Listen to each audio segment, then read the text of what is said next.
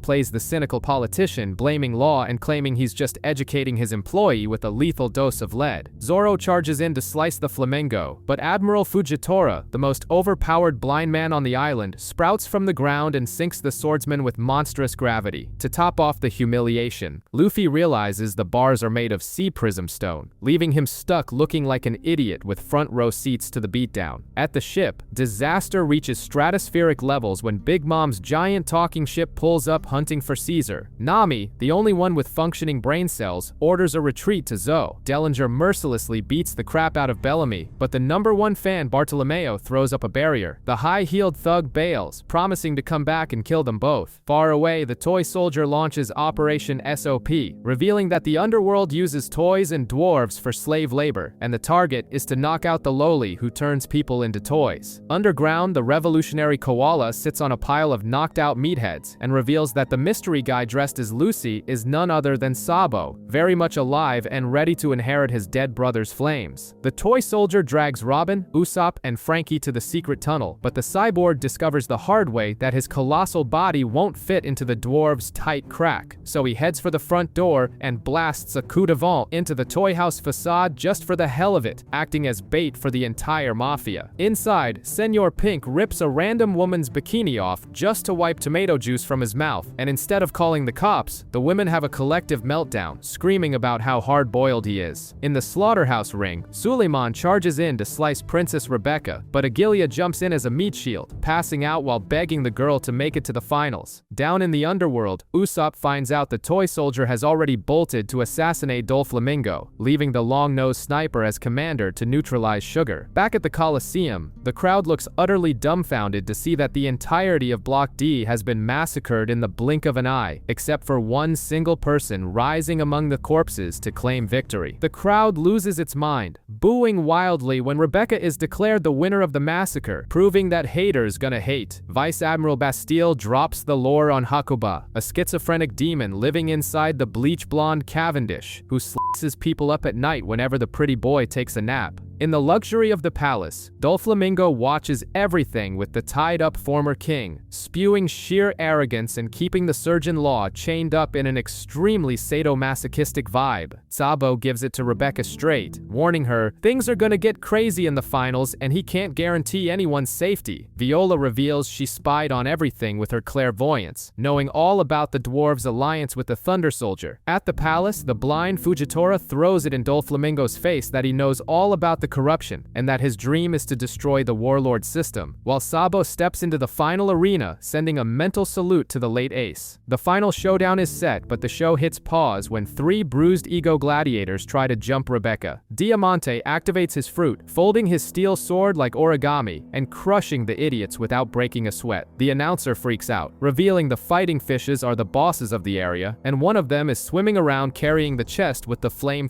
fruit. Inside the castle, Luffy obliterates the main gates with a giant punch, and Doflamingo goes into a panic, screaming to the wind to find out who the hell the imposter playing hero in his Colosseum is. The trio pushes through the castle, finding it awfully convenient that no guards are bothering them, until a giant face sprouts from the stone. Viola reveals it's Pika, the executive who ate the stone fruit and merged his body with the palace, trying to crush Luffy between the walls. Underground, Sugar turns the spoiled Cavendish into a pathetic toy, erasing his existence from the minds of everyone on the planet. Usopp, Robin, and the miniature army sneak in with a plan to shove Tatababa's Ko, the most radioactive pepper in the world, into Sugar's grape basket. Leo swears the girl's scream of despair will break the curse. In the aquatic arena, Sabo hardens his fingers with hockey and shatters the beefy Burgess's armor through sheer brute force. Diamante finally realizes this lunatic isn't Luffy. Back at the castle, Luffy inflates his belly like a balloon to avoid being mashed potatoes between Pika's walls, while Zoro slices through the stone and takes on the colossal problem himself. Robin creates a distraction with wasps and tricks the slimy Treble, but the psychopath lowly Sugar drops her grapes, touches a few dwarves, and turns them into enslaved teddy bears forced to massacre their own friends. Treble, in a wildly disproportionate fit of rage, lifts an entire ship and hurls it at the tower like a bowling ball. Treble uses cheap reverse psychology to make Leo confess the entire plan and blows up the whole nursery by tossing a lighter into his own slime. Underground, Leo drops the ultimate plot twist. The toy soldier is the only toy without a contract, and that piece of tin is actually Kyros, the most overpowered gladiator in the Colosseum's history. Gladius inflates the toy soldier's head like a party balloon, but Luffy appears out of nowhere and delivers a kick right to the suited guy's stomach. Down below, Robin hesitates for a split second. The creepy Loli touches her arm, and the archaeologist officially turns into a useless shelf doll. With Robin turned into a toy, the nation's hope rests on Usopp's shoulders. He initially runs away crying, but when the guilt hits harder than his fear of death, he resurfaces trembling, confesses he's just a lying sniper, and swears to be their legendary hero, firing a green star that cuts Treble right in half. Usopp's attack is completely useless because Treble pieces himself back together like putty. Meanwhile, the soldier has a flashback to his emo phase, how Kyros became the Colosseum's idol, secretly married the tsundere Scarlet who faked her own death, and had a daughter named Rebecca, right up until the palace went up in flames. In the past, Kyros chops off his own leg to attack Doflamingo, but Sugar turns him into a tin toy, and he escapes with King Riku. In the present, Sugar shoves the lethal spicy grape down Usopp's throat. He wakes up pulling a face so horrifying that the girl's brain short-circuits, and she passes out from pure terror. Sugar's feigning spell breaks the curse and all the toys revert back to humans, making Doflamingo almost have a heart attack seeing his 10-year empire destroyed by a spicy grape. The toy soldier turns back into Kyros, invades the royal quarters, and chops off the villain's head with a single clean strike. I'm sorry to keep you waiting these 10 long years.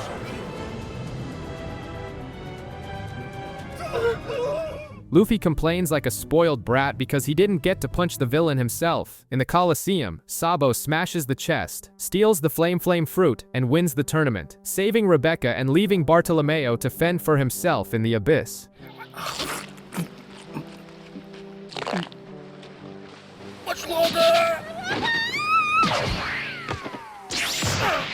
Down below, the giant Hyrudine holds up Usopp's broken body as a trophy. A heavenly ray of light shines down on the sniper's battered face, and the crew's official coward becomes the glorious messiah of the revolution. Sabo and Rebecca plummet down a hole and bump into Koala, and Sabo reveals that the famous Lucy is actually Luffy, his little brother. In the palace, Kiros wipes the floor with the henchmen, but the real surprise comes when Pika sprouts from the floor holding the flamingo's brain. Doflamingo is perfectly alive. He laughs in everyone's face and announces his endgame, called the Birdcage. The horde of angry toys charges at the factory, but Treble sneezes disgusting mucus to bind the rebels, while Diamante crushes the rest with a giant hammer. Up in the palace, Doflamingo's head keeps laughing like a maniac while the real one sprouts right behind Kiros, whom Luffy saves at the very last millisecond. The rubber boy activates Gear Second and throws punches from every angle, but the boss defends without breaking a sweat and returns a punch that sends Luffy crashing into the wall like a ragdoll. Doflamingo humiliates King Riku and orders Pika to handle the eviction with giant stone hands. High up in the sky, he shoots white strings to form the infamous Birdcage, forcing the Marines and civilians to massacre each other, while Pika plays God by lifting the plateau as Doflamingo announces his sick survival game, warning that the only way out is to play his little hunting game. Bartolomeo uses his brain cells and realizes Usopp's nose is exactly like Sniper King's, screaming like a teenager at a concert. Then morality goes down the drain. Doflamingo drops the bounty list, 3 stars on the heads of Luffy, Law, Sabo, and Riku, and a colossal 5 stars just for God Usopp. The sniper nearly has a heart attack as his worshippers turn into drooling bounty hunters. Zoro calls Robin and takes the transponder snail, and Luffy finally puts together that the one-legged soldier is Kiros, Rebecca's missing dad. She breaks down crying while he promises to beat Doflamingo to a pulp. Law tries to inject some logic into Luffy's thick skull, explaining that killing Doflamingo at that moment would only lead Kaido to kill all of them, but the protagonist ignores him and jumps off the cliff. At the port, Koala infiltrates a ship, finds a stash of illegal weapons, and beats up the crew without breaking a sweat. Luffy's group falls into a trap. Dellinger, Senor Pink, and Machvice attack, but Zoro kicks Dellinger into the fat guy's path, ruining their combo. The party is interrupted when Fujitora and his marine squad show up to ruin their day. Luffy decides to negotiate with the blind admiral by hardening his arm with haki and throwing a punch. Pika offers to clean everything up himself, but opens his mouth and lets out a high-pitched helium-like voice, making a henchman laugh until Baby 5 shoots him. Down below, Viola finds the key to Law's handcuffs, but Pika pops up like a golem and speaks again. The protagonist bursts into a laughing fit right in the Rock Choir boy's face, making Pika so pissed off that he crushes the city and launches the trio into the stratosphere. The trio lands and bumps into Cavendish, who tries to murder Law out of pure spite, but Luffy steps in and rejects the alliance, claiming he's going to beat the villain up just because a crying girl bought him a lunchbox. Then a retirement home of psychopathic gladiators shows up, bickering like children over who gets to steal the boss kill. When Pika tries to crush the gladiator daycare, Chinjao uses his drill head and Elisabello unleashes an overpowered punch, completely disintegrating the giant stone arm. Pika uses his regeneration cheat code and recreates his arm. Zoro yells for everyone to run, but Luffy obviously ignores him and runs up the stone arm riding a bull carrying 2 party-crashing gladiators. Zoro points out that the Rockman's real body is hiding within the concrete model, blocks a skyscraper-sized sword with just one of his own, and finishes by spitting on Pika's dignity, calling the monster a soprano-voiced idiot. The Legion of Gladiators invades the castle to settle the score, and Law opens a therapy session, confessing that Doflamingo killed Corazon, his own brother, and Law's favorite father figure. Viola pulls her weight with Law's key and throws the government handbook in the trash, while Rebecca takes the key to deliver it to the protagonist. At the factory, the Speedo-wearing cyborg makes it to the location, but a morbidly obese man dressed as a baby demands round 2. Sabo warns the blind Admiral Fujitora that nobody lays a finger on his little brother. He absorbs Bastile's bullets with his fire powers, crumples the guy's bazooka, and crushes his iron mask like an eggshell. Fujitora feels things are a bit too calm and summons a giant meteor to test the birdcage, which slices the rock into pieces and causes an apocalyptic shower, followed by the Admiral's half-hearted apology. Sabo, haunted by doing nothing when his brother was turned into barbecue, swears he won't lose anyone else and charges in to trade fiery blows. Luffy, the handcuffed Law, and the assassins Abdullah and Jeet run over the grunts, while Kelly Funk announces he found a secret shortcut to the top of the castle. They enter the tunnel, Abdullah and Jeet fall off the bull, and Robin calls to say she got the key and will meet them at the sunflower field. At the factory, Frankie can't land a single hit on Senor Pink, who swims through the ground like a slippery coward. In the tunnel, Law realizes the shortcut ends in a flooded dead end, and Doflamingo himself emerges from the shadows. Luffy tries to beat up Doflamingo, who blocks and knocks the bull into the water, but Abdullah and Jeet stab him in the back. Unfortunately, it was just a string clone. The real one had already shanked Kelly Funk outside. Luffy punches the ceiling and creates his own tunnel to the second floor, landing right in the middle of the Coliseum gang. Bartolomeo takes care of the snipers by dropping his pants and threatening to piss on everyone. In the palace, Doflamingo reminisces about the day he met a bratty Law, strapped with explosives, and begging to join the crew. Bellamy confronts his toxic idol, and tearfully asks if Doflamingo really ordered his death. The villain laughs in his former lackey's face, explaining he's always wanted to wipe the world out of existence. On the lower floors, the Don Quixote family stops taking a beating and wipes the floor with the fighters. In the town, the crazed mob discovers God Usopp's location and grabs their weapons to hunt the long-nosed sniper. At the factory, the dwarves find out via Pink Bee messages that there's no sick princess at all and charge into battle against their masters. The Rubber Boys' arrival turns the Coliseum rejects into a meat shield to hold off the Don Quixote family, while Luffy, Cavendish, and Kiros advance toward the big boss. The chubby Dagama takes a horn to the gut from the psychopathic Dellinger but uses his own pierced fat to trap the kid. At the scrapyard, Kinemon cries as he reunites with Kanjuro, who draws a genetically cursed bird for everyone to ride on. Riding the fabulous horse Fa Rule, Luffy delivers his speech about Doflamingo's game being a sham and how the only way out is to take the flamingo's head. A massive ego war breaks out over who gets the final blow. Kiros pulls the 10-year debt card, Law claims a 13-year revenge, and Luffy makes up a 30-year grudge just so he isn't left out. Zoro continues to bully the squeaky-voiced giant Pika, and, at Robin's request, turns the Colossus's arm into gravel with a 1080-pound phoenix, warning him that he's trash compared to the future greatest swordsman in the world. At the Smile Factory, the dwarves beat up the staff and break into Princess Manchuri's room, but she isn't there. Outside, Frankie tricks the diaper-wearing Senor Pink with the old lady in danger excuse and busts the door down in style. Frankie uses the manager Queen's head as a battering ram against Senor Pink and even plants a cinematic kiss on her just to shut her up, kicking off a manly battle featuring absurd attacks like Diaper Bomb and Nipplelight Special. Up on the plateau, Usopp almost has a stroke as the citizens climb up to slash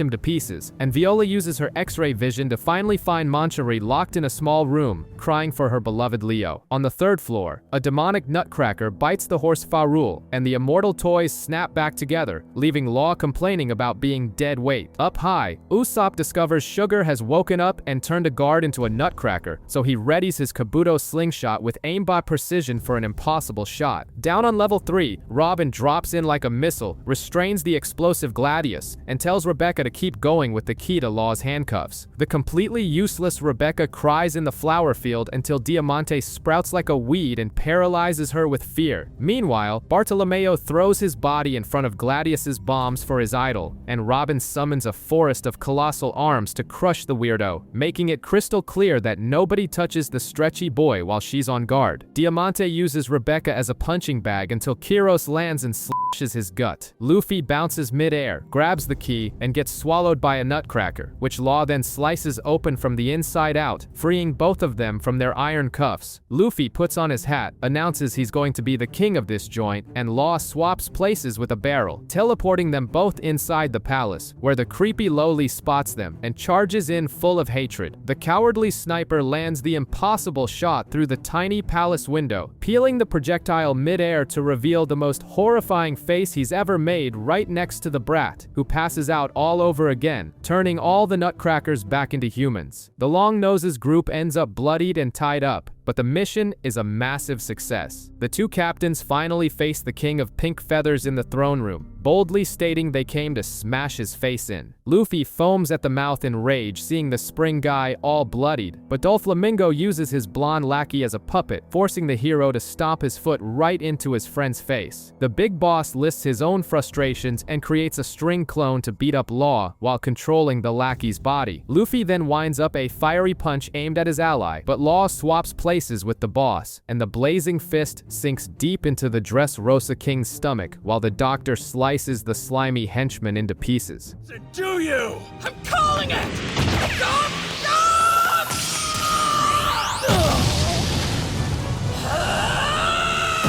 The pink-feathered peacock coughs up blood, but the emo surgeon warns that it was just a scratch and the same trick won't work twice. Down in the city, the buff former king lays the smackdown on the pirates, slicing up civilians, and the citizens finally realize they were manipulated and beg for forgiveness. On the roof, the villain impales Law with piercing strings, ties up Luffy, and begins his traumatized villain monologue, the blood of untouchable gods, a father who played at being poor, and how at 10 years old, he chopped off his own father's head as a gift to the nobles. The city crumbles under a giant cage of strings, and the protagonist is thrown off the roof by the string clone and the blonde puppet. At the top, the pink peacock reveals he blackmails the government with the dirty secrets of the national treasure and drools over the emo's medical fruit, which grants eternal youth in exchange for the user's life. However, the emo makes it clear he's only taking this beating to avenge a guy named Corazon. We are thrown 16 years into the past, where the terminally ill little surgeon meets Corazon, who slips on an idiotic prank, chokes on scalding tea, sets his own coat on fire, and throws the kid out the window like trash. In the freezing scrapyard of the past, the little emo survives the attempted homicide and swears to kill the mute disaster, but the big guy just throws the kid right back into the rubble. At the psychopathic family's bizarre dinner, the pink peacock warns that anyone who touches the mute dies, revealing that the vengeful kid's target is his own biological brother. When they notice the white spots on the kid's body, panic sweeps the table as they think it's contagious, but the pink peacock explains it's extreme poisoning. The boy came from a pristine white city, obliterated by the government's greed. They knew the shiny ore was pure poison, but chose to let everyone dig their own graves while lining their pockets. The pink peacock wakes up drenched in sweat after nightmares about his miserable past and has to chug a bottle of booze to control his tremors, reliving his father's brilliant idea to drop the untouchable lord lifestyle to play humble citizen, which ended with the family being hunted in the woods. Back in the present time of the flashback, the flying fat guy covers up the stabbing incident because his silence was bought with an ice cream cone. The pink peacock, to everyone's shock, doesn't chop the kid's head off. He welcomes him into their dysfunctional family and promises to find a magical fruit to cure the poison before the fatal deadline. Law is utterly shocked to discover the makeup-wearing blonde mime actually has working vocal cords. Corazon hid this from his psychopathic brother because he ate the calm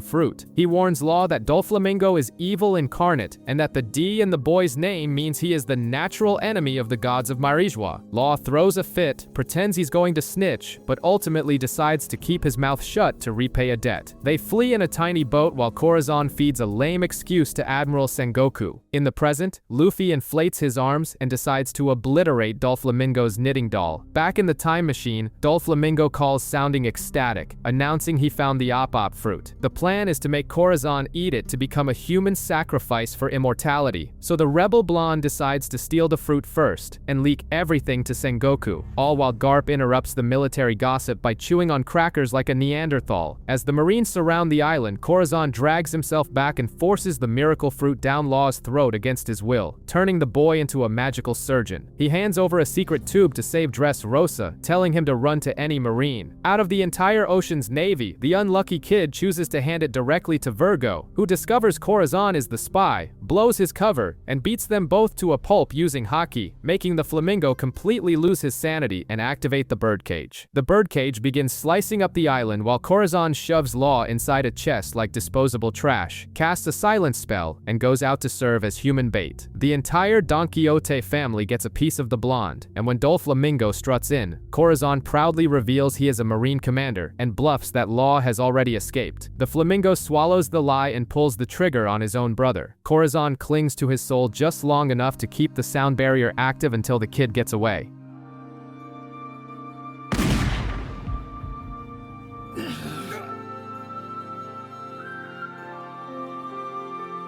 Law remembers his late adoptive father, creates a magic bubble, and tries to impale Doflamingo by swapping places with a pebble, but the flamingo catches the blade with Haki. Law reveals he also has the D in his name, making the bird so pissed off that his attack rips the palace roof clean off. While Luffy takes a beating from a string clone and the mind-controlled Bellamy, Law takes advantage of the enemy's arrogance and buries his sword into Doflamingo's abdomen with an injection shot. Law throws a giant chunk of the castle at Doflamingo's face, who blocks it all with a spider web, and grabs the doctor's hand like a possessive girlfriend, mocking him for not outsourcing the job to Kaido. In response to his tearful revenge, Doflamingo rips Law's right arm off with a string and draws his revolver to forgive him with a bullet to the face, the exact same treatment he gave his father and brother. Far away, Zoro fights the walking boulder Pika, and back at the palace, the stretchy protagonist finally demands to see the real Doflamingo, appearing in the exact millisecond needed to save the one-armed doctor. Trapped in the boss's room, the stretchy protagonist yells at Doflamingo to let the blonde puppet go, and the villain simply cuts the strings. Instead of saying thanks, Bellamy rejects Luffy's charity and goes back to bouncing off the walls like a defective rubber ball, swearing he's gotten stronger. Nearby, the balloon cosplayer Machvice tries to crush Zoro with 10,000 tons falling from the sky, but the giant Hirudin swallows his pain and punches the fat guy upward with his only remaining arm, launching the lead balloon right into the slicing strings of the birdcage and turning him into dead meat. Bellamy keeps getting himself killed for free and flies at Luffy even as he begs him to stop. Far away, the most bizarre romance of the war is in full swing. Sai sarcastically tells Baby 5 to kill herself. She turns her hand into a gun, thrilled to finally be useful, and Sai delivers a massive kick that bends his own Grandpa Chinjao's head at a 90-degree angle before slapping some sense into his crazy bride. Moved to tears, the grandpa hands over the fleet's leadership and cancels Sai's old arranged marriage. Zoro keeps playing whack-a-mole with Pika's spikes and tells Elizabello to keep his king punch in his pants until it's actually needed. At the top, Doflamingo throws Law to the ground, leaving him to bleed out while Treble hurls insults at him. Cavendish survives Gladius's explosions only to be shooed away from Bartolomeo's barrier, as the fanboy is too busy drooling over Robin scaling the wall with legs sprouting out of nowhere. When the psychopathic blonde Hakuba rushes in to turn the archaeologist into minced meat, she sprouts dozens of hands from the maniac's body and immobilizes him in a forced hug before he can even say hi. Robin restrains the blonde psychopath while he argues with himself, and Bartolomeo makes the most suicidal decision of the day. He locks himself and Gladius in a barrier bubble like a microwave and stabs the guy. From the smoke emerges the bipolar blonde using the maniac's speed as a taxi to take Robin to the top of the hill, and inspired, Bartolomeo buries a barrier punch in Gladius's face, knocking the human explosive out cold. Robin gives Kyros the green light to butcher the cloaked man. While inside the palace, Giola beats up the dwarf princess Moncheri to force out her magic tears and revive the fallen executives, but Leo sews the clothes of the unconscious henchmen and executives to the old hag's dress, pulls the thread, and crushes them all into a bizarre ball of bodies, knocking out Giola and saving the princess. Luffy keeps trying to convince Bellamy that Doflamingo isn't worth it while the blonde coughs up blood on his own master. At the factory, Frankie and Senor Pink reach the peak of male idiocy by deciding that dodging is for the weak. Pink hits the cyborg with a tower-destroying suplex, but Frankie has a metal back and drops a machine gun flurry of punches on the diaper-wearing fatty, who triggers a painful flashback of his wife turning into a vegetable. Senor Pink decides the new fashion trend is walking around the hospital dressed as a giant baby to get a smile out of his comatose wife, proving that love makes you swallow every ounce of your pride. In the present, Frankie finishes the beatdown, wipes away the defeated guy's tears, and promises him some drinks. He then tells the dwarves to blow up the factory and passes out from exhaustion. Far from there, Diamante pulls out the same pistol he used to kill Kyros' wife and shoots the gladiator in his only good leg. Kyros flies at Diamante, ignoring the spiked balls tearing his skin, declaring that this pain is a joke compared to losing the woman he loves and being turned into a toy for 10 years. He blocks the scenery-destroying attack, cuts the villain's sword in half, and slices his chest as a bonus, sending Diamante flying face first into Scarlet's grave. Meanwhile, Pika runs away from his fight with Zoro and glides his face race into the mountain, deciding to crush the defenseless first. Bellamy keeps bouncing around like a homicidal rubber ball and buries a hockey-infused punch into Luffy's stomach, insisting he gets to choose his own place to die. Pika spawns on the lower floor and almost squashes Baby 5, but Sai pushes her out of the way, and the two still find time to argue about marriage. Zoro comes up with 5 brilliant plans, and the 5th, most absurd one wins, flying through the sky and slicing the statue in half, asking for 2 minutes and Elizabello's stored-up punch. Pika, now a low-budget stone Megazord, steps onto the King's Plateau, and Zoro has Orlumbus throw him like a human bowling ball. Flying through the air, he coats his 3 swords in haki, shoves one in his mouth because hygiene isn't a priority, and slices the colossal statue in half. When Pika flexes by saying his armament haki is thicker, Zoro remembers his training with the emo Dracula, crosses his blades, and rips the coward in half. Elizabello finally unleashes the King Punch he's been charging up the entire saga just to sweep the stone trash away.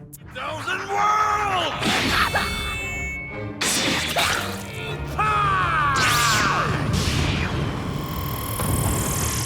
Zoro has a flashback of his goth master banning booze until he can harden his blade with haki, while the Smile Factory goes up in flames. Princess Manchuri tries to heal a hole-ridden Kiros, but he refuses, playing the humble card, and Sabo radios in, saying he's late because he stopped to free some prisoners. Luffy, realizing Bellamy has a severe case of emotional dependency, does his good deed for the day and buries a haki punch in his face, knocking the poor guy's lights out. He then screams the name of the loan shark Flamingo, who, from the roof, invites the rubber boy up to admire Law's fresh corpse. Flashback. Doflamingo monologues that Law's 13 years of vengeance were a joke and offers a deal, but when the doctor asks him to resurrect Corazon, the lone shark snaps and unloads his entire gun into his chest. In the present, the rubber boy breaks through the roof in rage mode, but Doflamingo traps the elastic kid in a cocoon of strings and laughs at his dumbfounded face, until Luffy hears Law's ghost voice whispering to pay attention to the master plan. The birdcage goes into blender mode, slicing through buildings, and right when Doflamingo is about to finish off a downed Luffy, Law swaps places with him and shoves a radioactive energy blade into the villain's guts, revealing he faked his own death using a henchman as a body double. You'll die just like Law! Shambles.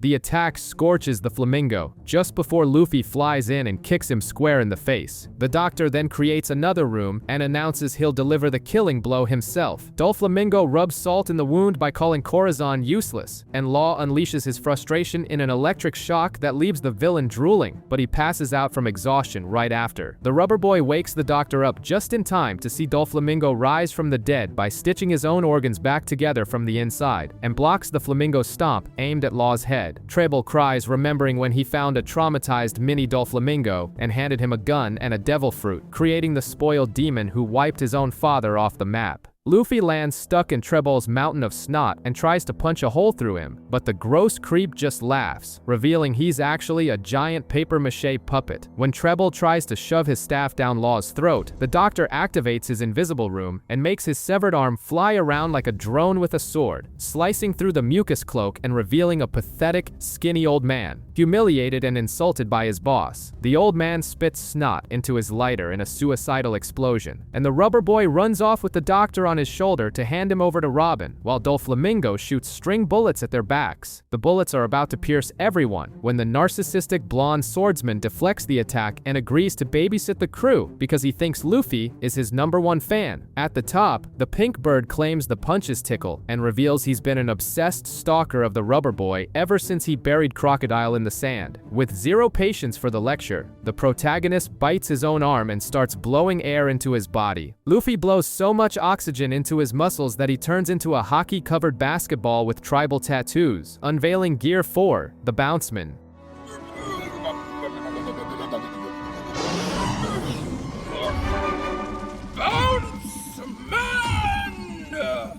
Doflamingo almost has a meltdown from laughing so hard at his enemy bouncing around like a bald tire, but the clowning ends when the protagonist fires a punch that sends the king of Dressrosa flying and shattering the city. When the villain kicks the hero's ribs, his body has become a bulletproof trampoline that ejects the bird backward and smashes his nose with an arm that curves like a snake. Luffy sends Doflamingo flying through 30 buildings, and the background characters cheer for him without having a clue who this crazy rubber guy is, while Law warns that he's frying his own hockey. Zoro, with a sense of direction worse than a blind bat, runs to the wrong side of the birdcage, and Frankie tells the dwarves to push the Seastone factory since the strings can't cut it. Doflamingo awakens his devil fruit and turns the city into deadly crochet threads, swallowing the protagonist in an avalanche of string until King Riku delivers a motivational speech that pumps up the extras. Knowing he's on the clock, Luffy shrinks his head into his neck, turns into the world's most bizarre turtle, and lands a hockey headbutt, then follows up with a double punch that buries the peacock into the palace walls. The citizens celebrate prematurely, but Law notices the birdcage is still standing, proof that the villain is still breathing. Luffy flies in for the finishing blow, but Gear 4 ruthlessly runs out, and Jesus Burgess drops down in front of the fallen protagonist, screaming that he's going to steal his fruit right as Doflamingo gets back up ready to finish the job. Gyatso picks the useless protagonist off the ground, and the kid reveals he only needs a 10-minute nap to recover his hockey, so Gyatso rallies the idiot gladiators to serve as cannon fodder. Jesus Burgess crashes through a wall with a colossal dagger to assassinate Luffy, until Sabo spawns out of nowhere, reveals he's the protagonist's brother, and, after Burgess taunts him about dispatching Ace in the war, turns into pure fire and incinerates the guy with dragon claws. Meanwhile, Doflamingo sweeps through the line of gladiators like he's mowing the lawn with his awakened strings and screams for Luffy to show his face. With the cage shrinking, the population turns into a screaming can of human sardines, while Zoro the samurai and Frankie with his dwarves push against the strings out of pure stubborn ignorance. The newly healed gladiators, led by Sai, run over the pirates blocking the escape route. Doflamingo steps on the birdcage's gas pedal. The sadistic math is that Luffy needs 4 minutes for his hockey to reboot, but the cage will slice the nation in 3. Leo the dwarf explains that the little balls of light are a stolen ability from Princess Manchuri's tears, healing the people only temporarily, and just as Gyatso drags the protagonist's dead weight, Law magically appears to buy them the longest seconds of their lives. The extras wake up healed, but only want to run away from the cage that's shrinking faster than a paycheck at the end of the month, and the great god Usopp demands the peasants go push the barrier, intimidating everyone with his divine big-nosed aura. Doflamingo wipes the floor with the gladiators like a sadistic barbecue, so Viola plays the hero with a little butter knife and gets trampled in 2 seconds. Far from there, Zoro, the samurai, Frankie, the dwarves, and even the blind Admiral Fujitora cosplay as pack mules grinding their bodies against the cage. Meanwhile, Doflamingo strings Rebecca up like a marionette and forces the girl to stab her own aunt, and the narrator announces there are 60 seconds left before the protagonist's hockey reboots. The apocalypse continues, and the island turns into a collective CrossFit session to hold back the psychopathic bird's cage, while Gyatso steals the microphone to swear that the gladiator Lucy is the rubber protagonist. Having zero patience for this circus, Doflamingo orders Rebecca to slice up her own Aunt Viola, but a millisecond before the slaughter, the Surgeon of Death uses his spatial voodoo to swap Viola with the rubber guy, and the blade shatters against the protagonist's hollow, hockey-coated forehead as he stands up to face the mirrored glasses villain. Doflamingo controls the protagonist's body like an inflatable tube man while spewing garbage about humans being trash, but the rubber boy shifts into 4th gear, takes to the skies, bites his arm, and injects an absurd amount of air to create a colossal fist. Not even the 16 holy string bullets can pierce this human balloon. The punch crushes the warlord's face with so much violence that it cracks the entire island in half and launches the bastard deep into the underground port, leaving the rubber guy floating like a triumphant balloon.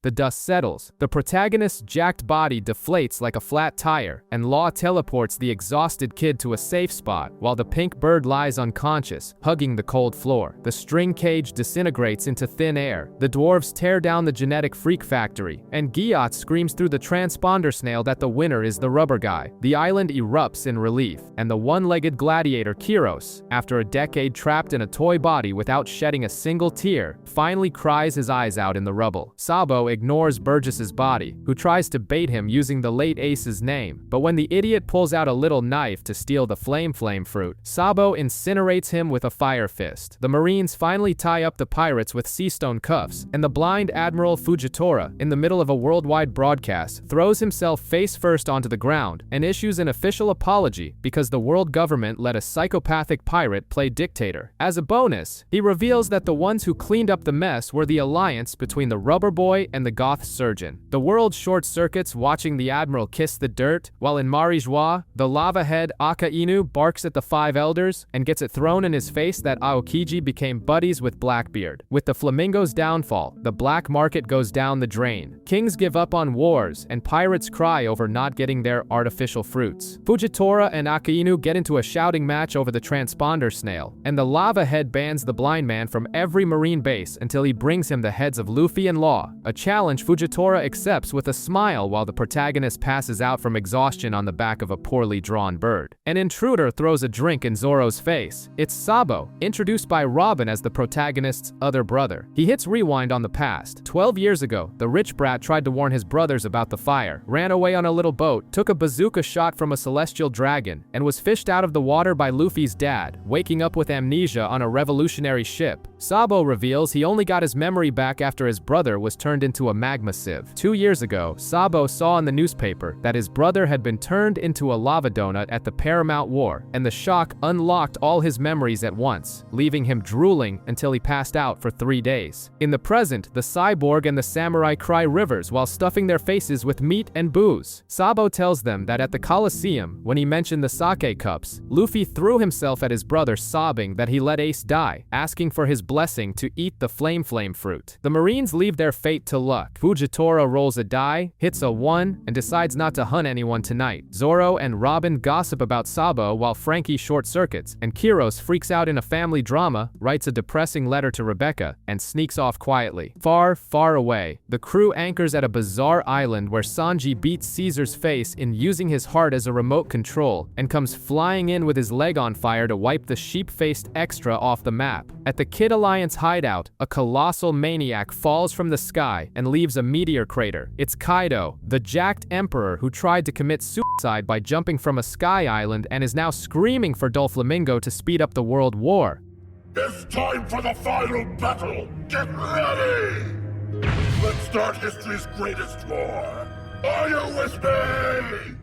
3 days after the Lone Shark Flamingo's fall, the Marines show up in full force with Tsuru and the retired Sengoku, and Fujitora confesses he turned into an RPG player and was letting a die dictate his work schedule. At the palace, they drop the fake news that Rebecca's dad was a dead foreign prince, but the protagonist wakes from his coma, and Kiros admits he made it all up to wipe his criminal record from his daughter's life. Bartolomeo warns them that the Marines are surrounding the island, especially since Tsuru took the die. Roll the 6, and now everyone wants to arrest the whole squad. The island turns into an anthill of Marines, and Bartolomeo plays tour guide, sending everyone to the eastern port. But the protagonist finds escaping easily too boring and abandons his own crew, causing Zoro to get lost like the directional mole he is. Luffy inflates himself to deflect bullets, flies like a stray missile to the palace, flattens the royal guard, screams Rebecca's name like a jacked Romeo, and basically kidnaps the princess right in front of everyone. The ungrateful crowd curses the pirate who saved them yesterday, but the Marines' weapons fail, and the soldiers pass out of nowhere, leaving Vice Admiral Bastille on the verge of a heart attack. Luffy continues his rogue Uber service by jumping from roof to roof with the princess on his back, takes a sea stone net to the face, drops like a rotten sack of potatoes, but catapults them both into a building and tells the girl to run to the flower field before her dad leaves. Rebecca arrives in rags right as the stubborn Kiros is running away from his responsibilities, and both open the floodgates in a cliché reconciliation, leaving the ornamental princess job to Viola. At the port, Fujitora flies in on a piece of rubble like a bricklayer's magic carpet, and Sengoku sits down with Law, who gets teary-eyed about Rocinante's death 13 years ago, until the surgeon reveals he's the sick kid the undercover Marine gave his life to save. Sengoku plays therapist for Law and admits not even he has a clue what the damn D means, telling the guy to just live his life. Fujitora draws his sword and makes all of Dressrosa's rubble float into an apocalyptic cloud that blots out the sun. The the rubber-brained protagonist runs at the blind admiral screaming he's gonna punch him in the face, hits him with an elephant gun, and declares he's done with the running from big shots nonsense. Fujitora laughs mid-fight, but quickly gets annoyed and unleashes monstrous gravity that sends Luffy flying like a ragdoll. The flight ends when the giant Hyrule snatches the rubber boy out of the air like a runaway toddler. The citizens of Dressrosa form a human barricade, acting worse than daytime soap opera stars to protect Luffy, and the admiral sees through the cheap performance, regretting he ever blinded himself. On the Yanta Maria, 7 captains along with Bartolomeo and Cavendish suddenly offer up their entire crews to serve Luffy as loyal guard dogs. Bartolomeo prepares a colossal cup of sake to seal the pact, but Luffy refuses because he hates the taste and just wants to be free. The enemy ships fire and get obliterated by the rubble Fujitora dumps on top of them. Obsessed with the kid, the captains force the sake down anyway and found the Grand Fleet. Zoro chugs Luffy's giant cup, caring absolutely zero about the politics. Rob Lucci and Spondam arrive too late. The revolutionaries have already cleared out the illegal weapons stash. Doflamingo, tied up like a salami in a floating prison, delivers a villainous monologue about the War of Thrones, completely ignoring that the maniac Jack plans to take on 4 battleships solo just to rescue him. On Bartolomeo's ship, the Straw Hats discover a stalker's shrine and their new bounties. Law at 500 million and the poison cherry on top being Sanji, who the Marines want strictly alive. While you waste your life watching recaps in a dark room, professional stalker Bartolomeo spends the entire trip reciting the Bible of how Luffy recruited each crew member, reaching a level of worship so pathetic he'd drink the Straw Hats' bathwater. Far from this convention of weirdos, the government hires a new warlord, a gigantic freak with the body of a half-baked potato, who swears up and down he's the legitimate son of the legendary Whitebeard. And when the fleet reaches its destination, the crew discovers that Zou isn't a normal landmass. It's a colossal wrinkled elephant roaming the ocean with a civilization riding on its back, meaning they are literally going to explore the rear end of a geriatric animal that hasn't taken a bath in centuries. The protagonist spots the Thousand Sunny parked on the beast's leg, proving that Sanji's team survived Big Mom's attack by pure miracle. Far away, Jesus Burgess, who got beaten like a dog, infiltrates the revolutionary base and calls Blackbeard, begging him to come loot the place, while the giant baby Edward Weevil grinds up Whitebeard's former allies under orders from his wrinkly mother. And to get up there, Kanjuro draws a dragon that comes out looking like a deformed pink earthworm begging for euthanasia. But everyone mounts the ink monster anyway. The humiliation continues with the ink dragon named Ryunosuke fighting not to plummet, and the samurai reveal they came to Zou looking for Momonosuke and the ninja Raizo, a word that gives every male in the crew an instant nerdgasm. After a Herculean effort, they reach the top, where Ryunosuke runs out of energy and dies, turning back into a scribble on the ground. Upon entering the Mokomo Dukedom, Luffy wanders off alone to pick a fight in a ruined city reeking of gas and gunpowder, while the rubber monkey runs around like an idiot in the whale forest, trading punches with an electrified bull who forgets the biological detail that rubber doesn't conduct electricity. Zoro's group panics thinking the furries ate their friends. Wanda catches up to Luffy and spills the tragic gossip that the country was obliterated by a maniac named Jack. But when the protagonist flashes a big smile thinking he's about to see Sanji's simp squad, the dog girl just lowers her head in dead silence. The island shakes like an unbalanced washing machine with the eruption rain, and when Zunisha decides to take a morning shower and dumps an ocean on its back, the useless Luffy falls into the current and sinks straight toward a shark's mouth before Carrot fishes him back out. At the Right Belly Fortress, the furries welcome them by rubbing against everyone, but when Luffy asks about Sanji's simp crew, Nami bursts into tears, signaling that the blonde got himself into a mess way bigger than he is. Brook shows up with his clothes shredded, begging no one to say the words samurai or Wano before a horde of dogs corners him and licks his bones clean. Nami recounts a flashback from 11 days ago. Big Mom's singing ship hunting the group, Sanji kicking an explosive loaded Caesar straight into the enemy ship in a massive blast, and the navigator summoning a thick fog for everyone to bail. Wanda leads the Straw Hats to meet the noble dog and explains in a flashback that the city was a paradise until the beast's pirates arrived, led by the colossal mammoth Jack. They demanded the ninja Raizo and smashed buildings with his trunk when they ignored diplomacy. Back in the present, that idiot Luffy shakes a bridge just to terrify his friends and opens his big mouth to complain that Kinnamon's ninja isn't on the island, making Wanda's eyes widen at hearing the forbidden word. In a panic, Usopp, Nami, and Brook beat Luffy up, lying that it's just friendly affection, and the skeleton convinces the naive Wanda that he only asked about the patient. They meet Duke Dogstorm, a giant dog who reveals he sailed with Shanks, but he passes out and sleeps mid-sentence because the clock strikes 6 p.m. It turns out he splits the government into 12-hour shifts with the cat Master Cat Viper, so they don't kill each other. 17 days ago, Dogstorm tries pacifist diplomacy, but Jack couldn't care less and swings his trunk like an axe. The dog blocks it with his bare fists, admitting in a rare moment of honesty that he just wants to find Raizo and loves breaking things for fun. When 6 p.m. hits, the dog simply gives up the fight due to the shift change, and in comes Cat Viper, a giant cat who immediately grabs Jack's trunk and flips the beast upside down. The feline beatdown continues with Cat Viper bouncing off the walls, and the endless relay lasts 5 days until Jack realizes he's too incompetent to win in a fair fight and decides to cheat with poison gas. 12 days ago, Caesar's gas took down all the furries, and the cowards crucified the leaders. Chopper recounts how their useless team arrived on the island using a gagged Caesar as a human balloon, and in the end, a half-dead leopard named Pedro begs Sanji's group to save the remaining pieces of the island's kings. Chopper recounts how Caesar laughed like a psychopath while watching his own chemical weapon annihilate the island. Sanji uses Skywalk to escape the elephant's flood, grabs the scientist's heart, and threatens to squeeze him like a lemon if he doesn't clear the toxic fog. Chopper then enslaves Caesar to manufacture the antidote in record time, saving everyone and taking the mutilated kings off the crosses. In the present, Luffy is only thinking about beating Jack to a pulp. Wanda gives thanks that the clouds covered the full moon in a foreshadowing more obvious than credit card debt, and Brook drops the bomb that the simp cook is probably never coming back. 2 days ago, the Mafia Lion Picoms and the Shorty Capone Beje invaded the island. Grateful because Sanji's group saved his homeland, Picoms decides to fail the mission on purpose, but Beje calls him a useless coward and shoots the lion in the back without warning. Beje opens his own chest and spits out miniature snipers, revealing he ate the castle fruit and became a walking fortress, taking Nami and Chopper hostage inside his body. Inside, he spits out an invitation to Big Mom's tea party and drops the bombshell. The cook is the third son of the Vinsmoke family and is going to marry some girl named Pudding. Sanji scribbles a note, spits his crewmates out of the fortress, and agrees to be a fiancé for hire as long as they leave his crew alone. Then the giant Cat Viper pops up demanding the shot lion's body, and a trembling Beje locks his belly door with Sanji inside and drives off on tank treads like a coward. In the present, Luffy ignores all logic and decrees they're invading Big Mom's territory. The gang advances through the forest on the back of a giant crocodile until a swarm of mosquitoes takes down their mount, and Frankie resorts to lighting up his nipples to attract the pests. The wounded lion then drops the biggest bombshell of the day. Sanji's father isn't a failed cook. He's the patriarch of Germa 66, an underground army of assassins. Luffy decrees that the Empress is the one who will serve him, and Picoms warns that refusing the wedding means receiving the severed head of a loved one in the mail. Then Law arrives warning that Kaido will crush the island soon, but the furries, instead of preparing defenses, decide to throw another massive lasagna-fueled party. Robin, Frankie, and Brook wake up and realize the samurai have infiltrated the island. Kinnamon jumps into the middle of the arena, strips off his disguise, and yells that he's a Kozuki family retainer looking for the ninja Raizo. Instead of slaughtering the samurai, all the furries drop to their knees in tears, confessing they would rather see their own civilization wiped off the map than hand over a Kozuki ally. Kinnamon shows the tattoo on his back to prove he's a VIP member of the Kozuki family, and confesses that Momonosuke is the rightful heir to the throne of Wano. They drag the crew to a hidden hole in the whale tree, expecting a ruthless assassin, but find Raizo, the so-called legendary ninja who turns out to be just a crybaby, pot-bellied potato chained to a red stone. Pressured, Raizo caves and does magic tricks like a circus animal, creating smoke and clones, making the idiots scream like K-pop fans. In the basement, Dogstorm drops a bomb. That is a road poneglyph, and putting all 4 red blocks together reveals the exact coordinates to Laugh-Tale, the resting place of the coveted One Piece. Cat Viper throws cold water on them by warning that 2 of the red stones are in the pockets of the Emperors Big Mom and Kaido. Kinemon tearfully confesses that Momonosuke's father, Odin, was executed by Kaido, and drops the biggest bombshell in history. Odin sailed on the same ship as the Pirate King, Gol D. Roger. Zoro concludes that this is why Kaido and Doflamingo were drooling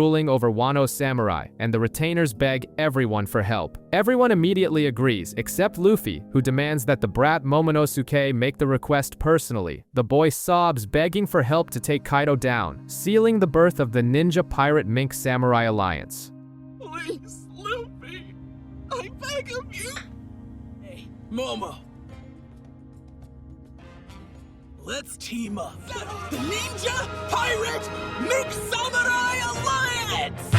Luffy kills the mood at the barbecue by demanding they rescue the simp Sanji from Big Mom's clutches before going to war, nicknaming the lion just to confuse everyone. Out at sea, Jack decides the genius plan is to break the giant elephant's legs that carry the island, while the dog and the cat reveal they accompanied Odin on his journeys aboard Roger's and Whitebeard's ships. The giant cat, Cat Viper, gives a history lesson, revealing that Marco and the others went up against Blackbeard in the Payback War and took an epic beatdown, but he still wants to drag the Firebird into a kamikaze fight against Kaido, but the peace lasts shorter than Zoro's sense of direction, because that lunatic Jack reaches the elephant's legs and starts unloading his arsenal on Zunisha's ankles to topple the creature and drown an entire civilization. The world shakes as Jack's fleet amputates Zunisha's leg, and Zoro and Raizo turn into ninja lumberjacks, slicing through deadly falling trees so they don't turn into paste. Luffy and Momonosuke agonize as a voice fries their brains. It's the elephant itself crying its eyes out, condemned to walk forever without being able to fight back. Momonosuke commands the beast to sweep the trash from the sea, and Zunisha swings its trunk at Jack's fleet like a baseball bat crushing ants, obliterating the ships while Kaido gets the news that his billion-berry subordinate has been wiped off the map. A gossiping squirrel warns that Zunisha is going to collapse, but the rubber protagonist insists on playing the giant animal doctor and orders the swordsman, the skeleton, and the samurai to cut wood. Naturally, Zoro cuts his share and gets lost like an idiot. The red-haired navigator finds the route to Big Mom's territory, but almost has a heart attack watching a demonic storm cloud approaching. Time to leave the sick elephant and form the rescue squad for the lovesick cook. But since taking the stairs is for boring people, the rubber-brained captain grabs the entire crew and throws himself backward into the absolute abyss, laughing like a maniac. Far away, kings and queens polish their crowns for the global council, including the blue-haired desert princess who cried rivers of sand years ago. The desert princess travels with her deathly ill father on a Navy ship and gets a rejection disguised as a wink when the king tries to push a husband on her, while the human trash Stelly mistreats servants in a luxury hotel. On the ship that plummeted from the elephant, the crew pukes their guts out on the deck until the stowaway rabbit jumps out of nowhere and everyone realizes the psycho furry sneaked aboard. The electric rabbit takes her place as the pirate ship's uninvited guest, making the traumatized crew look like grumpy old folks on a ruined field trip. The narrative hits the brakes to rub in memories of the reindeer crying in the snow, and the most useless, foul-mouthed king in history, Wapol, rises from the ashes to represent his dark kingdom at the Global Council. To really throw cold water on things, a newspaper reveals that the Revolutionary Army's secret base was wiped off the map by a mysterious force. Our protagonist decides to play Master Chef with disastrous results, and the crew survives the storm more through sheer luck than talent. The rubber boy recognizes Sabo's face, but needs it spelled out to realize the scowling maniac in the photo is his own father. In some depressing place, Kaido appears not as a dark lord, but as a crying, whining drunk complaining because Doflamingo got caught. He tries to kill himself out of boredom, but his body refuses to die, so he decides to start an apocalyptic war, showing off the damage he did to Eustace Kid. Meanwhile, at the bottom of the ocean, the Mammoth Jack proves that a bad weed never dies. While the main crew fries in a boiling sea, starving to death,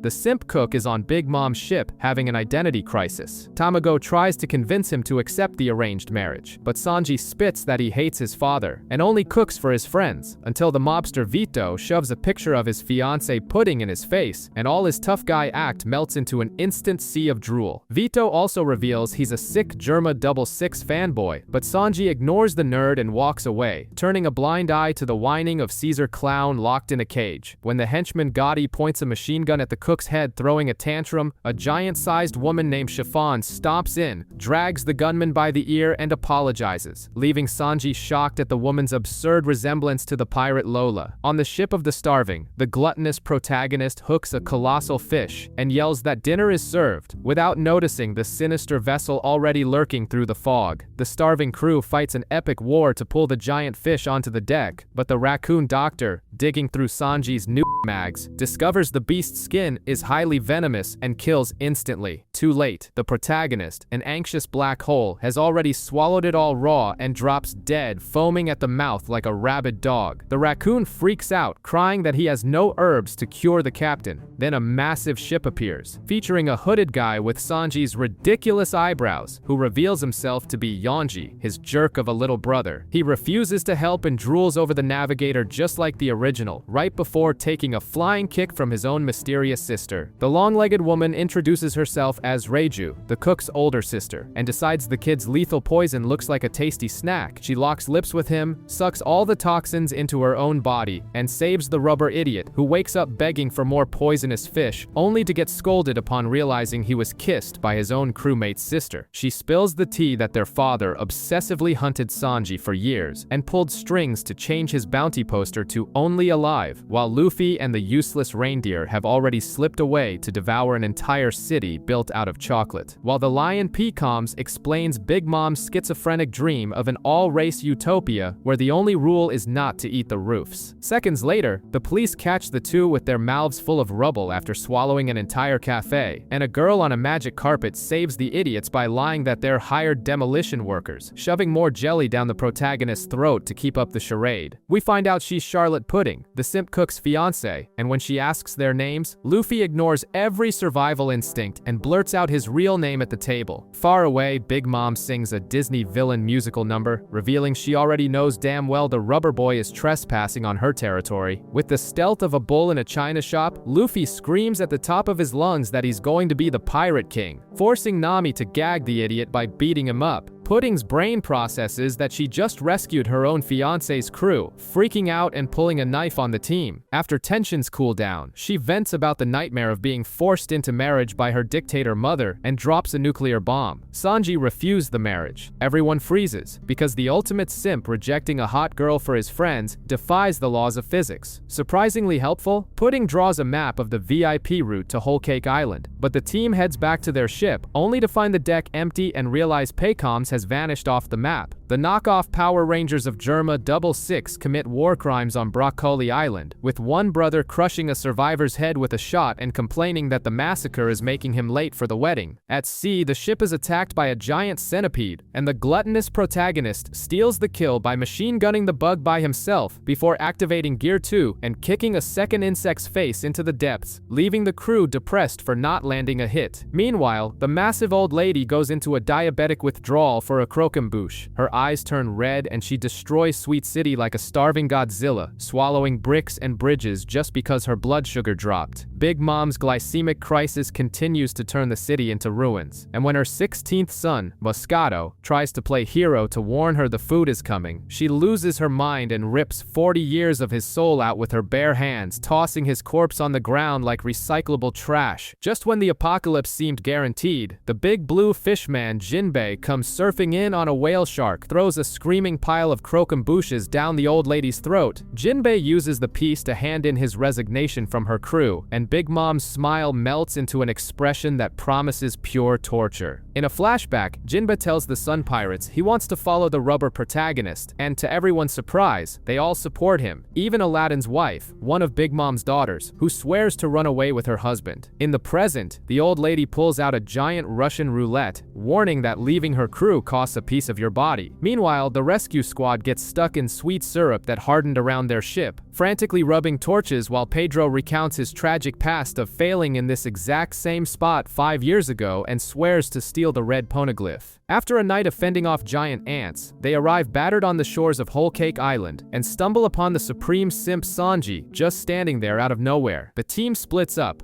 Brooke and Pedro dive in a shark-shaped submarine to steal the red stone, while the rest step onto a whipped cream beach, and the stealth mission turns into a bunch of idiots licking the floor. They spot the blonde simp, but he turns his back and runs into the bushes without saying a word, and the smooth-brained group gets lost in a candy forest until a giant crocodile chomps the donut bridge, only to give up on eating it when it sees they're humans. Out of nowhere, the protagonist comes face to face with an identical clone of himself, and, genius that he is, decides to throw down with his own reflection in a perfectly synchronized primate brawl. Nami, Chopper, and Carrot stumble upon a giant buried up to his neck, who buried himself and promises information for apple juice, right before a bipedal rabbit riding a bird attacks them with spears. Elsewhere, Sanji runs into the dented wall, from when he used to be his brother's punching bag, and activates his fire leg against Yonji, who came to demand obedience. Back in the Candy Madhouse, the foliage comes to life and sings like a kid's movie on hallucinogens. The path to the sea vanishes, and the fake Luffy reveals her true form, Charlotte Brûlé, the horrifying witch who lifts Nami by the neck, dying of jealousy over her hydrated skin, and promises to slice the girl's face up with her nails. In the Vinsmoke's mobile castle, made up of armored ships linked together like building blocks, Father of the Year Judge demands respect, but Sanji spits on diplomacy, so the old man calls his son out to the yard to resolve childhood trauma with their fists. In Germa's clinic, the scientists use a giant hydraulic press to undent Yonji's head from both sides. Out in the yard, Sanji dodges the spear while having flashbacks of getting beaten up just for trying to bake a cake, until he gets tired of it and blocks the strike with a hockey-coated leg, shocking Judge. The old man throws him a sword, but Sanji refuses, warning that his hands were made only for cooking, and his violence is kept in the soles of his shoes. Judge laughs before activating his bootleg Buzz Lightyear rocket boots, but the cook lights up his leg and returns the blow. In the end, Judge wins in the most cowardly way possible, driving his electric spear through the backs of his own soldiers, used as meat shields just to hit Sanji. Meanwhile, Luffy runs through the seducing woods begging for his friends back, only to be attacked by a talking salad and ignored by a blank-faced Chopper. Judge then reveals that Sanji is just a useless sacrifice for the deal with Big Mom, and Reiju slaps exploding golden handcuffs on him that will blow his cook's hands off if he tries to run. This leaves Sanji in despair, and Luffy losing his mind, surrounded by fake copies of his friends laughing in his face under Brulée's spell. Background characters in the city read the newspaper about Jinbei chickening out of leaving Big Mom's crew and call him a coward, while Pedro and Brooke, snooping through a window, see Pudding trying on wedding dresses surrounded by guards and the egghead Tamago, who drops a bomb. The crew knows the exact location of almost the entire Straw Hat gang. On some random cliff, Capone Beja spits generic mobster lines and mercilessly shoots the chained Peacoms, sending the lion packing into a sea of hungry sharks. And standing before Big Mom, Caesar Clown sweats cold. The old lady demands the gigantification potion, but the hack scientist blew all the cash on partying, trusting that Doflamingo would always cover his ass. Since the flamingo went down, Caesar tries the excuse that he needs his old lab, but Mama reveals she built an exact replica on the island and hands him over to the sadistic Perospero, who holds Caesar's heart in his hand and gives him 2 weeks to finish the serum, or else he gets turned into candy and licked away entirely. Meanwhile, Luffy carries around copies of Sanji and Pudding that act like drooling monkeys, completely lost while trying to process the madness of the place. In a sinister cathedral, cowardly citizens surrender pieces of their own souls to a disgusting black sludge just to keep breathing, filling a basket with life energy. In the forest, a clone of Luffy punches him in the face, revealing she's the real Nami, who explains the useless copy was Brûlée, the horrifying 8th daughter of the Charlottes, and Carrot was sucked into a mirror while Chopper activated his monster point to cover their escape. The guy buried in the ground demands apple juice like a crybaby, and reveals that Big Mom uses the Soul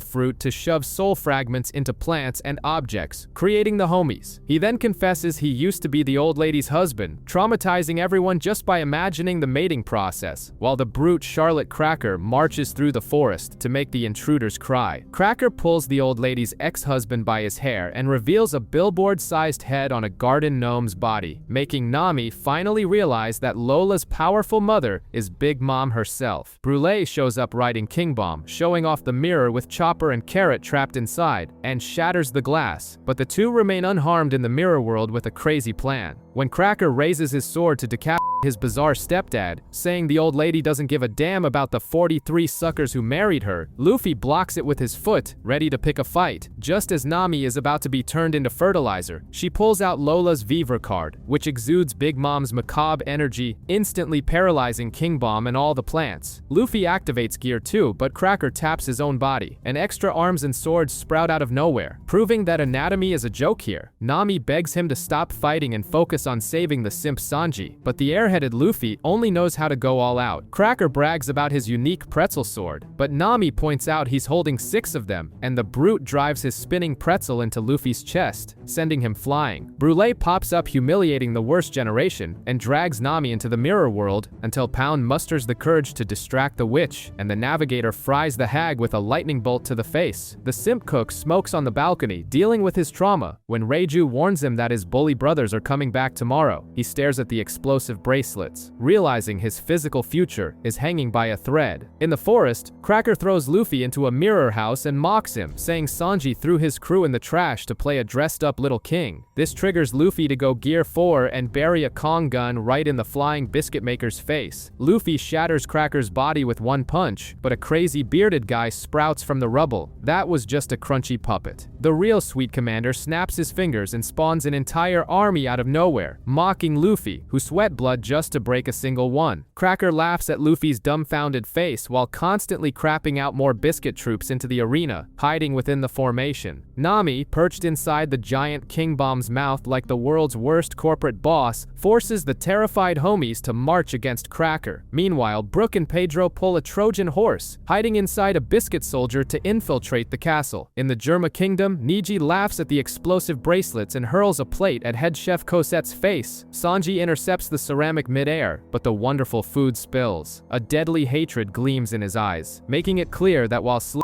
his wrists is acceptable, wasting food equals a massacre. Luffy vaporizes the enemy barrier with a King Kong gun, but the Gear 4 timer hits 0 at the climax, and he deflates like a cheap balloon, useless and devoid of hockey for 10 minutes of utter humiliation. At Germa, Judge pulls the ultimate blackmail, showing a photo of Zeph at the Baratier. He threatens to destroy the restaurant and kill the old man if Sanji so much as squeaks out of line. The shock throws the simp into a flashback, falling off a ship, being saved by the old man, and discovering that Zeph chopped off and chewed his own leg to keep the kid from starving. In the present, a biscuit soldier corners the deflated rubber boy. King Bomb saves Luffy at Nami's request, and she orders the plants to shove the protagonist down the tree's throat to recover his haki. But the real Cracker shows up, withering all the plants with sheer hatred before chopping off King Bomb's head. In the Miro world, Brule hunts down the raccoon and the rabbit, who bump straight into Big Mom herself, drooling over her lunch with the Veen smokes. In the kingdom of the fascist Power Rangers, Yanji drags Sanji to the dungeons, revealing tubes filled with cloned soldiers that his scientist daddy and Vegapunk created while playing God. The cook responds by planting his boot right in Niji's face. Nami blasts the biscuit soldiers with lightning, but it only toasts their dough. Cracker presses his blade against her neck, asking why they're pulling this suicidal stunt for the blonde guy, right before Luffy bursts into Gear 2 and punches the biscuit maker away. At Germa, Niji brings up the Zeph blackmail. Sanji freezes and takes an electric knee to the back. This triggers a flashback where Judge held a fake funeral, threw the kid into a filthy dungeon, and locked his head in an iron mask to pretend his genetic failure never existed. In the dungeon, the iron-masked prisoner bribes the guards for pots and pans, practices cooking in captivity, prepares a fancy meal for his sick mother, and braves a storm to deliver a mud-like slop. She swallows it, says it's delicious, asks for more, and passes away shortly after. Reiju treats Sanji's wounds, reveals that the floating castle is scaling the red line to invade the East Blue, and bends the prison bars so he can escape. On the run, Sanji bumps into his piece of shit dad, who says he only spared him out of pity and demands he never tell anyone he came from his testicles, before Reiju shoves the boy onto a cruise ship heading for the open sea. The battle against Cracker turns into a nutritionist nightmare. Our starving protagonist tries to devour the biscuit army, but almost breaks his teeth on the hard dough. That is, until Nami remembers the cookie's chemical makeup and summons a storm to soak everything, making it delicious deliciously soggy. Luffy swallows the soldier's whole, proving his most lethal tactic is morbid obesity. Cracker is furious because he can't regenerate chewed-up biscuits. Far from the all-you-can-eat buffet, Sanji wakes up in the clone lab after serving as a punching bag for his brothers. Reiju kicks the doctors out and slaps on an electric jelly mask that shocks the hell out of him, but magically reduces his facial swelling for the wedding. She questions her brother's idiotic chivalry, remembering when Old Man Zeph swore to chop his own head off if Sanji ever hit a woman, hardwiring the ultimate simp code into the kid's brain forever. Luffy has turned into an obese wrecking ball from swallowing so many biscuits. When Cracker tries to impale the giant gut with his sword, the protagonist triggers Gear 4 Tankman and ejects the poor guy across Sweet City with his own belly, landing right in front of Mama and sending his siblings into a panic. In the Miro world, the witch Brûlée chases Chopper and Carrot. Meanwhile, Sanji receives a ridiculous red cape and gets into the carriage with his psychopathic brothers, preferring to stare at the ceiling and imagine his real crew. Luffy and Nami ride the cowardly Tree King Bomb toward the castle. When the protagonist runs like a needy puppy to hug the cook, Sanji repays him by kicking his own captain in the face, putting on his arrogant playboy mask and calling his friends third-rate pirates. The sad memories then hit. Little Sanji used to get beaten by his mutant brothers and locked up by his dad, until Zeph came along and rescued the so-called worthless boy, giving him all the food in a fatherly act of love that his biological father had never shown him. With his brain frying under Judge's threats to chop off his hands and kill Old Man Zeph, Sanji makes the most painful decision of his life. He drives his captain away with brutal kicks, lying that he traded the misery of the ship for Big Mom's luxury, and buries a Diable Jambe into Luffy's face, who refuses to defend himself. The cook calls him selfish and keeps pummeling the rubber boy while Nami screams hysterically. But Luffy shuts the redhead up, declaring this a battle between men. Sanji then uses Skywalk, spinning like a fiery top, and comes down, driving his heel into his captain's head. After knocking the kid out, Sanji takes a slap from Nami and goes back to his seat. But Luffy wakes up screaming that he sees through the whole act and swears to sit there and starve until the blonde returns, because he can't become the Pirate King without eating his delicious food. Inside the carriage, the cook breaks down in silent tears. Right here, and I'm not moving an inch! I'm gonna keep waiting for you to come back! I'm not eating another bite of anything unless you cook it!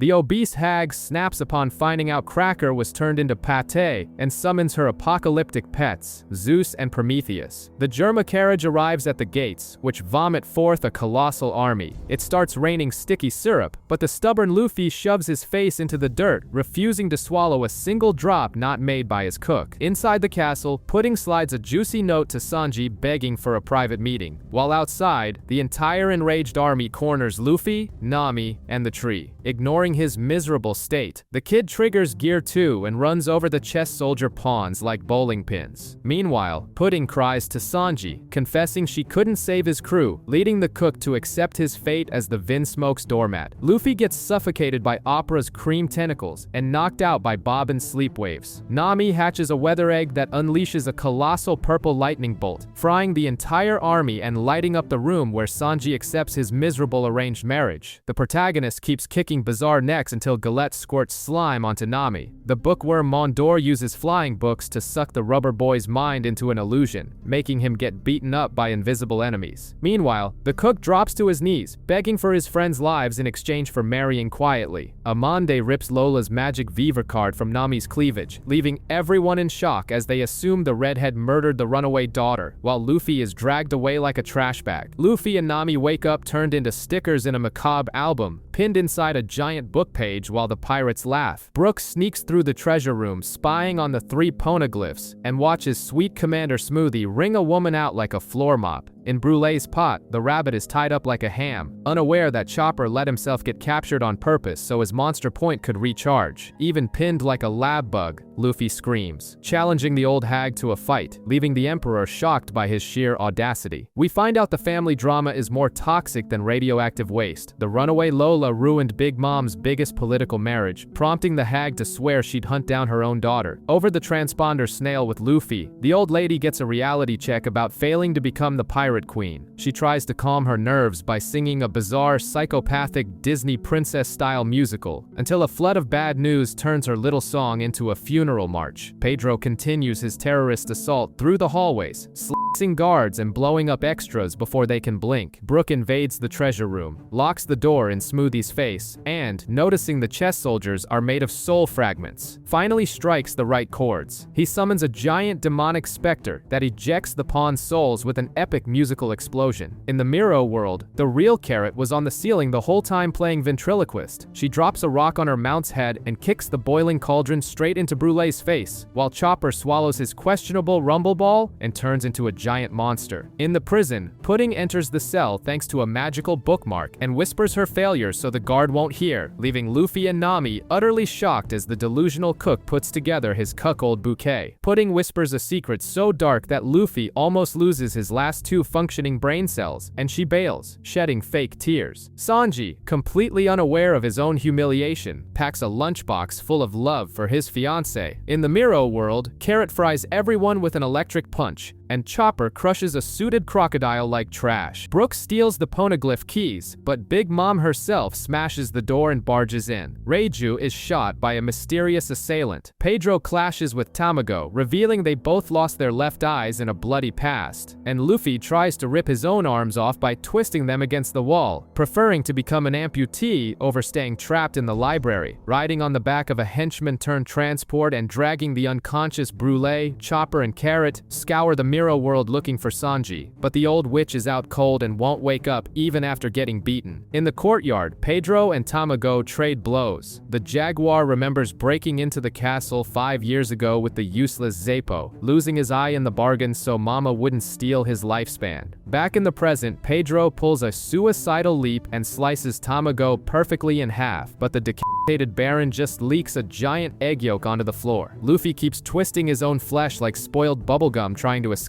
On the other side, the simp Sanji finishes a romantic banquet for Pudding, but when he peeks through the window, his house of cards collapses. He finds his sister Reiju tied up and Pudding showing off her grotesque third eye. She reveals she faked her love the entire time just to mess with him, and that Big Mom only set up the whole charade to steal Germa 66's clone army. Outside, soaked in rain and humiliation, Sanji hears every word and tries to light his cigarette, but his lighter fails, and the biggest sucker of the seas cries alone in the dark. Pudding shoves her hand into Reiju's head and rips out a film reel of memories, replacing the crime scene with a stray bullet excuse, and Sanji bails with his dignity in shreds. In the treasure room, Brooke turns into the Flash and runs on the walls, but the old hag summons her own solar system and crushes his bones. Even pinned to the floor, the skeleton swears to steal the giant poneglyphs, so the trip isn't a total failure. In the Miro world, Carrot tortures Brulee with tickles and channels her inner Da Vinci, drawing terrible police sketches. In the library, right before the clock hits 5 seconds, Daddy Jinbei kicks the door in and sends the henchman Opera to the afterlife, ready to bust the idiots out of their cage. Sanji ties up the plushy security guard and tells Reiju the whole truth. Meanwhile, Jinbei burns the prison book and admits he became Big Mom's lackey but said screw it to save the crew. Reiju tells Sanji to let their family get massacred in peace, then drops the bombshell that their mother pumped her body full of medicine to keep her children from turning into emotionless killing machines. The only factory defect born with feelings was him, the kindest boy in the world. She swears Zeph's restaurant is safe and reveals Sanji's explosive cuffs are fake, so now he's free to bail and stop playing the lonely martyr. Tamago's yoke regenerates and he turns into a bizarre yellow chick hyper-focused on revenge, but Pedro calls off the duel, pulls out cartoon-style dynamite and blows up the entire arena, sending the chicken coop sky high. In the treasure room, Brooke gets utterly wrecked, unleashes a final suicidal attack that barely tickles the hag's armored skin, and is officially turned into an exotic collectible pet for Mama, who celebrates thinking the poneglyphs are safe. Luffy goes on a massacre through the hallways, choking out a giant, while in the infirmary, Reiju repeats her speech about dying with their toxic family and begs her brother once again to leave. The mutt rooster survives unscathed, but Pedro was smarter and dove into a mirror at the last millisecond, landing in Chopper and Carrot's getaway cart. Nami fires a blind lightning lightning bolt to fry the henchman, but hits the reindeer right as he pokes his head out of the mirror. Luffy bumps into another identical brute, recycled design at its finest. And when the idiot calls Sanji a third-rate traitor, the rubber boy's rage spikes so fast, he grabs the guy's mane and slams him into the wall. Pulled into the infirmary by Reiju, Luffy finds out Sanji already knows everything and goes flying through the roofs to wait for the cook, who throws logic in the trash and decides to stay and accept his pathetic fate silently. Jinbei and Nami fall into the Miro world and regroup with the gang, using a weirdo named Diesel as a pack mule. Jinbei explains he didn't spin the devil's roulette because that thing is rigged to kill suckers, and he ain't one of them. The psychopathic bride shows Brook her disgusting third eye and plots with the hag to slaughter the Vinsmokes and steal the clones. The perfect retirement plan in their airhead minds. At the meeting, Opera blatantly lies, claiming he burned Luffy and Nami alive just to hide his monumental incompetence, and the villains go to sleep peacefully, ignoring the incoming tragedy. Outside, the starving protagonist crushes walking chess pieces and obliterates a circus sniper. Inside the castle, the simp cook ends up cooking the entire crew's favorite meals, and when the round guy Bobbin tries to stick his filthy hand in the food, Sanji stomps his face into the floor and flees into the night. The crew stumbles upon the round-faced guy embedded in the wall, but Bobbin puts everyone to sleep with his pathetic head wobbling to hunt the cook himself. In the Miro world, the squad forces the glass to reveal Brook, who is trapped in the clutches of the heavily snoring monster hag. Jinbei tosses a random skeleton with a tuft of seaweed pretending to be Brook's afro, the most ridiculous bait possible. The reindeer attempts the swap, but cowers out when he feels a sneeze coming, and the rabbit almost wakes up the cloud Zeus by pretending to be a stuffed animal. The jaguar Pedro fantasizes about being the hero, but the old lady rolls over in bed and the coward bails into the mirror, dropping Brook on the floor. The skeleton wakes up in a panic seeing his cheap replica, screams hysterically, and wakes up the mafia boss, who hurls her fire sun right as Jinbei pulls them both into the mirror. Far from the mess, our starving protagonist takes a miserable beating from a massive extra name counter, getting stomped and pummeled into the ground by hockey-infused fists. Our scrawny kid continues to serve as counter's punching bag, getting beaten like an old rug but refusing to accept defeat. In the Miro world, Pedro apologizes for throwing Brook to the lions, but the skeleton pops open his empty skull and pulls out the poneglyph copies, proving he has the biggest calcium balls in the Grand Line. Bobbin the bobblehead keeps drooling after Sanji, but eats lead from 3 mysterious shooters. In the castle, Sanji's trash dad runs his mouth about using his son as a sacrificial lamb, completely ignoring the chest guard stationed there to make sure no Vinsmoke escapes the slaughterhouse. Outside, the blonde steps onto the darkened battlefield and, using his radar-like hearing, picks up the growling stomach of the unconscious protagonist leaning against the dead giant tree. We find out that before the simp arrived, the battered protagonist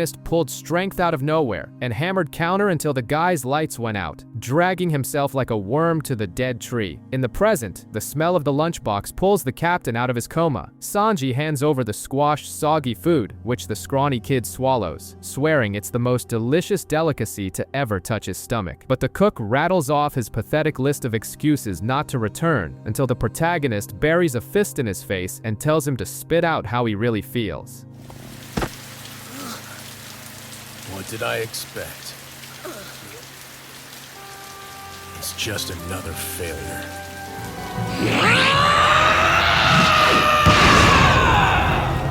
Sanji breaks down crying like a weaned calf and confesses he wants to return to the sea. The captain promises to ruin this crappy wedding with style. Far away, Charlotte Katakuri, the guy whose back has never touched the ground, calmly walks to the castle with 5.5 hours until the end of the world. In the Miro world, the reindeer finds a dirty shard of glass and sets up a questionable quality video call with the protagonist, who by some plot miracle found the other half. They decide that crashing the wedding is the only logical option. The fishman reads off the criminal record for Beja, a West Blue mafia boss who exclusively assassinated rival leaders, cleaned out their safes, and sold out to Big Mom to become a glorified bouncer for her tea party. Then comes the plot twist, anyone with half a brain saw coming. The suited dwarf wants to shank the old Yonko, which is why he pumped PCOMs full of lead when the mink refused to join the suicidal treason. Jinbei acts like the responsible babysitter and tells the rubber boy to swallow his pride and agree to the bizarre alliance. While random cooks sing cringeworthy musicals to bake a giant cake, the protagonist and the blonde simp get stopped at the mafia boss's hideout door because they smell like garbage and are forced to take a bath. In the women's bath, Nami listens to Chiffon reveal that her sister Lola ran away from an arranged marriage with an Elbaf giant. Ever since, Big Mom has taken her rage out by punching Chiffon in the face every day just because she's the runaway's twin. After the bath, the rubber boy chugs a glass of magic milk that regenerates a broken tooth and a fractured skull, proof that biology in this world is a joke, and puts on a ridiculous robot armor. Meanwhile, another one of Big Mom's sons melts the castle doors just to make an entrance nobody asked for. The business meeting of the century kicks off with the protagonist stuffing his face with food from someone else's table, until he recognizes the slick-haired Caesar clown pretending to be a gangster named Gastino. Caesar cries about his woes, recalling how Beja wrecked his lab and held his gelatinous heart hostage. When the rubber boy tries to punch the mafioso, Beja intercepts using Caesar's own beating heart as a shield. Beja spills the plan. Big Mom is obsessed with a portrait of a certain Mother Carmel, and if someone drops the picture, she goes into a meltdown, unleashes a supersonic scream, and loses her invulnerability. Then, all they have to do is pop in earplugs and unload toxic gas into her. The protagonist is tasked with being a walking disaster and ruining the party. The team of misfits splits up to begin the most poorly planned assassination attempt of all time, with the rubber boy planning a surprise entrance he refuses to share even with his own friends. The green light for the chaos will be the exact moment the psychopathic three-eyed bride tries to put a bullet in the blonde's skull instead of kissing him. We get a glimpse of the fishman's past. Jinbei explains that Big Mom's macabre roulette demands the defector's crew lose body parts, and he refused to pay that toll with other people's limbs, blatantly betraying the old hag. The ex-crewmates tremble, knowing Jinbei is ready to jump in front of a cannonball for his new rubber captain, a cannon fodder role he accepts without hesitation. The supreme simp Sanji walks in, remembering that his bride wants to murder his family, but the second he sees pudding in her dress, his brain melts into pure lust. The underworld elite arrive in a pig-drawn carriage, with Peros Pero offering lollipops for kids to lick, and Smoothie squeezing fluids out of a live giraffe for guests to gulp down. Katakuri, the clairvoyant emo, foresees an attack by 100 extra assassins and flicks a jelly bean that pierces a smuggler. Oven melts everyone in his path, and Daifuku rubs his belly to summon a giant genie that annihilates the invaders. Finally, the massive Big Mom enters the hall, drooling for the chaos. Sanji fights with all his might to remember the cute girl in front of him is a sociopath, while Beja checks on the squad and only finds Luffy poking his head out of his body before taking a punch from Nami. When some poor bastard asks about Mother Carmel's portrait, Big Mom releases Conqueror's Haki and makes the busybody pass out on the floor to teach him to mind his own business. In the bedroom, Sanji chats with his assassin bride, and when she confesses she wants a kiss right on the lips, his body reacts with a nosebleed so violent he turns into a human rocket, putting Fake's disgusted concern at her future corpse's level of idiocy. The clock strikes midnight, and Sanji comes flying in on a teacup, drooling, with the Vinsmoke family smiling, completely oblivious that the slaughterhouse is now open. With minutes left until the fatal shot, Nami realizes the only language this ape understands is food, and the mobsters rush to shove meat down the rubber boy's throat, while Chef Strusen makes a massive cake sprout from the ground. At the whipped cream altar, when the priest tells him to lift the veil, Pudding reveals her evil third eye, expecting to see Sanji cry and beg. But his lovesick brain just blurts out a compliment, calling her eye beautiful, a line that shatters her sanity and makes her break down crying like a child. Big Mom orders the priest to shoot, but Katakuri foresees he's going to miss and flicks his lethal jelly bean. Sanji dodges, the shot pierces the useless priest, and a horde of Luffy clones explodes out of the giant cake, ruining the party and leaving the guests running around like headless chickens. Turns out that hours ago, Luffy used their hostage, Brûlé, to turn random animals into replicas of himself. With the million-berry cake destroyed, Sanji flies off carrying the weeping bride, while Big Mom goes into an absolute frenzy and mercilessly sucks the life force out of her own chefs. the idiot protagonist decides to help the enemy and reveals which clone is the real one by throwing himself at Mother Carmel's portrait. However, Katakuri stretches a hockey-infused mochi leg and smashes the kid into the ground, until Jinbe saves the day by throwing black tea on the mochi. Jinbe declares he's leaving her crew to join the future king of the pirates, and when the old hag tries to suck his soul, nothing happens because the big fish has balls of steel. She unleashes fire, but amidst the chaos, Brook, disguised in a crappy Luffy mask, casually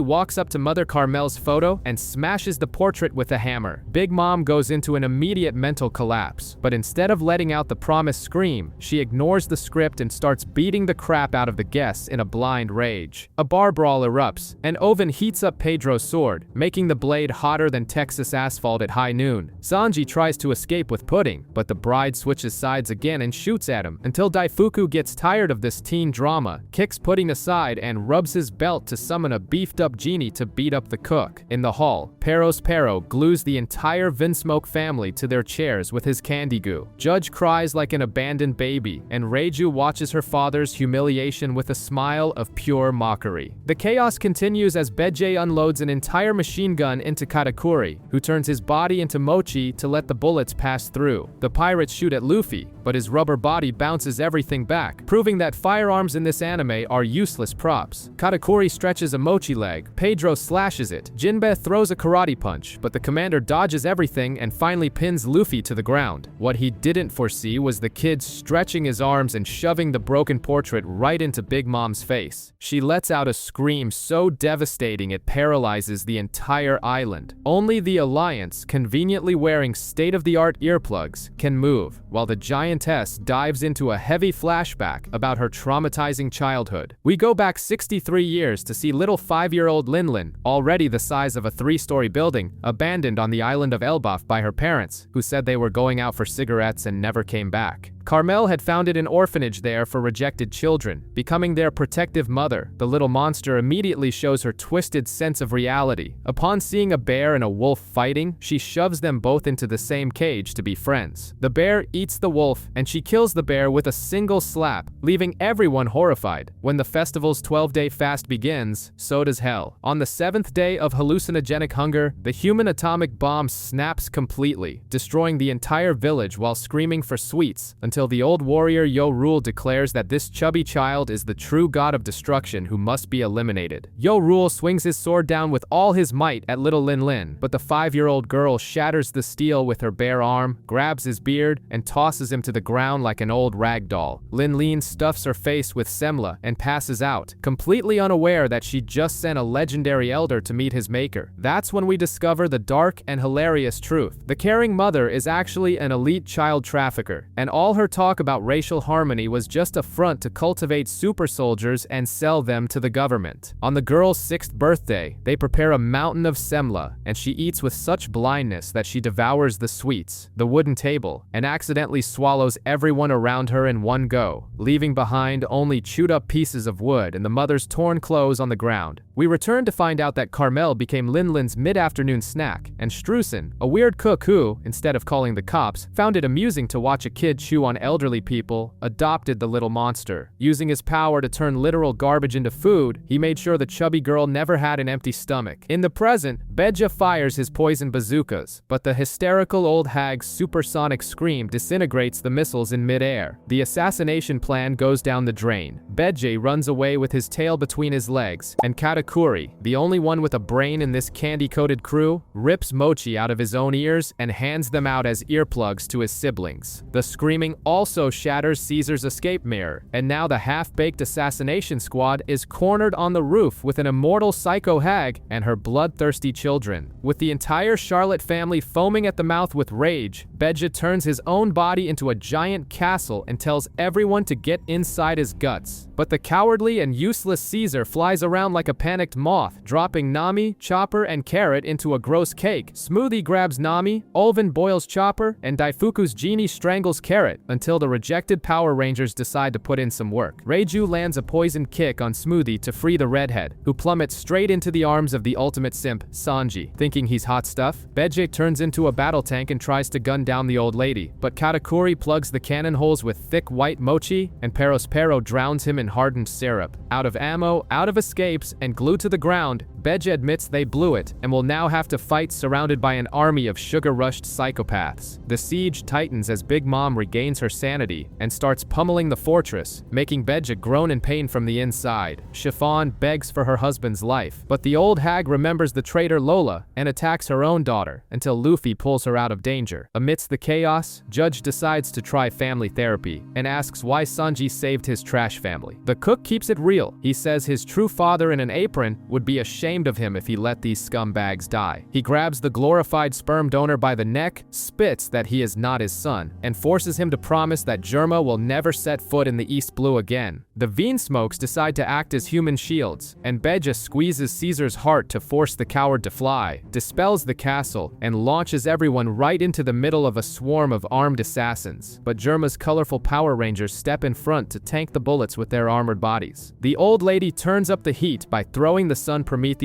right in Reiju's face, and when she summons the thundercloud Zeus to obliterate the poor girl, Luffy and Sanji jump in to defend her, both complaining that the other tagged along. With his ego bruised by the old hag's taunting, Luffy activates Gear 4 and delivers a giant punch that Big Mom casually blocks with Haki, proving he's just an annoying insect. Luffy yells that he's going to beat Kaido first and her next, takes a monstrous hit that shuts off his transformation, and Judge decides to attack with his spear, only to watch the psycho hag chew the weapon with her teeth and fry the Germa leader with a colossal lightning bolt from Zeus, ending the day with the smell of burnt dad. The fat psycho hag crushes Judge's helmet, proving that the supreme leader is nothing but a useless tool, while Ichiji slices the emo Katakuri in half to save Caesar. On the other side of this massive free-for-all, Reiju injects poison into Smoothie, but the giantess squeezes her own arm and wrings out the liquid exactly like you'd pop the pimples spread across your face. Gillette ties everyone up and the party seems over. Ichiji tries to blow himself up along with Katakuri, but the Mochi Man regenerates from the fire and smashes the Red Ranger's face into the ground, while Big Mom fries Niji and Yonji like rotisserie chickens. However, stupid protagonist luck prevails as the Tamate box explodes at the base of the castle, destroying the pillars and collapsing the entire structure. The obese hag and all her cronies take a humiliating plunge to the ground while Beje laughs hysterically at the irony of fate. The building plummets faster than your dignity on a weekend. Sanji grabs Luffy's dead weight and ducks into Beje's castle, and Caesar shoves everyone aside and flies away. Before Mommy Dearest turns into a splat on the ground, Chef Streusen turns the entire damn castle into a massive sponge cake, saving the pirates and flooding the island in a white, milky cream of questionable quality. And the ungrateful hag still has the audacity to complain that the cream tastes like nothing. Beje carries the Straw Hats away, vomits Caesar's heart back into his chest, declares the end of their botched alliance, and bails. Back at the ruined whipped cream mountain, Big Mom goes into demonic withdrawals, screaming for wedding cake and foaming at the mouth, while Katakuri grabs Brûlée and decides to hunt down the protagonist personally through the mirror world. The obese hag continues her massive tantrum, destroying everything, and to prove she's not messing around, she rips out Opera's lifespan and tosses his fat body on the ground like recyclable trash. With Chef Streusen knocked out from the fall, Perospero commits intellectual suicide and blatantly lies, claiming the Straw Hats stole the sacred cake. The fat lady takes the bait and charges after them like a bulldozer, threatening to suck her son's entire soul out if he's bluffing. Meanwhile, the bipolar pudding hatches a plan with Chiffon to bake a chocolate cake on Cacao Island to stop the massacre. In the forest, the fugitives use the monster Kingbomb as a glorified Uber, with Nami enslaving the tree. The real danger is on the ship, as the overpowered Katakuri uses the mirrors to sneakily invade the Thousand Sunny, just waiting for them to arrive, while Big Mom, blinded by her addiction, grabs the hat that turns into a giant slaying sword and unleashes a shockwave that obliterates a third of Kingbomb's wooden flesh. The chase continues with the stump tree being used as a horse, motivated solely by the illusion of brushing its branches against the solid wood-curved bride. But Nami couldn't care less about the monster's botanical fetishes and spits storm clouds from her magic baton.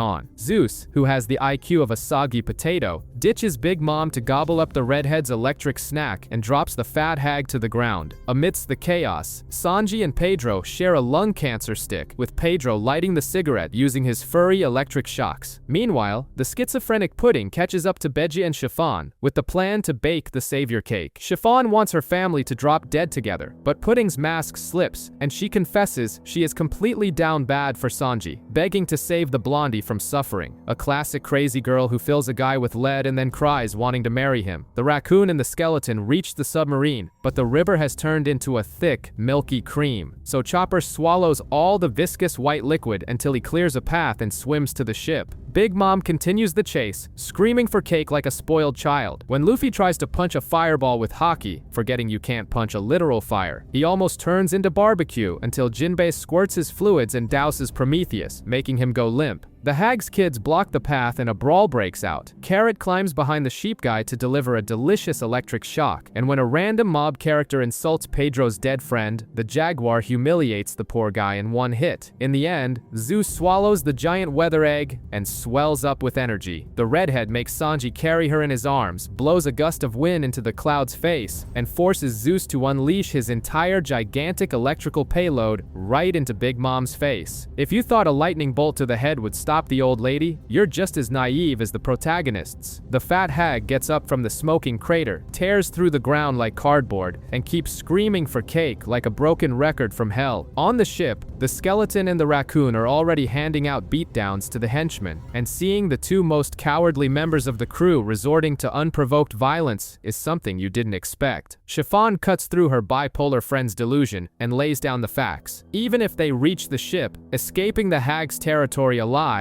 is guaranteed suicide. So the only chance these idiots have is for Sanji to roll up his sleeves, head to the kitchen with his psycho admirer, and bake the most delicious cake in history to plug the old woman's mouth before they all turn into fertilizer. To prove she's useful, Pudding uses her memory powers to shut down the possessed trees and roll out a red carpet for their escape. But on the ship, the bizarre Pero traps the skeleton and the raccoon in a puddle of sticky syrup and slaps a timer on their heads, forcing the poor guys to wait for death by suffocation. The candy guy smiles like an idiot, believing his mommy has already turned the heroes into minced meat, until Luffy's group bursts out of the trees entirely intact and thirsty for revenge, with the rubber boy punching through the candy walls. Time to divide tasks. Sanji ditches his friends to set sail for Cacao Island with his bipolar bride and the big-headed woman, carrying the burden of baking the most important cake of his life. Getting on the ship was easy. The hard part is starting the engine with a 1 billion berry madman and a syrup freak on the porch. It gets worse when Pero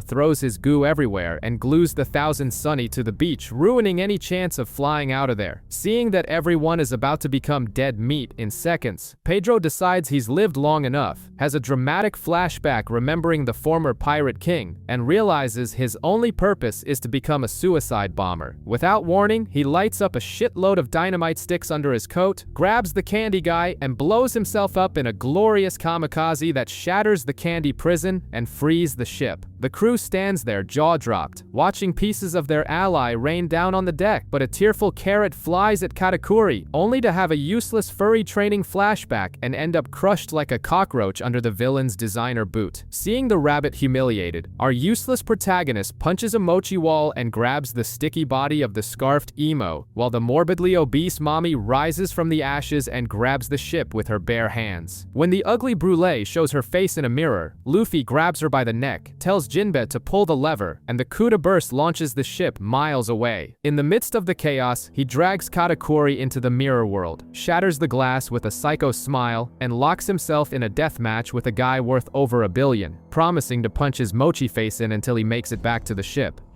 Now I can fight you without any interruptions. No, I'll go back to the Sunny.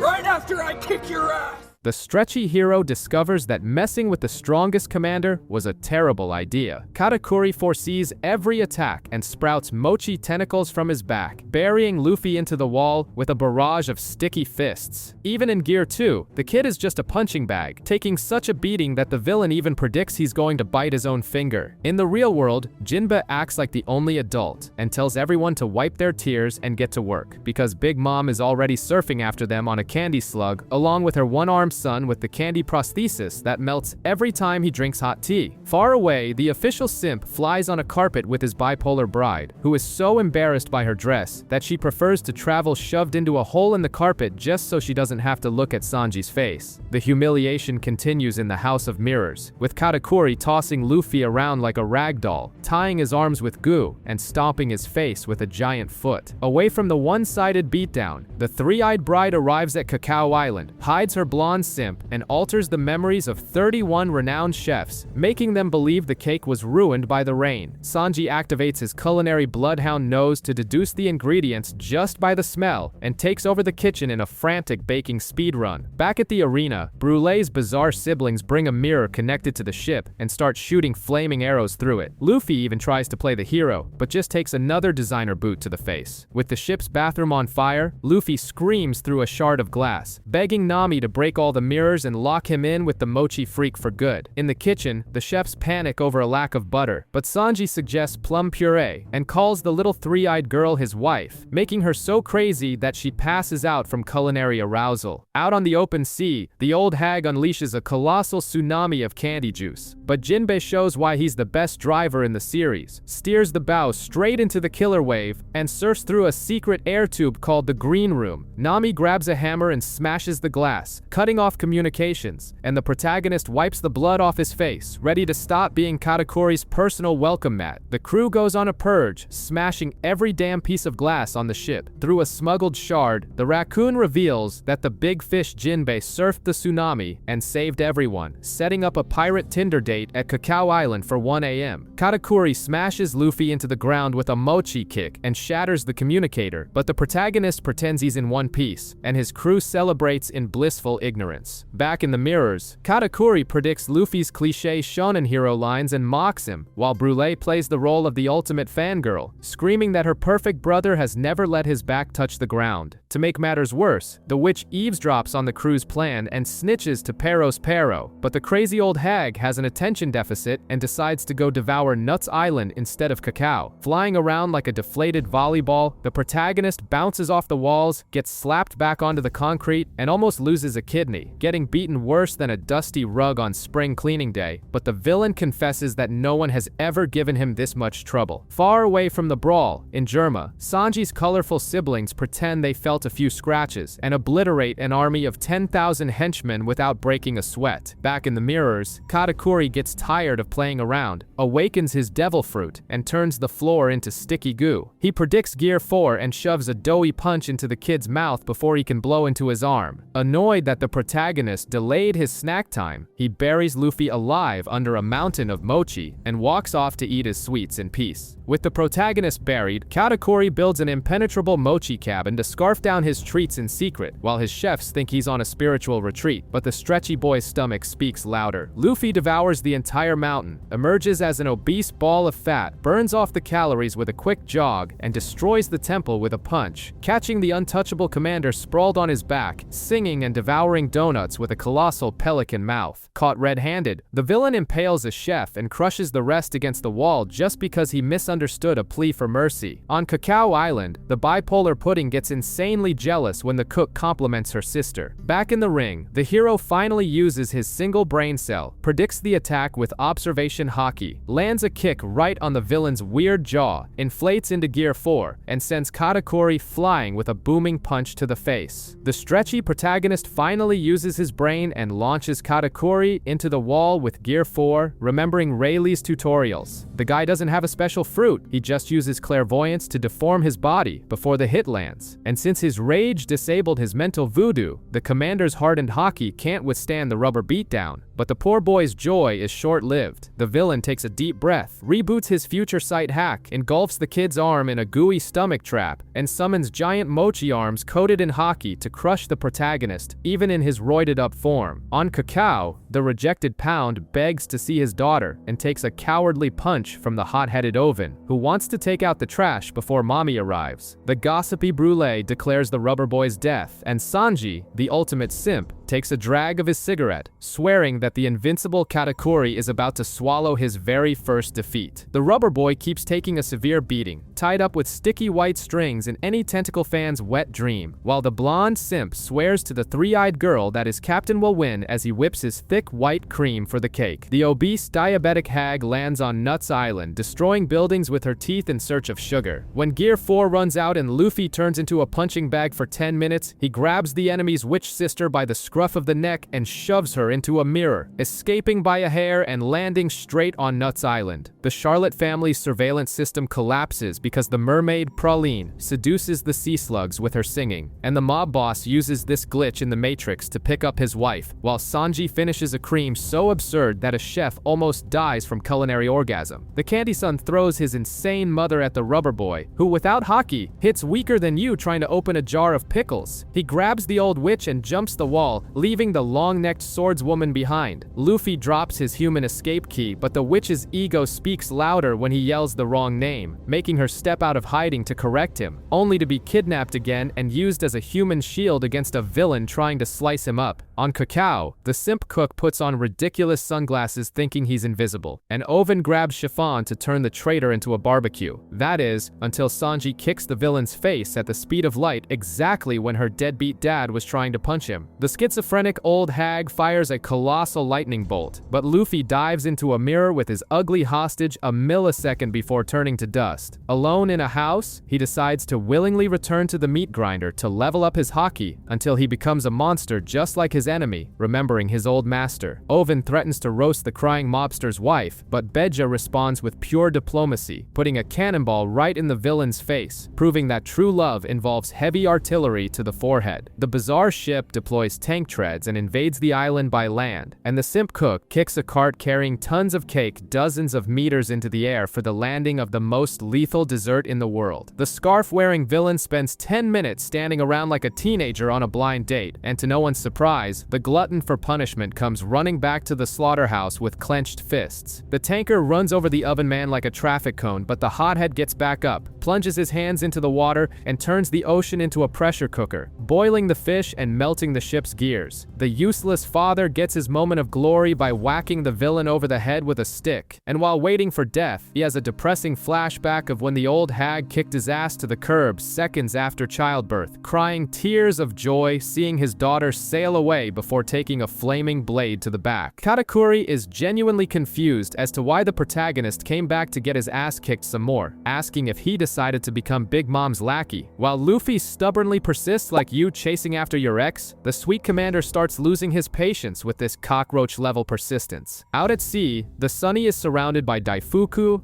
Big Mom, and Smoothie's fleets until the rabbit Carrot looks at the full moon, remembers Pedro's speech, and activates her Sulong form, turning into a red-eyed furry princess who fries everyone with electric shocks.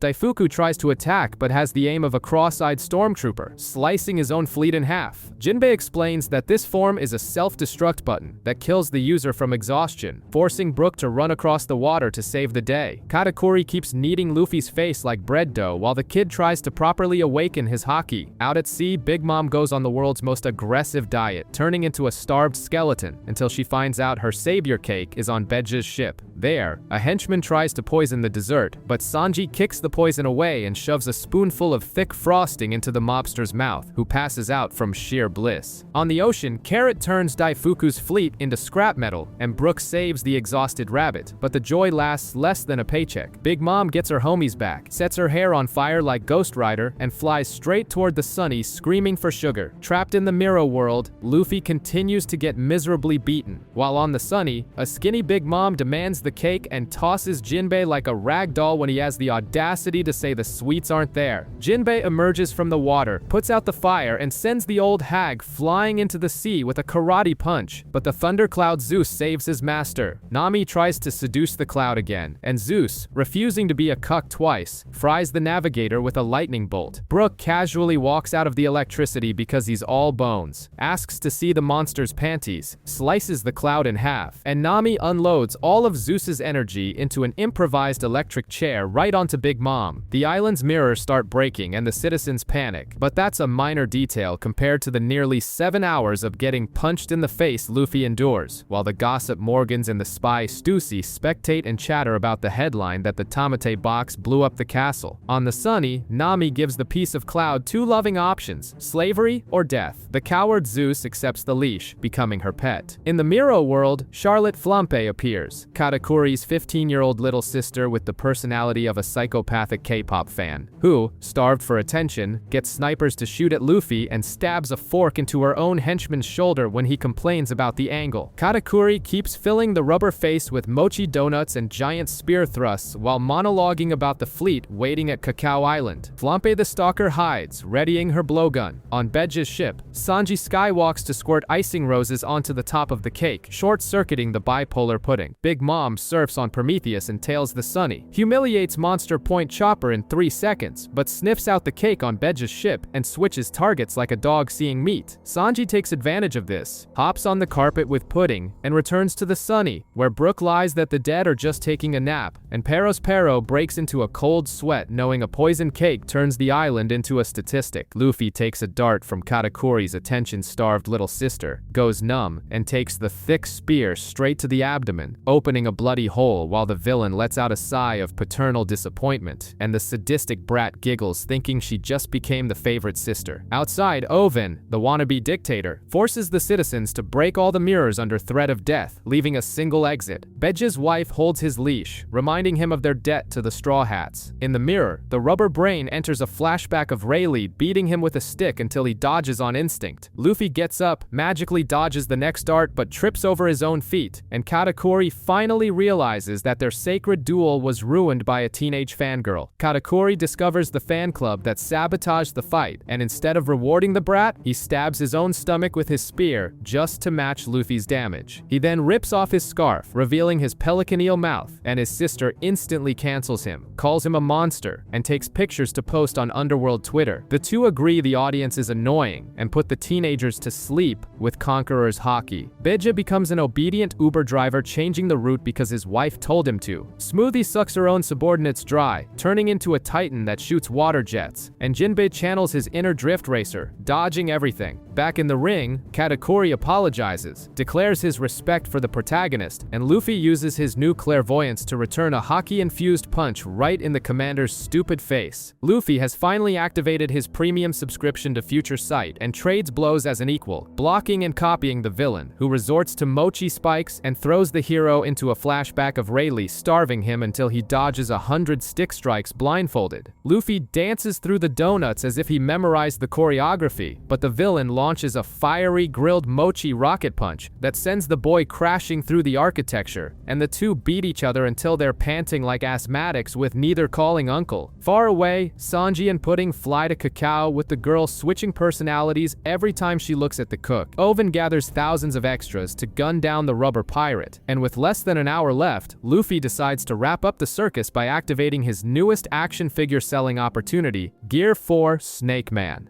Fourth gear!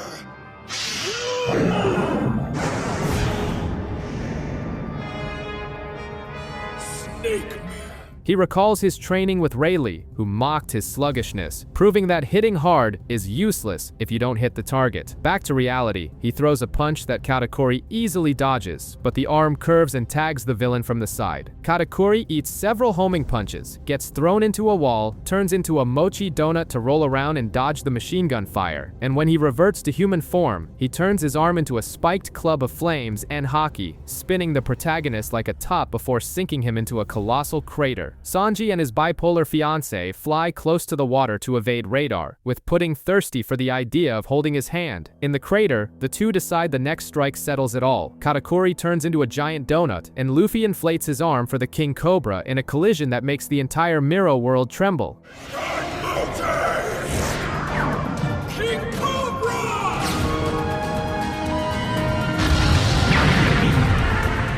The final blow barely echoes and Brûlé already unties herself, running like a mad woman straight into Oven's ambush, while Sanji, hiding in an alley, decides it's time for the soap opera farewell with Pudding, reminiscing over the whole toxic roller coaster of their relationship. Her murderous personality snaps for a second and reverts to tearful mode. Sanji confesses he's happy she was his fiancée, and she yanks the cigarette from his mouth and invades the cook's personal space. In the mirror, the floor gives way, Luffy collapses, and Snake Man powers down. Katakuri still plays the tough guy, stating he won't lose, and falls flat on his face. Almost at the deadline, Luffy crawls his way out, finds the villain standing again, and upon hearing the confirmation that he will be the Pirate King, Katakuri falls on his back, gets a hat placed over his mouth out of respect, and Luffy bumps into Peacoms doing the worst cosplay in the world. Big Mom's fleet watches the Sunny approach while Smoothie wrings her own neck to push the heroes into the Cacao ambush, where the human microwave oven is drooling to gun down Luffy. In the mirror, Peacoms explains his suicidal plan to activate his Sulong werewolf mode, lose his sanity, and trust that Pedro's spirit will stop him from killing his allies. Striking 1 a.m., Peacoms steps out of the mirror, holding the ugly Brûlé hostage, and transforms into a furry beast, but Oven sets his gun on fire and lands a massive punch, exposing Luffy hiding like a puppy under his coat. Sanji finally decides to do some work and rescues the deadweight captain. A furious Peacoms crushes the Charlotte brothers but attacks his own allies until he hears Pedro's voice. When Oven stabs him with spears and covers his eyes, shutting down the transformation, Sanji falls surrounded by guns, until the knockoff Power Rangers of Germa 66 land, tanking the bullets with their faces. The bullets from Big Mom's army bounce off the Vinsmoke family's suits like plastic. The siblings announce that from now on, pirates are on the menu, and reveal they dumped New Stort's army into the sea like trash, giving Mondor a nervous breakdown when he realizes he was prank called. Sanji grabs his captain and skywalks toward the beach while Ichiji, Niji, and Yanji punch exploding torpedoes. Brûlé bursts into tears, gossiping to the whole island that the invincible Katakuri was defeated, turning the army's shock into hatred to avenge their emo brother. Sanji takes a bullet to the arm, and Oven comes foaming at the mouth with a flaming spear, but Ichiji blows his face up. Yanji uses Yuan as a hammer to destroy buildings. Niji turns into a lightning flash, slicing everyone up and tosses Sanji and Luffy toward the ocean, and Reiju arrives spreading lethal poison to cover her little brother's escape while the dysfunctional family stays behind to hold off the rest of the army. Sanji flies through the air carrying our elastic protagonist like a sack of potatoes, dodging fireballs, while Big Mom lands drooling for dessert and her son Perospero bleeds out to the point of fainting because he forgot to treat his severed arm. Sanji's trashy old man shows up with the Germa Power Rangers fleet and lists his son's flaws in front of everyone, but our brain-dead captain thinks it's a compliment and thanks him. When Daifuku's blue genie swings his giant blade, the sea boils and a colossal pufferfish, Watatsumi, pops up vomiting enemy ships, bringing along Jinbei's old sushi gang, willing to throw their lives away to save these freeloading pirates. The obese monster shoves the entire cake into her mouth and falls flat on her back. The villains think the old hag kicked the bucket, but she resurrects in an absolute culinary orgasm because Sanji's frosting cured the psychopath's madness. To make matters worse, the villainess's colossal ship appears out of nowhere and bombards the hero's boat, leaving you looking like a clown thinking the anime just killed off the entire cast. The plot armor is impenetrable. The burning boat was just camouflage trash because the giant Watatsumi shoved the real intact ship into his germ-filled mouth to hide everyone. Jinbe activates his martyr complex and decides to stay behind with the Scaly gang, and the rubber captain accepts it but delivers a lecture, demanding the big fish not die and meet him in Wano no matter what. The simp cook finds out the suicidal feline turned into explosive puree to save the ship, making the useless bunny cry a river on deck. The three-eyed girl keeps crying in a corner, hugging a film roll of Sanji's memories like a professional stalker, and reminisces about the melodramatic kiss she stole from the cook before wiping the scene from his hollow mind. In the Miro world, We discover that Katakuri's pelican mouth lives hidden in a scarf because some brats cut his sister's face in the past, proving that severe bullying creates the best villains in the series. Shanks thinks back to 12 years ago, when the useless, crybaby brat swallowed the gum-gum fruit from a chest and gained the curse of never being able to swim in a pool again. Then a mountain bandit with a superiority complex kidnaps the kid, gets obliterated by the crewman in 3 seconds, and Shanks makes the sea monster back down with just a glare but sacrifices his own arm in the process, proving that the bar tab comes at a steep price. In the present, the protagonist wakes up on the ship, embarrasses himself begging to wear Sanji's magical Sentai outfit, and the cook freaks out upon seeing in the newspaper that his bounty carries the Vinsmoke name. Meanwhile, Luffy's peanut brain melts in despair thinking his bounty went down, completely oblivious to the fact that the world now calls him the 5th Emperor of the Sea. Random pirates fire a torpedo at Dressrosa's ship, but Kobe dives like a jacked dolphin and redirects the missile with his bare hands. Upon laying eyes on Luffy's photo, his fanboy heart can't take it and the tears start flowing. On the Sunny, the rubber boy cries in a fetal position thinking his bounty dropped to 150 million, traumatized by his own inability to count zeros, until Brook puts on reading glasses, which he doesn't even need because he has no eyes, and points out that it actually jumped to 1.5 billion berries, blowing everyone's mind on board. The Peachbeard pirates beat up peasants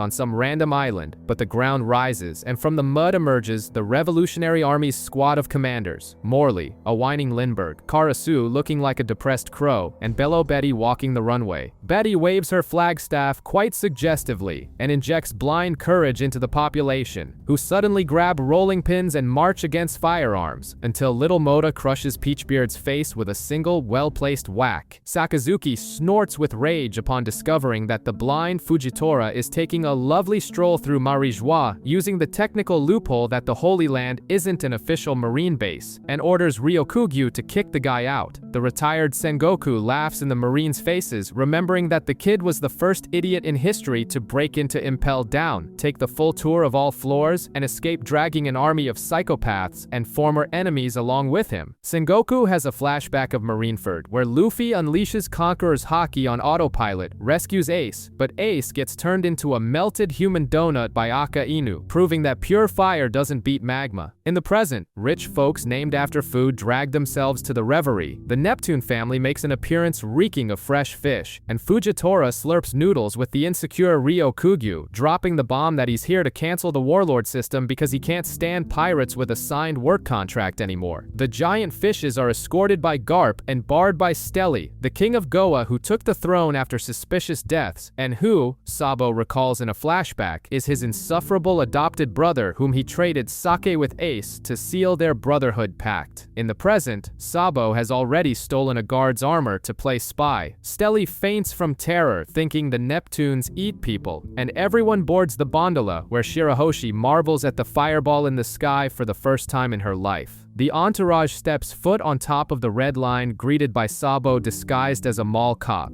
Fukaboshi refuses the moving walkway because he smelled the rotten stench of slave labor powering it underground. In Pangaea Castle, Shirahoshi bluntly rejects all the spoiled princes hitting on her, and the mention of Luffy triggers compulsive fangirl mode in Vivi and Rebecca, dropping yet another massive Alabasta flashback. The Princess fan club gossips wildly until Dalton and the immortal Kuroha represent the Cherry Blossom Kingdom, and the presence of the walking trash can Wapple triggers another endless Drum Island flashback. In the present, down in Impel Down's level 6, Doflamingo rots in chains bragging about Marijois' dirty secrets, and a generic hooded figure opens a freezing chamber to stare at a colossal straw hat collecting dust in the world government's basement. In Marijois, the cosmic mistake with snot dangling from his nose named Charlos decides that Shirahoshi would be the perfect exotic pet and smashes her into the ground. When Leo and Sai lunge to attack, they hit the muscle wall of the suited-up Rob Lucci and Kaku. Neptune almost starts an interspecies war, but the noble Mjosgard comes out of nowhere and swings a spiked club into Charlos's smashed face, begging for forgiveness on his knees and swearing to be the only celestial dragon with a soul, vowing to protect the crybaby mermaid. The hysterical old hag Big Mom calls Kaido to let him know she's invading Wano to smash Luffy's rubber face with her own hands. The alcoholic dragon throws a fit on the other end of the line, and the old lady proposes an unholy alliance that would make the devil himself jealous. The Marines shamelessly eavesdrop on everything. Garp recites his terrorist grandson's full resume, and a hooded madman sneaks into the Five Elders' room saying he wants to have a sinister chat about a certain pirate. Sabo infiltrates Pangaea Castle dressed as a generic background character, snapping pics for the revolutionaries group chat, crushes skulls with his dragon grip, and flees hanging from the ceiling like an overgrown gecko. Mon Shuri splashes magical juice on the mermaid, Miasgard swears to be her bodyguard, the gluttonous jewelry Bonnie sneaks in drooling for revenge, and Charlos appears moaning alongside his useless dad Rosward, who is using the invincible Kuma as a mere riding pony. This makes Sabo almost throw their stealth plan down the drain before his bros pull him underground like an angry mole. In the underground hole, Sabo swallows his rage and admits that the big guy Kuma played travel agency with the protagonist and his crew, launching everyone to the middle of nowhere and saving them from becoming Kizaru's barbecue. At the global HOA meeting, the Kings put the Wano beef on the table, but their legs start shaking and they play dumb. To top it off, the hooded creature Emu parks their rear on the untouchable empty throne, and the Five Elders grovel like little dogs begging for divine advice. Marco the Phoenix ditched the pirate life to become a village doctor on a poor island, Whitebeard's homeland. In a flashback, we remember that the easily manipulated idiot Squard stabbed his own captain because Aka Inu lived rent-free in his head, but the old man just hugged the traitor before dying on his feet and having his devil fruit stolen by Blackbeard. When Cat Viper casually drops that the Alliance is merely going to take down the Emperor Kaido, Marco almost chokes on his own feathers and, faced with this suicidal plan, just asks the cat to deliver a message to the elastic protagonist. En route to Wano, the simp Sanji and Chopper shred exactly the newspaper page about the deadly alliance between Big Mom and Kaido, ensuring the crew sails blindfolded to their graves while Nami hands out free punches. When carp the size of buildings start jumping out, Luffy's single neuron only processes food, and he jumps on a fish's back wanting to make sashimi. He gets dragged along as the school of fish ignores gravity and swims vertically up a colossal waterfall, pulling the Sunny along like an aquatic Uber to hell. At the top, they run into a giant whirlpool, and the glorious captain sinks straight into the sea like the useless anchor he is. Infiltrated in Wano pretending to be useful people, Zoro, cosplaying as a Ronin, confronts a masked assassin, but the police arrive and he gets arrested for the crime because the universe hates him. Remembering Kinemon's orders, he does the unthinkable and surrenders peacefully. The next day, a corrupt magistrate who is the real assassin sentences him to death just to steal the Shusui sword. But upon smelling the foul blood of the official, Zoro infuses Haki into the butter-knife-sized blade and unleashes a flying slash that obliterates the corrupt cop and shreds the entire building.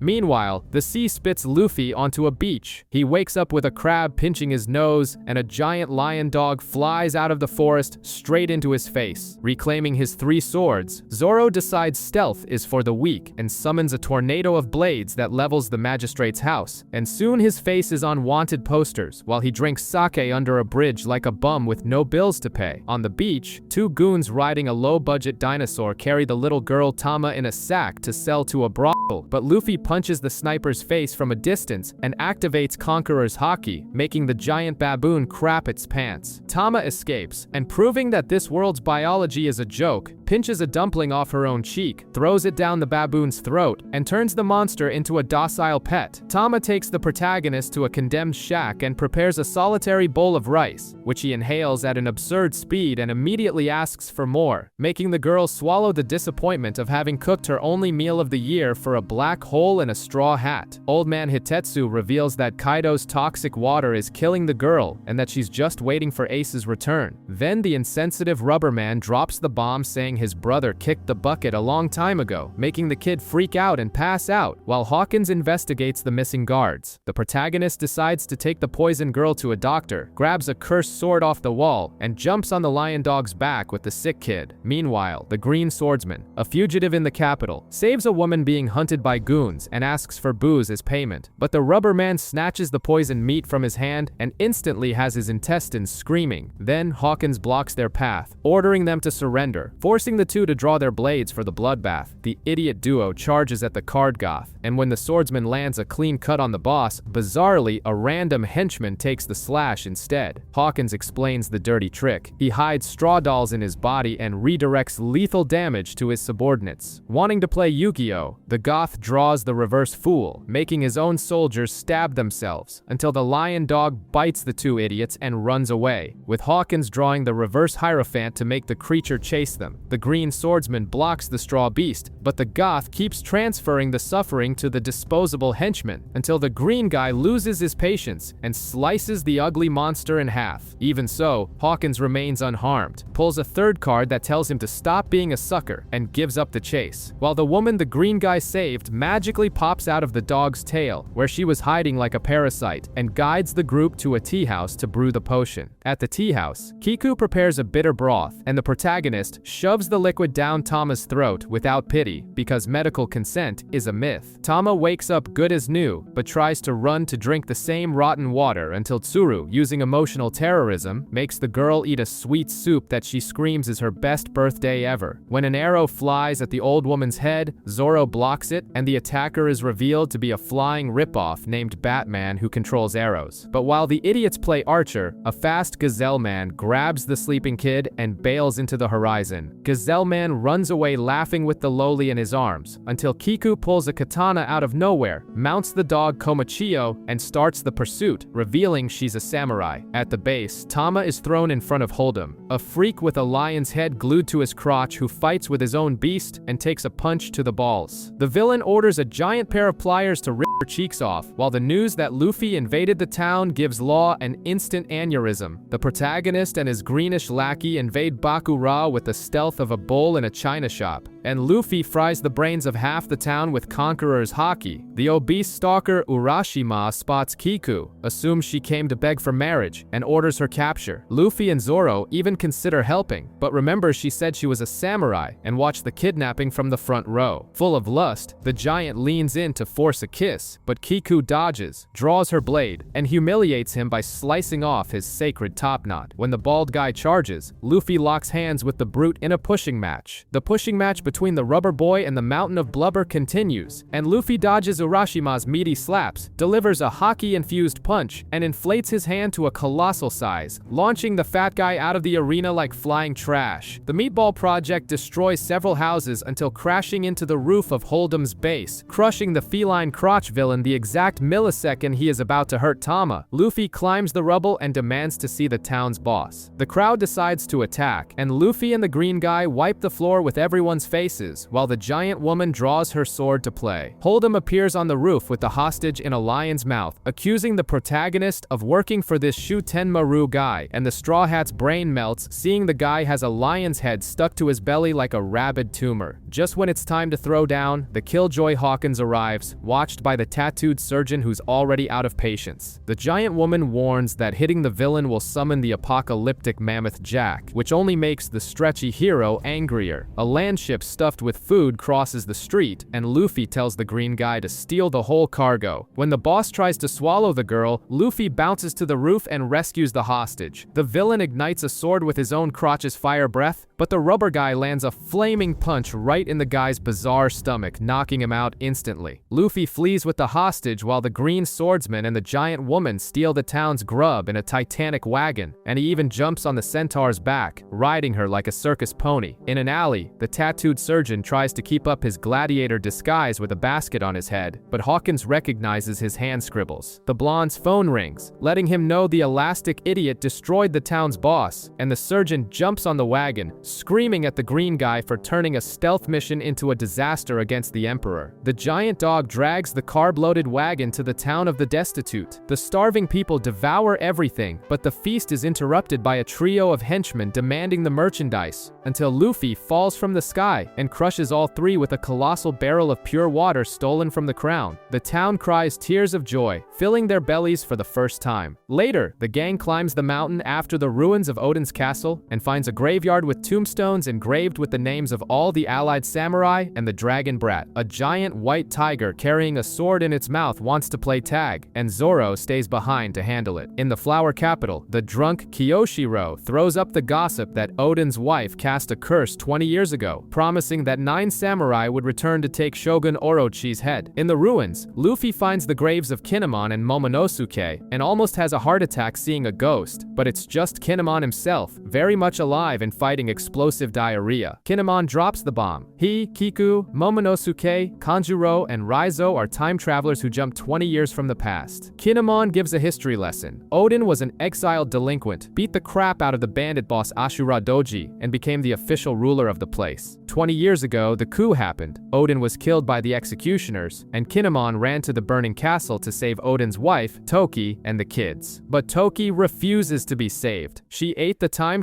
fruit and sends the samurai and Momonosuke 2 decades into the future, accepting her own end. The crew lands in the future, coming face to face with their own graves and a country turned into a radioactive industrial park, realizing the only way out is a war of revenge. Kinemon reveals how Kaido took over the playground and forced the samurai to flee around the world recruiting allies. The master plan is simple: invade Onigashima on the Fire Festival and cause a surprise bloodbath, with everyone getting a cover disguise. Zoro and Usopp become leaflet distributors, Robin plays a geisha to extract secrets, and Frankie becomes a construction worker looking for the blueprints of Kaido's mansion. Kinemon even dresses the team in period clothes and introduces Shinobu, a veteran kunoichi. Sanji notices on the list that Ashura Doji, Oden's former enemy, is there. The samurai explains that he became a loyal servant, but later flipped the screw-it switch and went back to being a bandit under the name Shutenmaru. This Shutenmaru is stealing the food Luffy sweated to deliver to the poor until Jack, the punching bag mammoth, shows up to fight and gets sliced. On Onigashima, Kaido gets astronomically wasted, flips out with Luffy's name in his head, and transforms into a colossal dragon that flies straight to Kuri.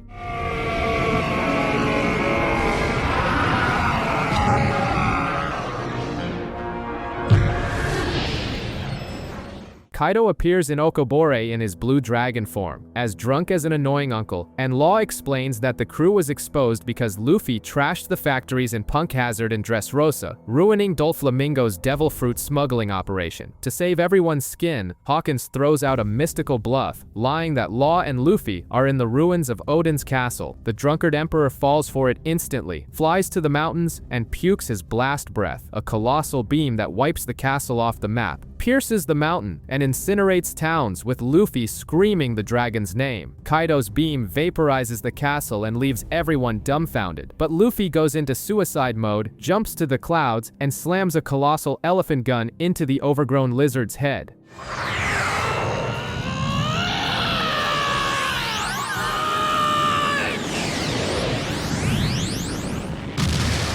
Luffy stumbles upon the battered body of the centaur Speed, who explains she was taking little Tama home when the Emperor mercilessly breathed fire on them. Thinking the little girl turned into Dragon BBQ, the protagonist screams the villain's name so loud it wakes the monster up. Kaido whips Luffy with his tail and buries him in the asphalt, but the stubborn captain activates his elephant Gatling gun and unloads a storm of hockey punches right in the dragon's snout. But the truth is, it does less damage than a mosquito bite on an armored rhino. Bored with the massage, Kaido burps in the kid's face with radioactive booze breath, and not even the grizzly magnum that sinks the monster's face into the ground really tickles him. The Emperor reverts to his groggy, drunk human form, and even with the kid shifting into Gear 4 and pummeling the old man with a Kong organ gun, Kaido gets up unfazed and delivers a glorious Thunder Bagua, flipping the breaker on the rubber boy's consciousness in a one-hit kill. Law tries to rescue his friend's body, but Hawkins nails him with a sea stone nail that instantly neuters his powers. The surgeon swallows his pride, pulls out the nail, and vanishes with shambles. Even knocked out and drooling on the ground, Luffy still flexes his mental muscles and unleashes a pulse of Conqueror's haki that knocks the guards out cold, proving he's a show-off even in a deep coma. Meanwhile, the ninja Shinobu rots the floor away, making the entire crew plummet into a sinkhole before turning into roast meat, with Chopper turning into a giant fluff ball to cushion the fall. The kid is dragged in chains to Udon, a slave labor camp, and finds out his new cellmate is the loser Eustace Kid. The two supernovas promise a delicious revenge against Kaido. On the gloomy island, island. The weeping goth Perona finds out from the newspaper that the giant onion Moria is alive playing with zombies and ditches Mihawk, who couldn't care less. In the pirate paradise, Moria's army of the dead invades looking for Absalom, but the poor guy gets stabbed in the back by the invisible Shiryu, who stole his fruit. Blackbeard sets off an earthquake to grab attention, and, becoming the official gossip monger of the Grand Line, drops the bomb about the revolutionaries, the worst generation causing havoc in Wano, and Big Mom chasing Luffy like an obsessed ex wanting alimony. The Dogstorm trades sword blows with the ball of lard Ashura Doji, but the proud guy turns his back and pouts like a bratty kid, refusing the plan just because Kinemon vanished for 20 years. Chopper heals the Lolitama and drops the bomb that the idiot protagonist went to the Udon Gulag. In the prison, Luffy carries giant rocks for dumplings, just like you accepting workplace humiliation for meal tickets, and the hothead kid flies by, kicks his food, and proves he's a more efficient construction worker. The half-baked spies Nami and Shinobu flee hanging from a kite because the old ninja is terrified of sharp objects, but not before Nami finds out where Orochi hides the heavy arsenal. In Udon, Warden Dobon, a chubby idiot stuffed inside a hippo's mouth, swallows Luffy and Kid out of anger for devouring the stock, but the two of them, handcuffed and weak as malnourished kittens, give the beast a monumental beatdown in the dark, and it spits them out along with the warden's wrecked body. Sanji thinks he's become the king of culinary arts until Kyoshiro's 2-bit mafia family rolls up demanding protection money and knocks over a little girl's plate. The simp unleashes a beatdown without wrinkling his suit and shoves the dirty floor noodles down one of their throats. The bizarre little girl introduces herself as Otoko, which literally means male, and a woman drops the gossip that Robin got invited to Shogun Orochi's party. In Udon, Raizo emerges from the shadows, letting them know he already found where they keep the Seastone handcuff keys. The supreme high-class escort Komurasaki parades around flaunting a beauty that makes any primate drool on the asphalt. We find out she milks naive suckers dry. Old man Bingo fell for the scammer's trick, sold his shop, kicked his wife out of the house, and stopped buying his own meds just to hoard coins. And when he handed over all the cash, she pocketed it and laughed in his face. Bingo was beaten and exiled along with the other losers who believed in love. Zoro cleans out everyone's pockets in a dice game, and when they try to rob him with a magic needle lackey under the table, he unleashes a swordless tornado that rips the table apart and exposes the fraud. The Zou furries rob a factory and leave a little note blaming Ashura Doji in a false flag attack worthy of secret agencies, forcing him to join the rebellion. At the palace, Orochi sits down with the masked CP0 and extorts the world government, even demanding the handover of Dr. Vegapunk. Zoro is dragged to Ebisu, a godforsaken hole where the destitute won't stop laughing in a creepy way and offer a glass of clean water as a luxury. Law warns Sanji that Kaido's assassins are coming with blood in their eyes, including Page 1, Drake, and Hawkins. In Udon, Kid brags about losing his arm to the red hair pirates, as if getting beat up by a one-armed man is a personal victory. Orochi ignores the end of the world and starts a booze-fueled party while disaster knocks at the country's door. Kaido's cannons are completely useless against Big Mom's ship, which breaches 7 defense lines surfing on koi fish, but King turns into a giant pteranodon,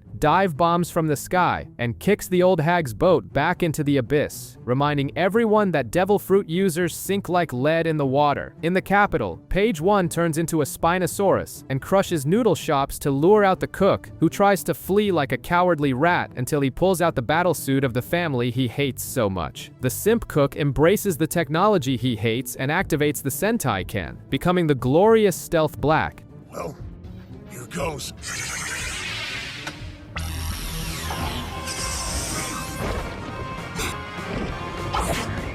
But since his ego is fragile, he dubs himself Soba Mask, a name that sounds like a corner noodle vendor, and unleashes invisibility and a cape shield in Page 1's face. In the Shogun's palace, Robin plays low-budget spy hunting for the Poneglyph and gets busted in record time by Orochi's Oniwa Banshu, led by Fukurokuju, a weirdo with a defective rocket head. Big Mom's crew of useless lackeys survives King's kick but loses their boss, who sinks into the sea like a blubber anchor. Robin is cornered by the ninjas and tries to play dumb with a lame lie, but turns into a pile of petals, revealing the idiots only murdered a clone. The real one pries out of the Shogun that the Fire Festival will be an open bar for officers and the beast pirates. On the beaches of Kuri, Chopper finds the damn Big Mom on the sand, but luckily for the mascot, the seawater short-circuited the old hag's brain. The obese old lady forgot her own name, and Chopper, to avoid getting chewed up, manipulates her by saying her name is Olin. At the palace, Orochi freaks out talking about the 9 red scabbards' revenge. The brat Toko laughs in his face, and when he readies a cowardly strike, he gets open-hand slapped by Komurasaki herself, who reveals her samurai blood. With his pride shattered, Orochi turns into an 8-headed serpent, chomps down on Komurasaki, and crushes her in his fangs, while Robin kidnaps Toko, and Brook scares off the ninjas with his ghost face. The ninjas expose Robin to the hall, but Brook sends the cowards running, and the archaeologist beats up the rest. On the ceiling, the ninja Hanzo reveals Shinobu's past as an assassin who killed via seduction. She knocks the gossip out, and the three plummet into the banquet, forcing the monster to spit out the courtesan. Then Kiyoshiro draws his sword and slashes her chest in front of everyone, using the excuse that she broke palace rules, but secretly finds the rebellion flyer on her, playing double agent. The next day, Kid breaks out of his cell, and Tama manipulates the amnesiac Big Mom by promising rivers of soup and udon to turn her into Luffy's rescue weapon. Kanjuro remembers that 20 years ago the Yakuza boss was Hyogoro, who was less of a jerk than Kiyoshiro. The report is a failure. Robin found nothing, and Brook found a poneglyph of the wrong color. They decide to chill at a bathhouse, which triggers Sanji's pervert radar, fixating solely on the magic word bath. At the Udon prison, the rubber protagonist breaks rocks and donates meal tickets to Grandpa Hyo until Daifugo beats up the old man and Luffy marches over to dish out some beatdowns. Raizo plays spy in a guard uniform to steal the keys, gets caught, but beats everyone up and pins a mutant crab to the wall. Tired of seeing Hyo take a beating, Luffy drop kicks the human scorpion in the face, and the entire guard force calls for his head. The commotion attracts Babanuki, the warden with an elephant stuck to his stomach, who sneezes a cannonball right into the hockeyless protagonist's face. Then Queen arrives doing a talent show, drools over a picture of Komurasaki not knowing she already kicked the bucket, and Luffy takes the chance to grab Yo like a sack of potatoes and sneak climb away, but Babanuki snitches and Queen orders a manhunt for the escapee. The escape fails when a shower of arrows shoots Luffy and Hyo back to the ground. Nami, Robin, and Shinobu enjoy the steam in a mixed bathhouse. The navigator gets pissed at the perverts, and Shinobu unleashes a devastating ninjutsu right to the wise guy's balls. She also reveals that Hyogoro was respected even by Oden, but was killed for refusing to lick Orochi's boots, while Fukurokuju sold out and became the leader of the ninjas she deserted. Queen offers a full pardon if Luffy becomes Kaido's lackey, but the stubborn guy blatantly refuses. Raizo arrives with the keys, but discovers the prisoner eating rotten fish is his old comrade Kawamatsu. Queen sets up a sumo ring and puts lethal collars on Luffy and Hyo. Queen laughs at the Straw Hat's sheer audacity and kicks off the most unfair sumo tournament in the world, but Luffy wipes the floor with the generic fighters without breaking a sweat. Far away, the girls' bath turns into hell when Hawkins invades hunting for crescent moon tattoos. But Nami's towel yields to gravity, and the visual knockout blows everyone back, including the camouflaged Sanji, whose violent nosebleed blows his cover. Hawkins and Drake recognize Sanji as Stealth Black from Germa 66, and he uses the chaos to grab the girls and fly away, busting through the roof to Ebisu. Meanwhile, Zoro gets into trouble in Snowy Ringo. After having Shusui stolen, he corners a bizarre weapon collector on a bridge who accuses him of being the thief, and both draw their weapons to settle it mutation style. Big Mom marches toward Udon drooling for red bean soup, and Chopper sweats cold like someone dodging debt collectors, thinking the old hag will get her murderous memory back when she sees the empty pot. Luffy beats up extras and crushes the bizarre gifters, a Deep Web Batman and Gazelle Man, but pouts because he wanted to win Bluetooth style without touching them, just like Rayleigh taught him. Far away, Zoro fights the sword thief Yukimaru and agrees to save Komurasaki and Toko, who are being hunted by the maniac Kamazo, in exchange for free booze and food. Kinemon's secret club goes down the drain when the crescent moon tattoo leaks, and Orochi's thugs arrest anyone with the design in a ridiculous witch hunt. Luffy lands a hockey punch on Bearman, a buff furry, and knocks the beast down. In the capital, everyone mourns Komurasaki's death, and Kiyoshiro, the fake employee of the month, hides a rebellion flyer Empire while playing double agent. Zoro yanks the scythe out of his own shoulder, sticks it in his mouth to complete the three-sword style, slices Kamazo and collapses bleeding while the coward Gyukimaru bails. Luffy and the old geezer Hyogoro face off against Alpaca Man and the Armadillo Madillo Man, with Luffy predicting the future with Haki and dictating the old man's movements like an annoying player backseat gaming, before sending both flying into the wall. The tattooed rebels become a circus attraction in a giant prison, with poor Beppo caught in the middle. In a cabin, Zoro wakes up being treated by Hiyori, who reveals herself to be the lost sister of the brat Momonosuke. Zoro confirms that Momonosuke and the samurai are alive, and Hiyori explains how her mother used her as a spare tire 20 years ago, sending Momonosuke into the future and leaving her in the bloody past, only to be saved by Kawamatsu. Law flips out over the ninja Shinobu, calling the Heart Pirates snitches, and storms out of the alliance, slamming the door behind him. Meanwhile, in the prison, the old man Hyogoro drops the senile act and blasts Alpaca Man with a contactless punch. Hyogoro tries to teach the mystical Ryuo, telling Luffy to let his haki flow into his fist, but the idiot ignores him and keeps pummeling extras the old-fashioned way. Tonoyasu pulls a PR move, selling the leak as a genius marketing ploy. Raizo drags the creep Caribou into the alliance, Hyogoro recruits the traitorous prisoners to form an army, and Caribou throws up a stolen pot of queen soup, which everyone devours without questioning the slime. Tonoyasu is revealed to be the legendary thief Ushimitsu Kozo, and Orochi schedules a public execution. Queen cries like an overweight baby upon hearing of his muse's death, while the guards hide the fact that Luffy and Hyogoro swallowed the entire pot of soup.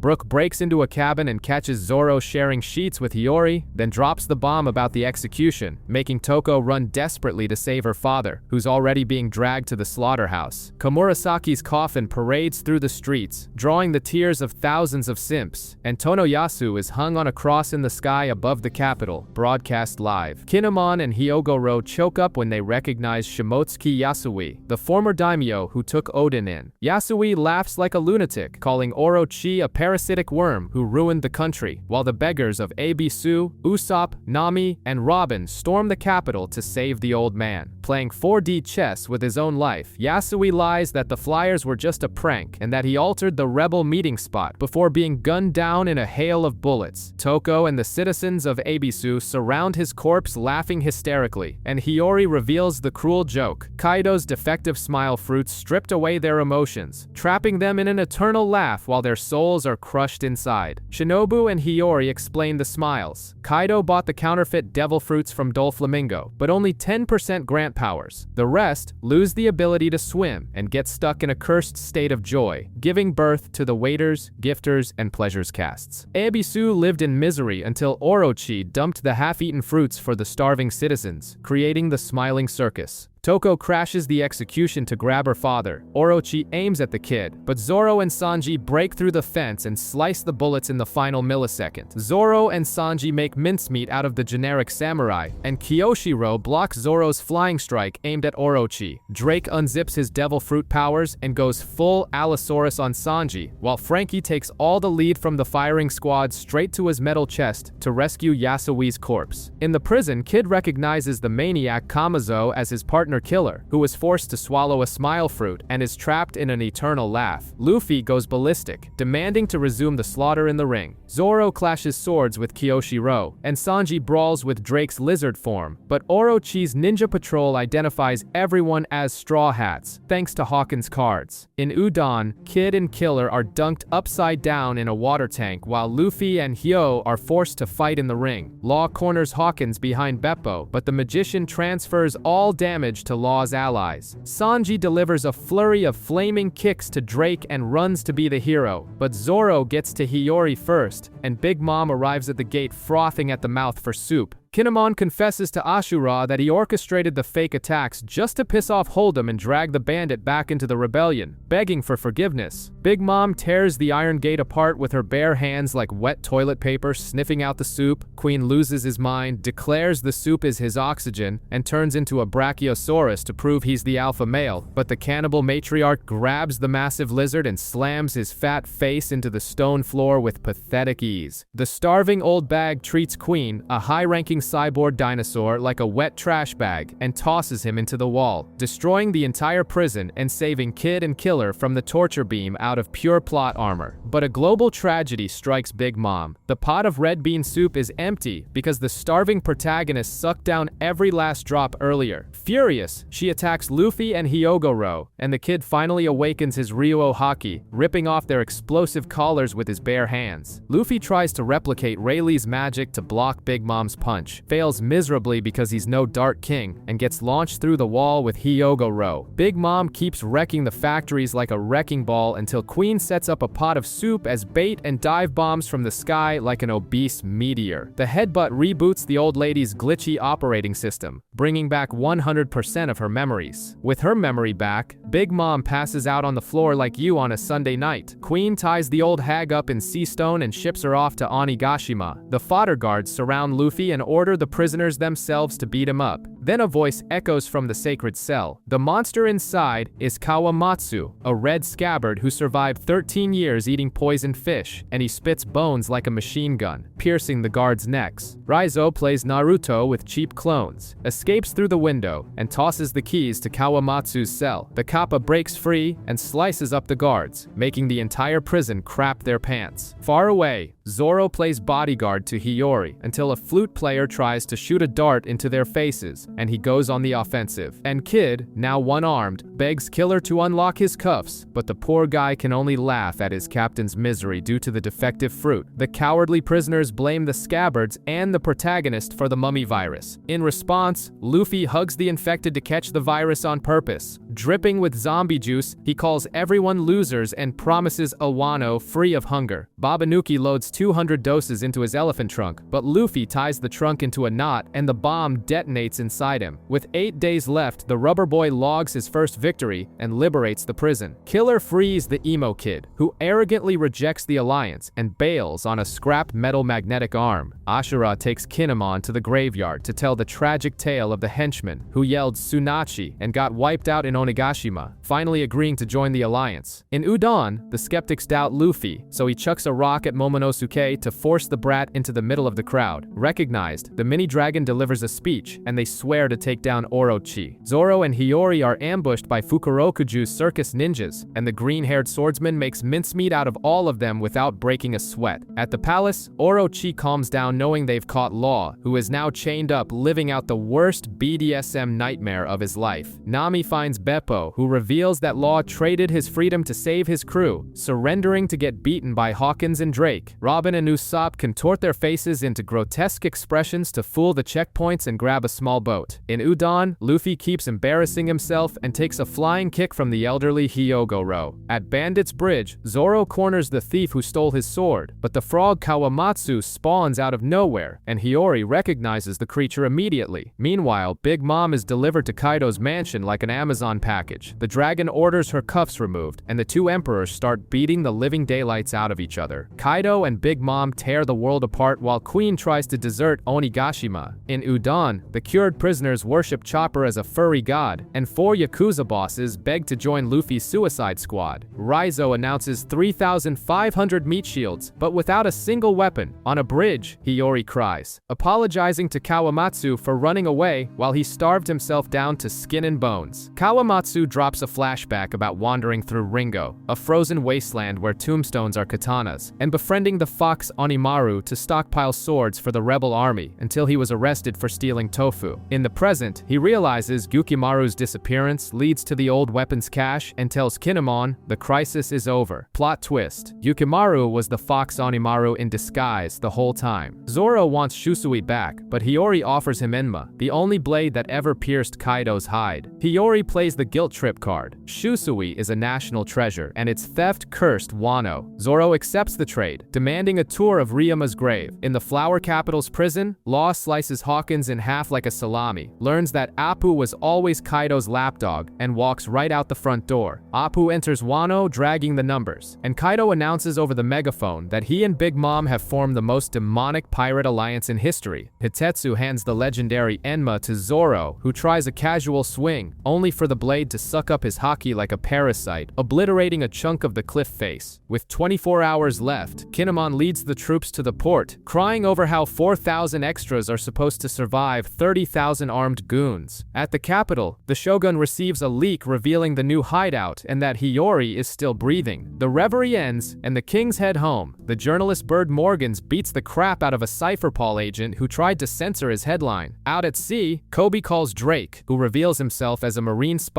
leading Sword. But the gossip of the century is the end of the 7 warlords of the sea. Thanks to the crying of Kings Cobra and Riku, the privateers lose their immunity, and the Navy dispatches fleets to surround Mihawk, Hancock, Weevil, and the Clown Buggy, who hatches the genius plan of throwing his goons to the front lines and fleeing with his tail between his legs. At Marine HQ, Sakazuki and Fujitora argue about the mass firing of the warlords while the name of an ancient legend echoes, forcing Sengoku to open the book on the Rock's pirates, a crew so violent they'd kill each other on their own ship for sport, gathering psychopaths like Whitebeard, Kaido, and Big Mom. The party ended at God Valley when Garp teamed up with Roger to beat the crew down, and the world government swept it all under the rug. To top it off, Sengoku reveals that Odin, the central figure of Wano, sailed on the Pirate King's ship. 25 years ago, Roger's pirates get hammered on their ship and offer to help open Wano, but the stubborn Odin refuses, swearing to become shogun on his own. In the present hellscape, Orochi chugs booze on his way to Onigashima while Momonosuke and the Red Scabbards arrive at Tokage Port in a torrential downpour, only to find their ships turned to dust and their allies missing, with Kinemon crying into the snail communicator. The grotesque Orochi chokes on his own laughter, proud of blowing up Wano's bridges and damaging the Thousand Sunny, leaving the Alliance trapped in a maze of frustration. Then, a time portal sucks us back to the youth of Kozuki Odin, a machine of chaos who fought his own wet nurse and redirected rivers. Kinemon, still a useless little thug, steals a white boar that summons a mountain-sized boar until Odin shows up with a psychopathic gleam in his eye, ready to start some trouble. A family-sized mountain boar decides to take a destructive tour through the city while hunting for its lost piglet. When it swallows Tsuru like a bar snack, Kinemon plays the brave hero, stabs the beast, and is instantly crushed against the ground like a useless bug. Then Odin appears, draws his sword, and slices the giant pig clean in half, securing bacon for the rest of the year. But even with 0 casualties, a quarter of the city goes down the drain. Being the trouble magnet he is, Odin takes the blame for everything and receives a lovely letter from his own father disowning him and kicking him out of the capital. Seeing this gratuitous humiliation, Kinemon and Denjiro decide that following this unemployed guy is a great career move. He finds asylum in Hakumai and, like a great guest, trashes the room, robs his host's safe, and bounces to Kuri, the most neglected, lawless region of Wano, because apparently he wants to play sheriff, collecting weirdos for his personal collection along the way and bumping into Ashura Doji, leader of the local scumbags. Over in Kuri, Odin and Ashura Doji cross blades in a clash of egos, but before the lackeys can even arrive, the madman has already rubbed the bandit's face in the dirt and adopted him as his new crony, turning that lawless gutter into a fancy province and becoming its first daimyo. Seeing his sun shine, Sukiyaki cancels his cancellation and welcomes Odin back home. Meanwhile, Dogstorm, Cat Viper, and Kawamatsu wash ashore, and the locals, seeing some bizarre furries, prep a bonfire to roast the 3 alive. But Odin spawns out of nowhere, saves the freaks, and stuffs their mouths with hot stew. On the other side of the world, the God Valley incident crushes the Rock's pirates for good, and Whitebeard's ship sinks and washes up on the shores of Wano, ready to stir things up. Odin rushes to the beach to clash with Whitebeard, only to be humiliated and flattened in a split second. When he begs to join the crew, the giant outright refuses, saying the samurai has too much rebel energy to kiss a captain's boots. 2 weeks later, the giant tries to sneak away in the dead of night to avoid the Wano parasite, but Odin is a professional stalker. He ties a chain to the mast and throws himself into the sea to be dragged along. Whitebeard issues a challenge. If he can hold on to the chain for 3 straight days, he gets the spot. Odin spends the trip getting chewed on by fish and swallowing freezing water. With just 1 measly hour left to break the record, he hears the screams of a woman being harassed on an island, lets go of his dream chain to play hero, and scares the delinquents away from Toki. Toki decides to play nurse to take care of Odin's bloated corpse, revealing that her biggest kink is visiting Wano. But the next day, the Octopus Karma's bandits return to cause trouble, and and Whitebeard pops up out of nowhere, knocking the enemy captain out cold with a single punch to the snout. Thinking it's cute that Odin threw his dream in the trash to save a random woman, he finally welcomes the swordsman aboard, with Izo, Toki, Dogstorm, and Cat Viper sneaking in as stowaways. Odin becomes the most violent headache of the crew, sinking enemy ships before his friends can steal the treasure, and in his free time he keeps busy sheathing his sword in Toki until they manufacture a crybaby named Momonosuke.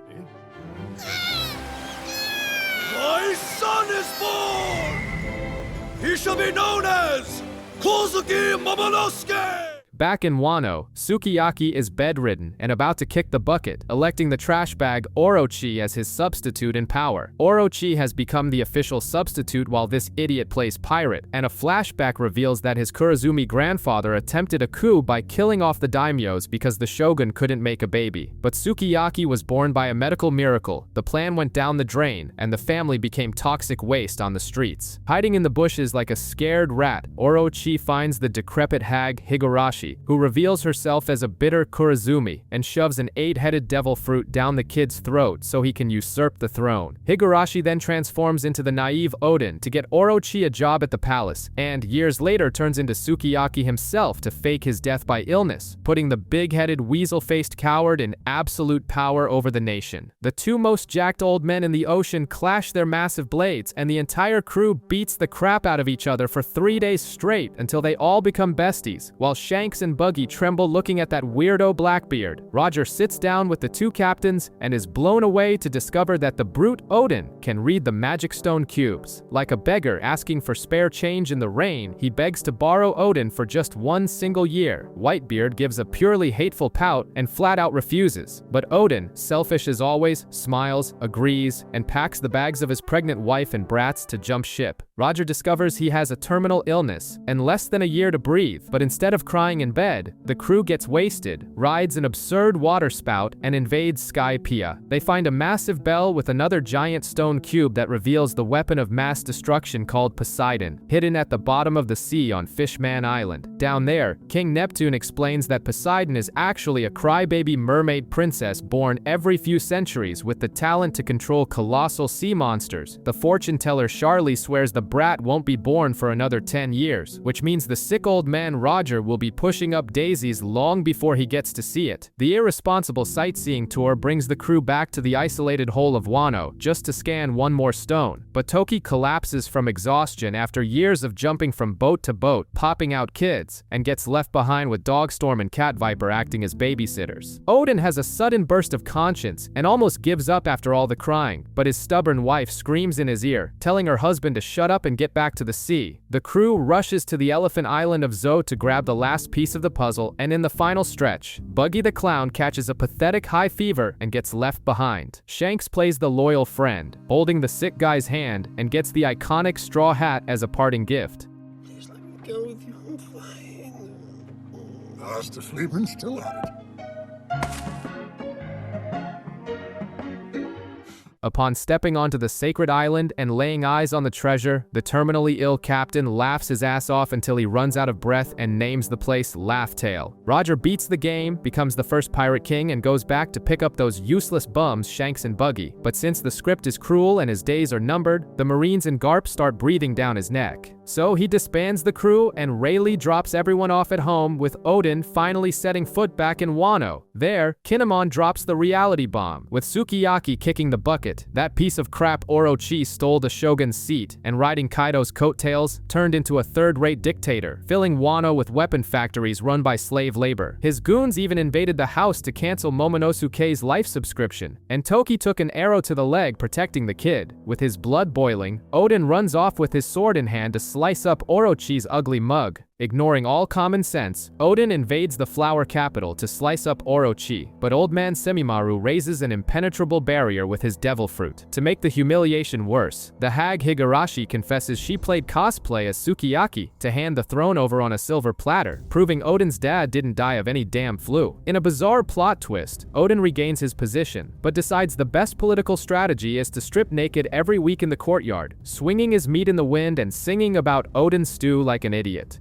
Soon after, he almost has a heart attack seeing in the newspaper that Roger bit the dust. In Logue Town, the Pirate King is put on the execution stand, and right before being penetrated by the executioner's blades, yells to the whole world that his treasure is hidden out there, kickstarting the greatest treasure hunt in history. 5 agonizing years drag by, and Odin continues to be Wano's national joke with his exhibitions, even with his retainers constantly making excuses for the daily humiliation. But the fake peace crumbles when Orochi kidnaps Hyogoro for not kissing his boots and mercilessly shoots his wife. When the gossip reaches Odin, he finally rubs his last 2 brain cells together and realizes he needs to stop swinging his balls in the courtyard. His followers earn the stylish title of the 9 Red Scabbards and head out for the slaughter. Except when they show up for the party, Kaido's goons are already waiting with open arms, making it painfully obvious there's a rat leaking info in the group. The Scabbards come face to face with hundreds of extras, and Kaido himself cosplaying as a giant flying gecko, who rubs it in Odin's face that Orochi's promises were blatant bullshit. With no room for small talk, the brawl explodes, and even at an absurd disadvantage, the 9 Scabbards go absolutely feral and happily slice through the beast pirates. Frustrating King and Queen, Odin and the Red Scabbards wipe the floor with the enemy army, backed up by the ninja Shinobu. Kaido spits a heat ray from his mouth, but Odin brushes it off like a summer breeze. The muscle-bound monster sends the samurai to the bottom of a flaming crater, thinking he bagged the win. But Odin stands back up spitting pure hatred, coats his swords in Ryuo and tears through Kaido's skin, becoming the first unlucky bastard to leave a scar on the dragon.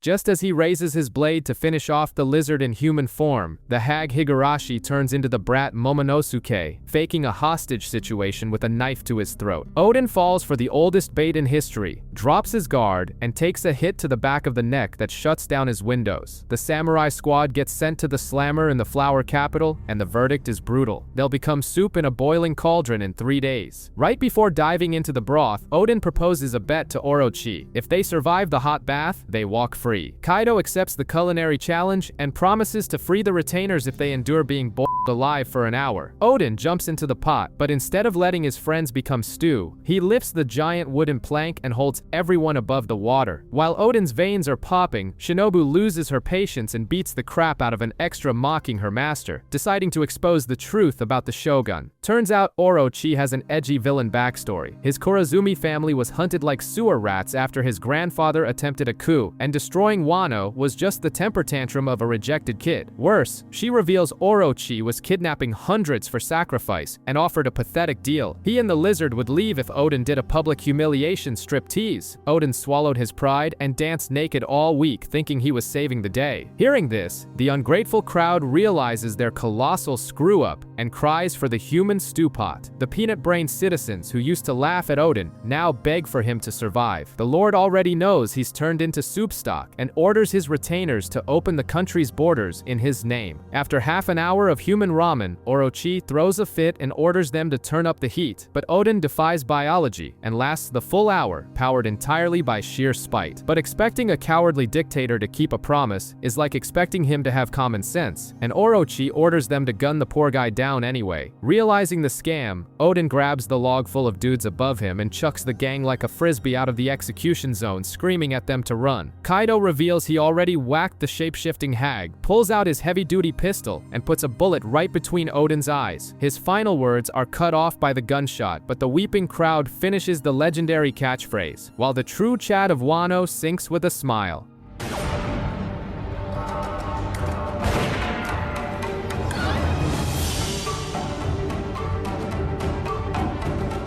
The news of the tragic barbecue reaches Toki, who opens a scroll predicting that a useless rubber protagonist will show up 20 years from now. The retainers run through the forest fleeing from the pirates, with Ashura and Denjiro staying behind to hand out beatdowns. Kaido grabs little Momonosuke, but seeing the kid shaking worse than a newborn at the dentist, he loses interest and flies away. Toki activates her time cheat powers, tossing the crying boy and the samurai into a 20-year fast-forward time machine, shoves Hiyori into the arms of the fish nan nanny Kawamatsu and rides off into the city. There, she screams a cryptic prophecy before swallowing lead from a sniper and collapsing from her horse forever. In the past, Orochi gets into a boiling tub and cries from the cold, paranoid because the samurai bodies vanished. Denjiro has a hate-fueled mental breakdown so bizarre that his face and hair color change, turning him into the mob boss Kiyoshiro so he can act as a double agent. Iori runs away from her fish nanny and bumps into him. He adopts her, transforms her into the courtesan Komurasaki, and teaches her the fake blood bag trick to fake her own death. In the present, Orochi reveals his trump card. He had an infiltrated rat among the samurai from the very beginning, a crybaby ex-actor who agreed to cosplay as a loyal retainer. We see the disastrous history of their time travel, with the samurai almost drowning and the protagonist gluing Kinemon's sliced meat back together. The red scabbards arrive at the port, and nobody is there, proving that organizing a mutiny via group chat wasn't a brilliant idea. Kinemon rubs his last two brain cells together and realizes there's a rat in the group. Kanjuro drops his mask and reveals he is the Kurazumi imposter, spending 20 years snitching on everyone to Orochi. Kinemon tries to slice the traitor, but only hits a smudged piece of paper. The real Kanjuro is still on the beach, tying up Shinobu and kidnapping the mini shogun. Just as the pirates start raining cannonballs on the depressing little boat, the Thousand Sunny bursts through the waves, followed by Law's submarine and Kid's junk pile. Kaido's fleet of extras laughs and fires cannons, but Usopp and Zoro deflect everything right back at their faces. Kanjuro goes into shock seeing the united pirate front, since he swore the ship had been turned to ash. Turns out two goons did blow up the Sunny, but the ship was made of atom wood and tanked it. The henchmen reveal they blew up the bridges and rub it in that Kaido and Big Mom are now partners under the same sheets. Luffy, Law, and Kid jump onto the enemy ship and start an ego-measuring contest to see who gets to break the vessel. Out of nowhere, Kiyoshiro shows up with his gang. Kaido's crew smiles thinking it's backup, but the guy draws his blade and slices the ship clean in half. Kiyoshiro reveals to Kinemon that he is Denjiro, having spent 20 years with a side hustle as a loan shark for Orochi to destroy the system from the inside, and that he freed 1,200 prisoners. He praises Kinemon's brilliance, explaining that Yasui's flyer was a code to remove the syllables of Habu Port, marking the meeting point at the pier. The problem is that Kinemon actually screwed up the riddle and guided the traitor to the complete opposite side out of sheer stupidity, but he totally pretends it was calculated. Realizing he was played for a fool, Kanjuro bails and draws a perfect bird, revealing he spent 20 years drawing deformed stick figures just to troll everyone, and flies away with Momonosuke in tow. Usopp tries to shoot Kanjuro in the back of the head to shoot down the avian Uber, but the traitor deflects the shot and even blocks Sanji. Shaking his nasty-ass hair, Kanjuro creates a cloud that rains 1,000,000 ink arrows on the crew while laughing like a total psycho. Up in the air, Momonosuke cries in terror, but remembers Luffy called him a wimp, swallows his tears, and yells at his allies to ignore his kidnapping and focus on invading the island. When an enemy ship rolls up with a long-range cannon to snipe them from outside their range, Jinbei pops out of the ocean and decimates the vessel with a fishman karate punch, officially announcing he's taking over as the crew's helmsman. The crew welcomes the big fish Jinbei, who ditched the Sun Pirates to become a rideshare driver for our rubber protagonist, complete with that festival of chewed-up Impel Down and Marineford flashbacks. Kinemon gathers everyone and draws Onigashima as a skull with a front and back door, brilliantly suggesting they all go through the front and walk the long way around. But since Law's brain is the only one functioning, he throws that tactic in the trash. Luffy and the hot-headed magnet guy will crash the front as bait, while Law teleports the real assassins to the back door. Before touching the island, the ship breaks at an enemy fortress, and the crew jumps in and slaughters the guards in seconds, leaving Nami, Usopp, and Chopper shivering on the boat like chihuahuas in the cold. The allies realize the Straw Hats vanished and already captured the fortified gate all by themselves. Inside Kaido's mansion, the Beast Pirates are throwing a party that would make the Roman Empire tap out. Orochi is rubbing up against women, and the Greaseball Queen is inhaling sweet red bean soup like a malfunctioning vacuum cleaner. Queen decides it's showtime and starts dropping a questionable funk track with Apu as DJ, but when he calls out the Toby Roppo, he gets monumentally ignored, so he announces the Charlotte family will be joining this year. Backstage, the Toby Roppo show their faces, complaining about being summoned. Meanwhile, the crew steals all the booze from the stronghold to toast to the big fish at the wheel. The rubber protagonist and the hot-headed magnet race towards the island like toddlers on a playground, while Jinbei keeps the the ship from crashing into the rocks. On Onigashima, the guards are wasted and totally unprepared, and by some miracle, Usopp finally does something useful by knocking out the lookouts. But since these guys have zero survival instincts, they destroy their own ships, locking down their only escape route. Kinemon plays fashion designer and activates his bizarre devil fruit power, summoning a portal of questionable clothing that disguises everyone as beast pirates. He warns them that one little tear throws the disguise in the trash and leads the march, tiptoeing toward the Doomsday Party. The suicide invasion of Onigashima is officially a go, with the big-headed Orochi swearing the rebel army sank into the sea. But the spiky-haired magnet decides stealth is for losers and kicks down the front door, with the rubber protagonist and the mosshead swordsman right behind him crashing the drinking hall. Law sighs and remembers that putting the three biggest idiots in the alliance as blatant bait was exactly the plan. Away from the mess, the traitor Kanjuro drags the useless kid Momonosuke through a secret passage, but proves he's as dumb as his own drawings and gets wildly lost in the tunnels. Inside, a brain-dead goon mocks the misery of Ebisu, and Zoro shoves a barrel of booze down the bastard's throat and unleashes Conqueror's Haki that knocks everyone out. The crew's corporate executives, the Toby Roppo, meet up with Kaido, only to find out the guy who called the HR squad was King, since Sasaki and Who's Who are itching to steal his all-star job. While Kid's hot-headed redhead is already bashing the guests' faces in, Luffy loses his mind seeing the extras wasting Oshiruko on the floor, inflates his arm into gear third, and flattens the food-wasting heretic, sparking widespread panic. Zoro, instead of scolding his captain, embraces the madness and joins the massacre. Lardball Queen watches from above with the disappointment of a retail manager, while the traitorous DJ Apu drops the beat on the turntables, and Queen offers an open slot in the Toby Roppo to anyone who catches the rubber kid. Apu humiliates Luffy and Zoro with sound waves and invisible slashes, sending the duo flying like trash, until Kid loses his patience, pulls all the scrap metal from the scenery, and crushes the snitch against the wall with a brutal Punk Gibson, shattering the bastard's glasses. A monster reeking of booze named Hacha shows up with a colossal club, but a miraculous explosive arrow knocks the big guy back. The trio of problematic captains sprints for the castle, with Killer telling everyone to cover their ears to cancel out Apu's sound. Meanwhile, Nami and Carrot use their charm to seduce idiot extras, just like you, and pass by safely, but the genius plan almost falls apart because the castle's blueprint was more outdated than a pirate treasure map. The absolute simp Sanji finds Black Maria's brothel completely empty and cries out of depression. We also find out that Killer only ate the defective smile fruit because Orochi promised to save Kid, turning the redhead's right-hand man into a useless laughing machine. Kid and Killer embrace their inner psychopaths and slaughter the enemy army, while Big Mom's crew finally reaches the top of the waterfall, only for Marco, the flaming bird, to raise a claw and kick the colossal ship right back down the cliff again. Kanjuro arrives at the castle doors,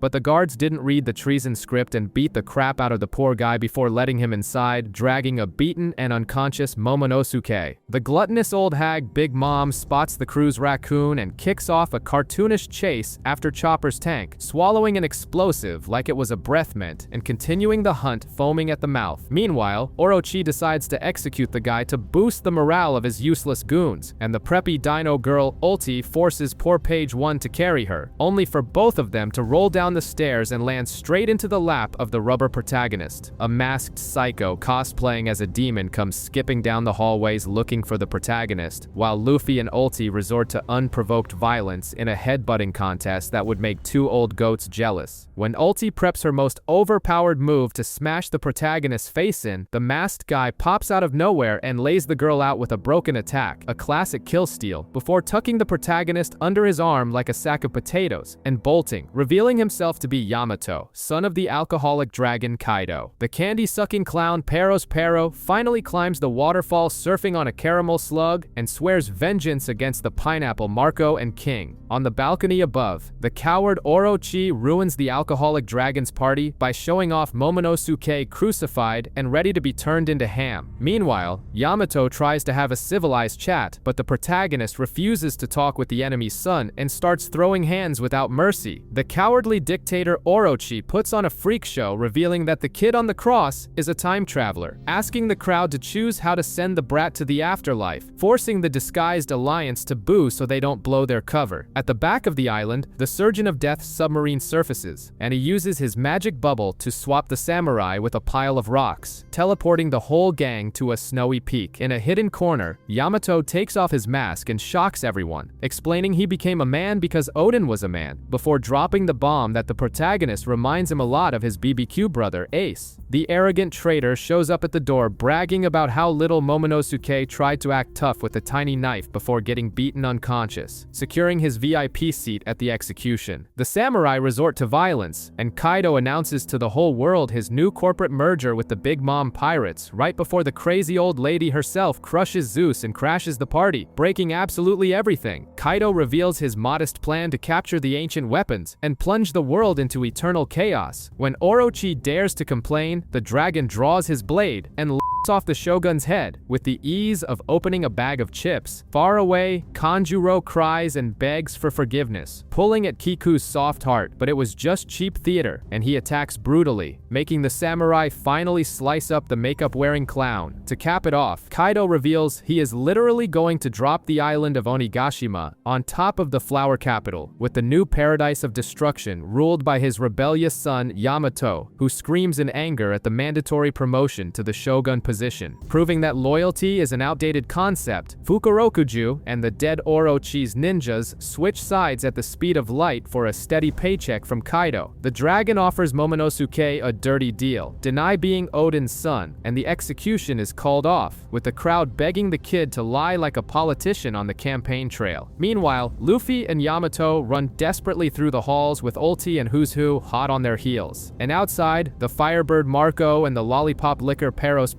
start beating each other up. But on the cross of humiliation, the brat grows a spine and screams his real name with pride. In that exact second, the rubber boy rips off Yamato's handcuffs, resulting in a nuclear explosion, while the samurai tear through the wall like a runaway bulldozer and bury their blades into Kaido's flesh, opening the exact same wound Odin carved in the past. Plummeting like a sack of potatoes, Kaido panics upon realizing the samurai are using advanced armament haki to tear through his thick skin, while Yamato officially resigns from the crew by smashing the Dino Ulti's head with a grotesque club swing midair. The giant old hag finds Luffy, and the two trade punches with the subtlety of two semi-trucks crashing head-on. Trying to play the cheap manipulator, Kaido warns them that pirates always betray their allies, but Kinemon spits on the villain's theory, blindly trusting the rubber kid, who finally declares all-out war against the two emperors. The war explodes on Onigashima, and Big Mom and the giant lizard think it's going to be a walk in the park, but Queen gets a report that the invaders multiplied like roaches and are already in the thousands, with samurai backing Zoro up and even Kid-in-Law playing war. Kaido decides walking on his own 2 feet is too mainstream, turns into a colossal dragon and bursts through the roof, flying straight into the sky. The minks show up thirsty for revenge, and with the full moon shining bright above, Dogstorm and Cat Viper activate their platinum hair gel Sulong mode to beat the crap out of Jack, who still remembers the day a giant elephant sank his ship. Chaos breaks loose, and Shinobu drops from the ceiling like a sack of potatoes to free Momonosuke, but the chains give way and the brat plummets. That is until Sanji dons his tactical Power Ranger suit and steals the show, snatching the kid mid-air before going toe-to-toe with King, who morphs into a pteranodon and impales the cook into a building. Elsewhere, Big Mom throws a geriatric tantrum and unleashes a shockwave that Luffy casually sidesteps, but she catches Nami red-handed with the kidnapped Zeus. Luckily, Frankie and Brook ride out of hell on a motorcycle and run right over the old hag's face, showing zero respect for the elderly. Nami nearly cries tears of joy seeing Frankie and Brook, but the giant numbers find the Brachio tank and shake it like a maraca, turning Usopp and Chopper into a fruit smoothie. Big Mom gets up foaming at the mouth and drops the lore that these brutes are biological failures of punk hazard giants that Kaido bought out of a junkyard. Then, Jinbei tosses the old lady like a sack of potatoes, and Robin sprouts a ramp of hands to to roll her hefty ass right out of the hall. The human bowling ball known as Big Mom goes rolling through the castle and bounces down the stairs, caught in her most humiliating moment by none other than Peros Pero. Inside the castle, Luffy and Zoro think they're gonna gracefully leap to the roof, but King tosses them off the balcony like trash bags. Frankie then steals the spotlight, docking his expensive toys together to form the General Frankie. In a moment of cheap nostalgia, the Straw Hats get flashbacks of the hell they've been through together, and even though they are embarrassingly outnumbered, they group up in the center of the mess, striking a movie poster pose, ready for the real carnage. From up above, the dinosaur in disguise Drake and the magic card Emo Hawkins watch the brawl unfold. Drake is tired of playing the lackey and wants to betray Kaido and Big Mom's monstrous alliance, but Hawkins prefers to stay a useless coward and rejects the offer. Soon after, the feline Who's Who shows up with sweet talk of treason, and Drake, being incredibly naive, agrees to form a criminal country duo. But when it's time to act, the cat flips the script and shoots the reptile in the arm. Queen shows up laughing in his face, revealing they already knew about the dirty traitor. Just as they prep for torture, the dinosaur throws a bomb in the fat guy's face and makes a run for it. Down below, the rubbery protagonist has a nostalgic flashback of when it took the whole crew to put down oars, but now he just wants to show off. He goes into Boundman and beats the giant Goki into the ground solo. The runaway dinosaur parachutes into the middle of the party, slices up another giant named Juki, and desperate for a new job, officially switches sides, throwing himself at the mercy of the Straw Hat crew. The crew remembers the dinosaur spying on their naked bodies at the bathhouse, and our protagonist, with the IQ of a doorknob, accepts the traitor on the spot. However, the green-haired swordsman draws his blades to slice the newbie. Meanwhile, the stretchy captain and the simp cook are bombarded by Apu's noise pollution and have to plug their ears so their eardrums don't pop. The Speedo-wearing cyborg decides to shine by baiting a bizarre giant with the General Frankie. United by a deep hatred for the annoying little toon, Zoro and Drake realize they have a lot in common, team up, and rush in to silence the musician with pure violence. Up top, Queen whips out a massive Gatling gun and fills the samurai with lead, and Drake warns them that those are the playgrounds, proving the fat scientist unleashed another sadistic virus to screw everyone over. Queen's freezing virus turns the battlefield into a horror convention, making the victims grow horns, fangs, and an uncontrollable urge to sink their teeth into their own allies, while Kaido's daughter chases after bratty Momonosuke like a maniac. On the roof of the dome, the bloodthirsty furries massacre Jack, remembering the humiliation of when the mammoth severed their limbs. They drive a weapon deep into the villain's eye and snap his tusk, until Kaido tells his lackey to scram and go heal. At the castle entrance, the obese old lady Big Mom gets up after rolling down the entire staircase, and Marco the Phoenix goes full sicko mode on her. Meanwhile, inside the fortress, Kinemon finally earns his paycheck, slicing Kaido's fireball clean in half and cutting into the big dragon's skin. While Queen unloads his virus fetish, the brat and the ninja plummet right in front of Yamato and run from the Odin-obsessed stalker at the speed of light. At the top, the 9 useless samurai try to tickle Kaido, but the dragon feels nothing and blasts a lightning bolt at their faces. After a flashback showing they were too arrogant to learn their master's two-sword style, they realize they'll have to plagiarize their dead boss to stand a chance. The dragon spews a festival of fireballs, but Kinemon splits the breath in half, and the whole gang leaps in, yelling the legendary attack Paradise Totsuka, tearing into Kaido's belly on the exact same scar Odin left 20 years ago, proving that battlefield plagiarism is the secret to making a god bleed. The moment the swords sink in, Odin's old scars open up like a wallet at the end of the month, and the dragon collapses. My spirit will live on! Odin, two-sword style!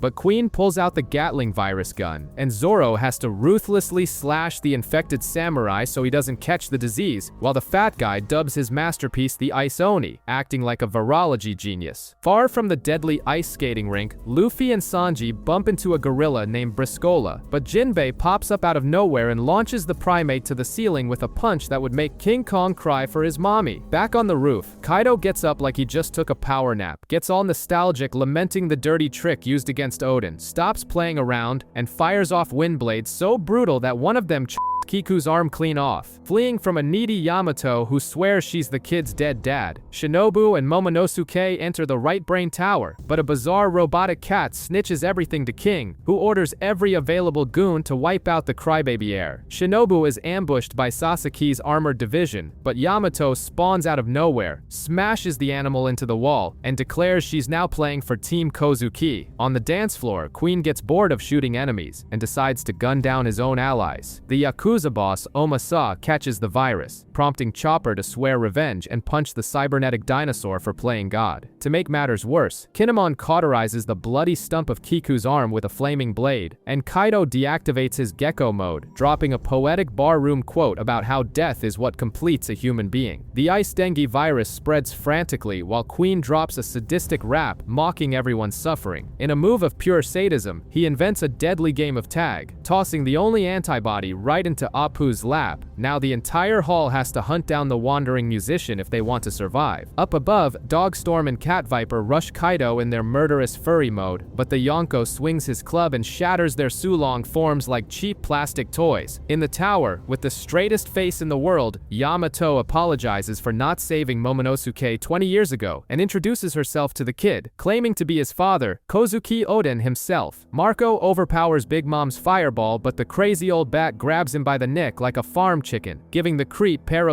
the perfect opening to aim a candy arrow at his face. In the marathon of despair, Apu runs for his life, while Zoro and the newly minted traitor Drake try to snatch the miracle vial from his hand, and Chopper ends up catching the plague, turning into a furry popsicle. Elsewhere, Ulti corners Nami in a bathhouse and headbutts her repeatedly, demanding she declare Kaido the Pirate King. But the Navigator pulls from her memory the times Luffy stomped Arlong's face in and screams that her captain is the one taking the crown. Before the Gecko can crush her, Little Tama rides in on the giant dog Koma Chio, who sinks his teeth into Ulti's head in a glorious canine chomp. Still mourning the suicidal Jaguar Man, the enraged Rabbit Carrot snaps at the sight of Pero's ugly mug and, alongside Wanda, transforms into her Sulong form to tear up the Candy Man's face. Big Mom uses the brawl as a distraction to slip away, forcing the flying pineapple Marco to go after her. The emo dinosaur Page 1 delivers a headbutt to Usopp that would send any normal human to the grave, but the cowardly long nose lands softly on Komachio's back, with the beast tamer Lolitama revealing she caught a bizarre ride to Onigashima. Far away, Yamato continues her Odin cosplay and deletes Frankie's monster opponent, Hacha, with a single blow. She grabs the useless Momonosuke like a sack of potatoes and runs off screaming that the crybaby is the future of Wano, ignoring the fact that he can't even wipe his own nose properly. The emo surgeon Law defeats some background guards, finds a giant magic poneglyph, and has an existential crisis about his dead adoptive father and the damn letter D in his own name. Amidst the chaos, Chopper realizes he's turning into a humanoid popsicle and asks the perverted skeleton Brook to warm his body with a torch, holding off the infection with raw heat. On the floor above, Kaido summons a lightning storm and turns the 9 samurai into minced meat. The roof caves in, causing Kiku's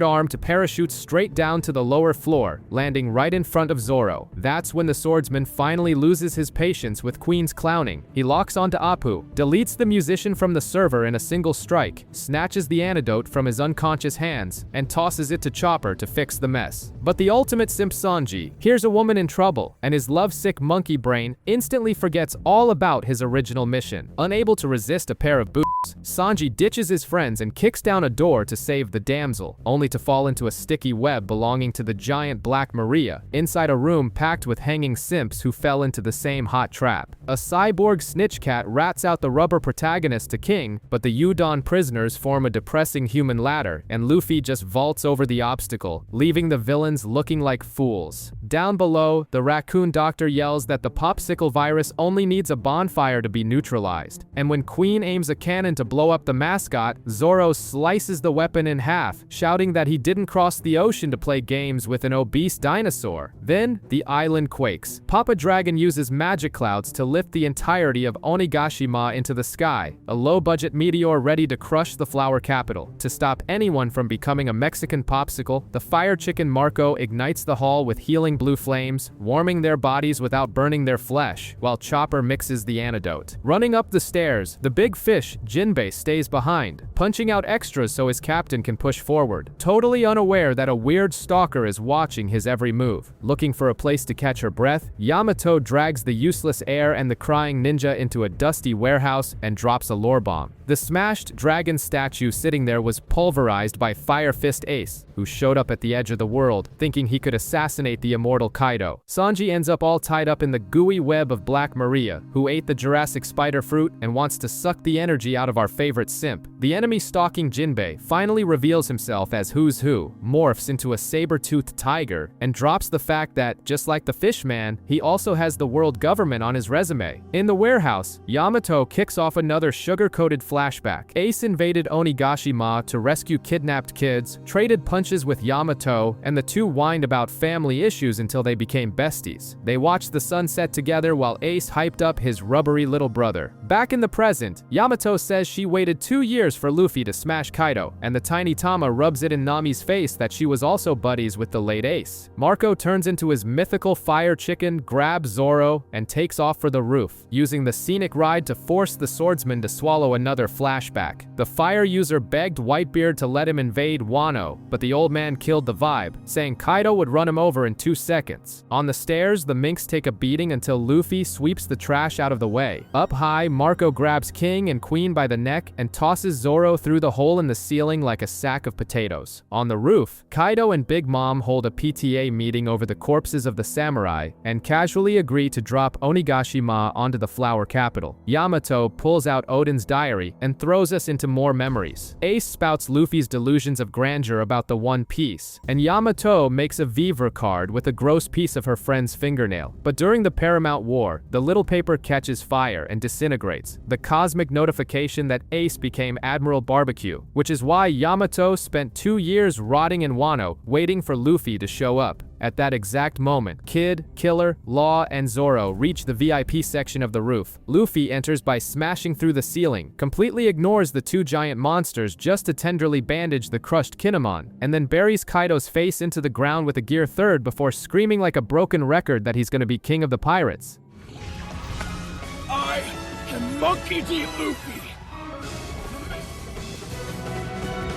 And I'm gonna be king of the pirates. Big Mom laughs, thinking Luffy is a stand-up comedian, but Kaido is shell-shocked to realize the punch actually hurt, a privilege reserved for a few living legends. Law teleports Luffy to save his hide, and in the middle of an apocalyptic battlefield, the 3 idiots start arguing like 5th graders. They propose a moronic game of chicken to see who dodges the fire last, and since they have the most fragile egos on the Grand Line, nobody moves, and they all eat the flames. Far from the beatdown, Sanji remains tangled in the webs, melting over the women. When he finally decides to fight back, his simp brain short-circuits and blocks him from landing any hits on the leader, who uses his submissiveness to interrogate him about Robin's whereabouts. Luffy activates his muscular balloon form, Kid builds a junkyard Megazord, and Law creates a magic room just to surf on rocks because walking is for peasants. The 3 deliver a triple beatdown to Kaido's stomach before forgetting about the enemy entirely to argue over who has the strongest attack. The worst generation wrecks the big lizard again with a piercing punch, a metal crush, and a radioactive stab to the heart, but Big Mom butts in, ordering Zeus to fry the entire slab of roof. However, Rubber doesn't care about electricity, and Luffy shrugs off the shock before unloading a Gatling gun of punches right into the scaly Emperor's snout. After using the Emperor's face as a punching bag, Luffy realizes he forgot to recharge his hockey battery and deflates like a flat tire, forcing Zoro to go into babysitter mode to carry the useless captain in his arms. Kaido wakes up extra pissed, dispatches Kid and Killer with bizarre tornadoes, and swallows the Rubber protagonist in a single gulp. But Zoro channels all his power into Enma, slices through the impenetrable scales, and makes the beast vomit Luffy back up with a roar of pain. Far from the bloodbath, the CP0 suits play board games pretending to be master strategists, whining that their supplier, Doflamingo, went down, and cowardly hoping the pirates just kill each other off. Meanwhile, on the roof, the smoke clears to reveal that Kaido has triggered his dreaded hybrid form. Hours earlier, the bratty Tama caught a VIP ride on the back of the horsewoman Speed, producing dango balls from her own body to tame an army of beasts. Speed pulled off the bluff of the century, convincing the grunts that the sweets were queen supplements, making everyone swallow them and suffer instant brainwashing. In the present, the tamed goons force their former allies to choke down the magic kibble, while Usopp plays sniper, shooting a ball down the throat of a bizarre giraffe named Hamlet. Frankie grinds Sasuke's armored dinosaur form against the walls, but gets tied up by the goons. Fortunately, Nami's squad barges in with Tama's legion of slaves, and the cyborg pulls out a giant shank to slice the dinosaur's belly wide open. The ultimate humiliation hits our resident simp when Black Maria's women play bowling using Sanji's body. Outside, the Rabbit Carrot and Wanda trigger their glowing furry assassin mode against Pero, but the long-tongued psycho covers them both in a mountain of molasses, and Wanda ends up crushed by a lethal Candy Iron Maiden. In the web of despair, Black Maria mashes Sanji's face, demanding he beg for Robin. The cook screams for help into a microphone for the whole island to hear, but just as the spider raises her hand to execute the useless cook, a colossal hand spawns out of thin air and slaps her brutally across the face, marking Robin's ruthless arrival. While Robin beats the living hell out of Black Maria, the creepy skeleton freezes the webs to free the ultimate simp, Sanji. The gossip Bao Fang leaks Yamato's location to the whole floor, so Yamato crushes the cyborg rat, explains that the freak is one of Kaido's voyeur Marys broadcasting everything, and starts dishing out beatdowns to get Momonosuke's mini pervert self out of there. A furious carrot melts Pero's hard candy and shatters his armor, but a cloud blocks the moon. She loses her Sulong form, and the maniac tosses her like trash while mocking her and the late Pedro. On the roof, Kaido shows off his monstrous hybrid form, and Luffy simply takes a nap in the middle of the apocalypse to recharge, while Killer gets batted away like a baseball by the Beasts Club. The pet raccoon, sweating cold and with his stamina circling the drain, spends his last drop of energy mixing the drugs. Meanwhile, Grandpa Yakuza Hyogoro turns on suicide mode against the grunts, warning his subordinates ahead of time to decapitate him the second his demonic transformation is complete. On the roof, Hybrid Kaido spams cutting wind attacks and Big Mom forces Zeus to vomit lightning, but the protagonist finally wakes up from his beauty sleep, recharges his haki, and is ready to take a beating and dish it back to the final boss. Down below, Marco is holding off King and Queen all by himself, but the bootleg Willy Wonka, Pero, comes down the stairs and spots an exhausted Marco. By some miracle of illegal medicine, Chopper synthesizes the cure, but before injecting the others, he decides to taste his own medicine, generating an absurd fever to burn out the infection. Meanwhile, Hyogoro, kneeling with no regrets, begs his subordinates to chop his head off before he devours his allies. Marco's flaming chicken loses its breath when King and Queen sandwich the poor guy against a wall. After swallowing his own drug, the ice breaks off Chopper's skin, and he's cured. 1 second before the blade takes Hyogoro's head, the doctor flies in with a dropkick and squirts the liquid into the old man's mouth. The minks fire a healing bomb cannon that bathes the hall in saving pink dust. The traitorous goons flip sides and form a human shield for their savior. Taking advantage of the opening, Marco grabs Queen's fat neck so Chopper can grow giant and deliver a colossal slap, screaming that he's not a damn raccoon. On the roof, Luffy gets back to brawling with Kaido, and in the treasure room, the 9 red scabbards wake up bandaged and almost get their brains melted when they see the dead Odin welcoming them. Defending Momonosuke from the grunts, the kid cries uselessly and accidentally transforms into a miniature pink dragon, leaving Yamato's jaw on the floor since it's identical to her father's ability. A CP0 suit drops the lore. Vegapunk extracted Kaido's genetic juice to create this fake fruit, but the wasteful government classified it as a failure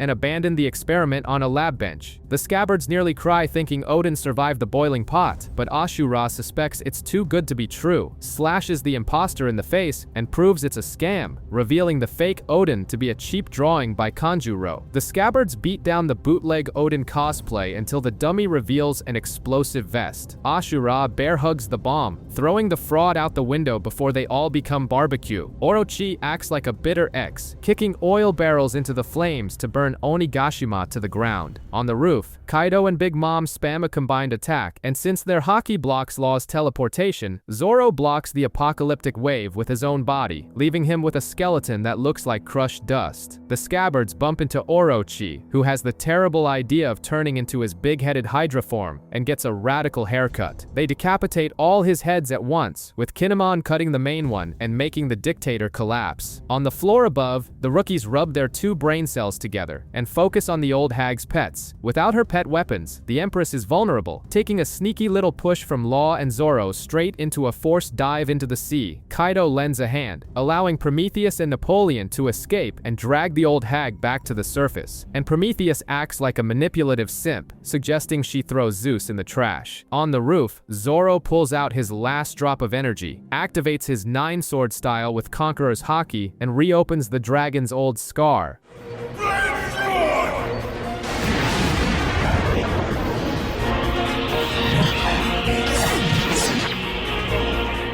But this only pisses Kaido off, who retaliates with a Thunder Bagua, sending the duo straight to the dream world. Big Mom rips off a piece of her own soul and creates a brand new mascot, testing the toy with a lightning bolt straight to Kid and Killer's faces. Nami, Usopp, and Tama flee on the giant dog, and the good boy smashes Page 1 against a wall. On the roof, Luffy finally uses his brain and realizes Kaido coats his attacks with Conqueror's Haki. Without even laying a dirty hand on him, he punches the dragon's stomach with an invisible uppercut that knocks the behemoth flat on his back and tells Law and Zoro to take the elevator down because he's going to solo the boss. Tell everyone else, we're gonna win!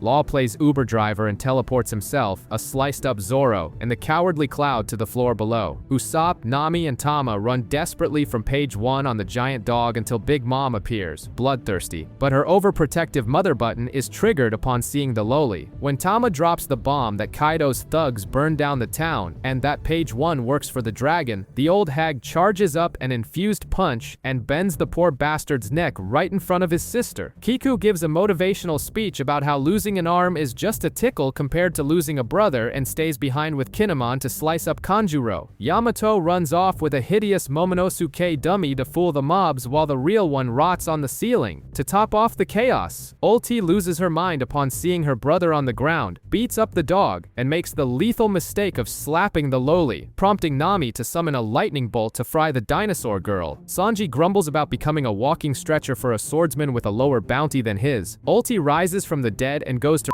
Nami's arm off, but Big Mom fuses the clouds into a laser cannon that pierces the dinosaur's abdomen and drops her to the ground. On the roof, Luffy shouts that he's going to become the Pirate King in a speech that lasts 2 seconds, because Kaido beats the crap out of him and tosses his body off the roof like a bag of trash. Kaido mocks the plummeting protagonist, muttering that he could never be this so-called Joy Boy. Another pirate who couldn't be Joy Boy.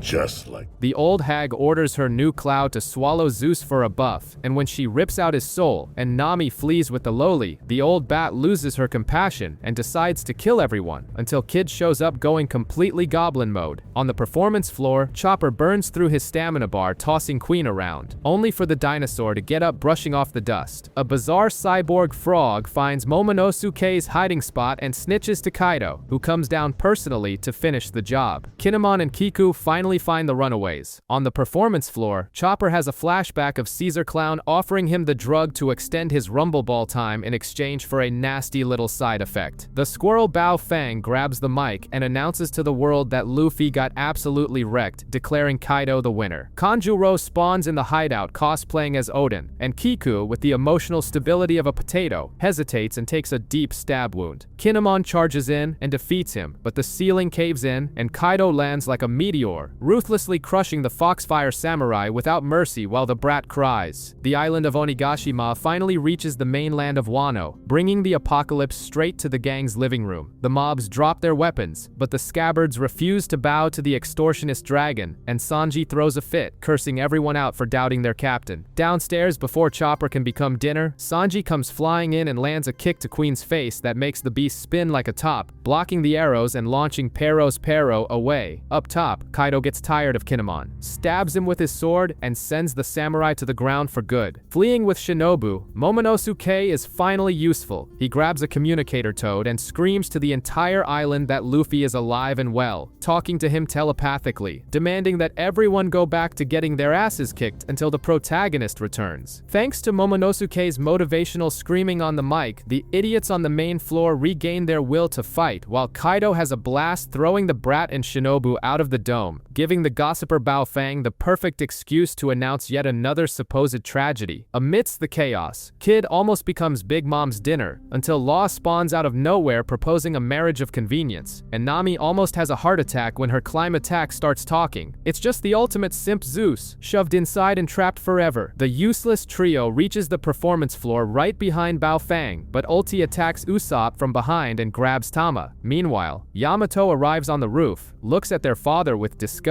and announces they're cutting family ties in the most aggressive way possible. The Heart Pirates find the soaking wet protagonist and begin the humiliating process of pumping dirty water out of the poor guy's stomach, while Shinobu glides with Momonosuke toward Wano. On the performance floor, Usopp, in a miracle of competence, separates Tama from Ulti, clearing the way for Nami to unleash Zeus's discharge, which curves in the air and sends the dinosaur into a deep slumber. A panicking Bao Fang accidentally leaves the mic on and screams to the whole island that Ulti and Page 1 bit the dust, so Tama gets on the transmitter and commands the entire Gifter Zoo to switch sides. Up on the roof, Yamato declares they are going to become a pirate and kick their father out of Wano, and like a true toxic parent, Kaido forbids his kid from leaving the house, kicking off a brutal club-swinging beatdown. Chaos takes over Onigashima as the mob characters betray their allies, proving no loyalty can withstand a good free snack. When Queen tries to blow up Nami, Sanji spawns in and makes the dinosaur shoot inside his own mouth. Sanji couldn't care less about Queen's cybernetic freak show and focuses on Zoro, only to notice that Chopper has turned into a freakish mix of a baby and a washed-up old man thanks to the Rumble Ball. Since Zoro is allergic to using his brain, he demands to be injected with Zoe's miracle drug immediately so he can get back to getting his ass kicked as soon as possible. On the other side, Jinbe trades blows with Who's Who reveals he failed a mission 13 years ago to protect a devil fruit, which was stolen and eaten by a certain annoying rubber boy you know all too well. Nami, Usopp, and Tama's VIP ride continues with the Horse Lady and the brainwashed thugs protecting the trio, while Zeus begs on his non-existent knees to serve Nami again until he gets promoted to official partner. The CP0 suits play the numbers game, but only care about confirming if Who's Who has kicked the bucket. While Law's crew tries to resuscitate Luffy at the bottom of the sea, the masked cat makes the fatal mistake of insulting Luffy, activating the Blue Helmsman's supreme fanboy mode. Having zero patience for a history lesson about the sun god Nika, Jinbe snaps the enemy's fingers like toothpicks and obliterates the villain's face with a single devastating punch, serving notice that whoever pokes around in the past gets a beatdown in the present. On the dome's roof, Kaido insists on shoving the Shogun title onto his rebellious kid, but Yamato prefers to don the mythical dog hybrid form and happily take a beating just to buy time until Luffy returns. Downstairs, Sanji outsmarts the cybernetic lizard, mocking that Frankie would love to steal that cheap technology. Meanwhile, Zoro finally intimidates baby geezer Chopper and the sheep doctor into injecting him with the drugs. Frankie faces Sasaki, who assumes his Triceratops form and spins his frill to fly like a defective helicopter, only to fly backward like a broken toy and take a devastating suplex. At the bottom of the ocean, Law's crew finally wakes up the protagonist, and since his brain is made purely of cholesterol, the very first thing Luffy demands is a colossal piece of meat. Wano's most violent therapy session continues on the roof, with Yamato officially turning down the Shogun job, spitting ice at Daddy Dearest, who replies with a gigantic blast of fire. Frankie targets Sasaki's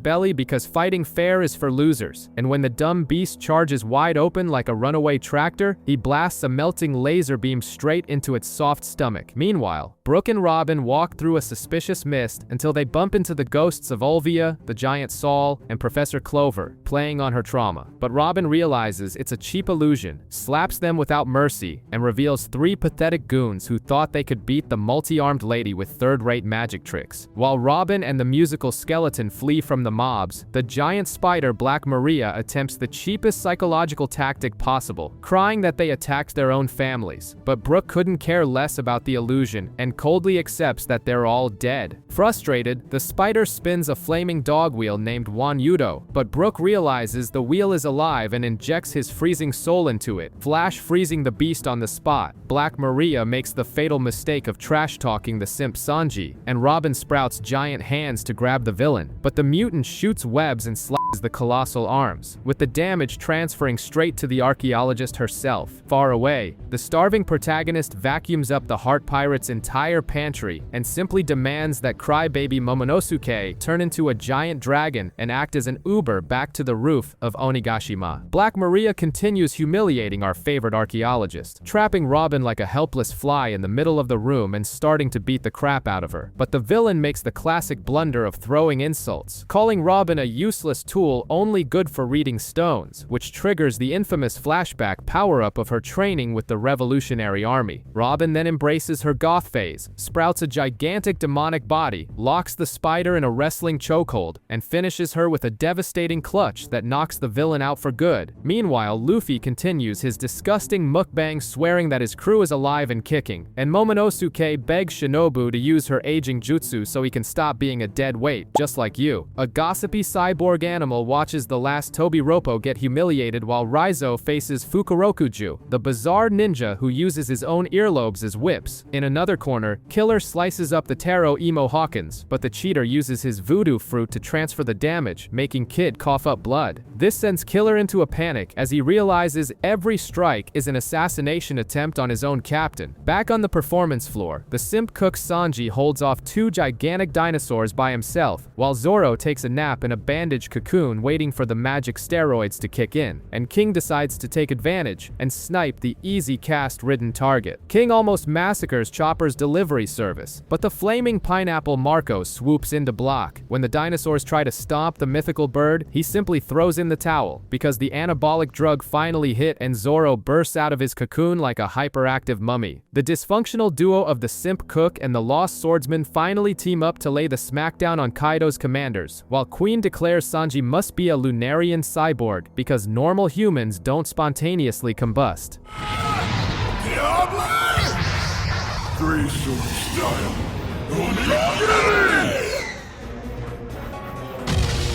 Back at the port, the starving protagonist looks for his scaly ride as two gigantic eyes emerge from the shadows ready to serve as his Uber. The castle has turned into a BBQ, and Frankie finally dismantles Sasaki but runs out of gas and has to be saved by Law's furry crew, while Nami, Usopp, and Tama flee riding speed. Big Mom unleashes her Conqueror's Haki in the distance, knocking out the mobs into a deep sleep. Usopp, master of lies, instantly pretends the divine pressure came from him and recruits the survivors for his own fan club. In the pantry, Dogstorm is getting battered by Jack, but with the moon out, he takes his natural steroids and turns into a glowing furry monster, just like Cat Viper is doing outside. At the port, Law's useless crew almost wets themselves seeing a dragon identical to Kaido, but it's just Momonosuke turned into a 28-year-old grown man, and Luffy decrees it's time to take their country back. Luffy mounts the pink dragon expecting an epic flight, but Momonosuke is dead scared of heights and smashes his own face into the dirt. On the roof, we dive into a tragic past. After seeing Oden turn into boiling soup, Mini Yamato knocked out half the guards with Conqueror's Haki. Kaido, candidate for Father of the Year, locked his kid in a cave with 3 furious samurai and only 1 bento box, expecting the worst. But the samurai named after food ignore their hatred, give the food to the starving kid, break their chains, and start a book club reading Oden's stolen journal, learning all about Roger and the prophecy. After 10 days in the dark, they commit tactical suicide against the Emperor, tossing the weight of the world onto little Yamato's shoulders. Back in the present, Yamato questions why their father stripped everyone's freedom away, only to hear that life isn't an easy questionnaire. Luffy is already losing his last brain cells dealing with the panic attack of the dragon who refuses to fly. On the roof, Yamato deploys a glass shield and magically makes the drunkard Kaido bleed, but the Emperor mocks them, saying Wano's people will never accept the dictator's spawn and that Yamato has no friends, just like you. Tired of the whining, Luffy grabs Momonosuke's whiskers like bicycle handlebars and pulls hard. The lizard cries, takes off completely blind, and tears through the castle roof with his own snout. Yamato prepares their fastest strike. Luffy activates Gear 4th, and the two cave the blue dragon's face in at the exact same time, sending the scaly freak flying like a bag of trash. Kaido emerges in dragon form without a single scratch, proving that balancing is a joke, and demands to know who the pink lizard next to the rubber boy is, hearing Momonosuke scream that he is the rightful heir to this dump. Far away, the clouds cover the full moon and cut off the mink's magical Wi-Fi. Without their glowing forms, Dogstorm and Cat Viper revert to tired stuffed animals getting massacred by Jack and Peros Pero. On the roof, Momonosuke miraculously miraculously dodges fire blasts, remembers all the bullying, and sinks his teeth into Kaido's tough neck. Luffy buries his fist in the Emperor's face to cut off the fire, praising the bite and telling the kid he has no more excuses for being a coward. With the stretchy protagonist screaming from the roof like a hyperactive monkey, the entire alliance gets a motivation buff, and Zoro and Sanji finally decide to put in the work and pummel King and Queen. But Kaido re-emerges and clashes with Luffy mid-air in a colossal explosion that splits the clouds and conveniently reveals the full moon. The moonlight makes Dogstorm and Cat Viper activate their radiant furry Sulong modes. The cat obliterates Peros Pero with an uppercut that shatters his candy arm, and the dog destroys Jack's stomach plate and sends him to Dreamland, hiding in the shadows just like you when guests come over. The immortal parasite Orochi almost has a heart attack as he realizes the walls are closing in. Momonosuke and Yamato fly around with the pathetic mission of pushing the island back into place, realizing Kaido's flame clouds are weakening and that Onigashima, packed with explosives, is going to become a volcanic crater right on top of the flower capital. On the main floor, Zoro clips a spike off King's outfit. The villain, having his mask violated for the first time, throws an absolute tantrum, ships into his hybrid form, and spams flying slashes like a cheap newbie gamer, one of which hits Queen's massive ass. While Queen begs Sanji to put on his special suit, the cook refuses due to daddy issues, and King knocks Zoro clean off the island, but the swordsman activates Clear Lance, kicking off thin air to get back. The useless dragon tries to create his flame clouds but only produces weak smoke, so Yamato ditches the boy and turns into the bomb squad. Far away, the suited carrier pigeon Lucci updates CP0. If the Alliance wins, the bureaucrats will annex Wano as a member state, and he takes the chance to put Nico Robin back at the top of the kidnapping menu. Back to the brawl. Sanji unleashes Diable Jambe, and Queen activates the most cursed move in history, ejecting his own head and tail to become a robotic snake and break every bone in the cook's body. However, he only has one functional brain cell and fires missiles at himself. Sanji gets up like a zombie, hammers his own bones back into place, and when Queen tries to decapitate him, the blade shatters on his bare neck, forcing the hero to finally accept the humiliation of having activated his toxic family's genetic enhancements. Killer keeps getting beat up by the phony mage Hawkins, who has total immunity by transferring any damage to Kid's body via cosmic Bluetooth. Hawkins decides to be the pinnacle of scum and bashes his own head against a wall repeatedly, giving Kid a hellish migraine. When Killer declares his captain will be the Pirate King, the mage suffers an acute attack of envy, but Killer finally uses his brain and locks off Hawkins' left arm. Since Kid had already lost his left arm, the damage redirection glitches out. Killer pulls the straw doll from the bloody stump and destroys it, canceling the boss's premium suffering subscription. Desperate, Hawkins plays with his tarot cards and draws the death card, but Killer instantly decapitates the straw monster and slices up the charlatan with his sonic attack. Ironically, the tower card seals the coffin on the fortune teller's failed career. After taking a hail of bullets completely unscathed, Sanji realizes with horror that he's undergoing the same bizarre mutation as his brothers. Tama tries to flee the massive BBQ but runs straight into Kinemon's lower half running loose because Law had already sliced the samurai. The legs have a mind of their own but can't hear a thing, forcing Nami to pet the leg and draw the alliance symbol on it. To cap off the chaos, the dying Kanjuro spends his last drop of energy to draw the Kazenbo, a massive fire ghost that phases through walls, while the Marys scream over the PA system that the entire dome has turned into a bonfire. Momonosuke struggles to create flame clouds like an intern on his first day, while Yamato rushes to the armory to stop the bombs, except Kanjuro's ghost is also heading there, turning it into a wacky race. Sick of getting battered by Big Mom, Law coats his sword with his ability and shoves the blade right into the old hag's neck, firing an internal shockwave. Kid uses his magnetism to turn the Empress into a giant fridge magnet that attracts pieces of the castle to crush her. For the first time, she takes real damage, but she gets up foaming at the mouth, sucks the lifespans out of the useless soldiers around her, and sacrifices a year of her own life to turn into a colossal freak that makes the castle look like a dollhouse. Appu continues begging for an alliance, swearing Kaido has never been more vulnerable, and Drake responds in the most diplomatic way possible by beating the crap out of him. Sanji runs away from Queen, not out of fear, but freaking out over his mutation, until he concludes that the future Pirate King doesn't need a soulless killing machine, and destroys the Germa superhero can. He whips out a transponder snail and calls his favorite rival, asking him to finish the job if he loses his humanity after the war. Zoro accepts the assassination contract with a sadistic smile, and with a clear mind, Sanji moves so fast he turns invisible, dropping a flaming kick straight to Queen's dome.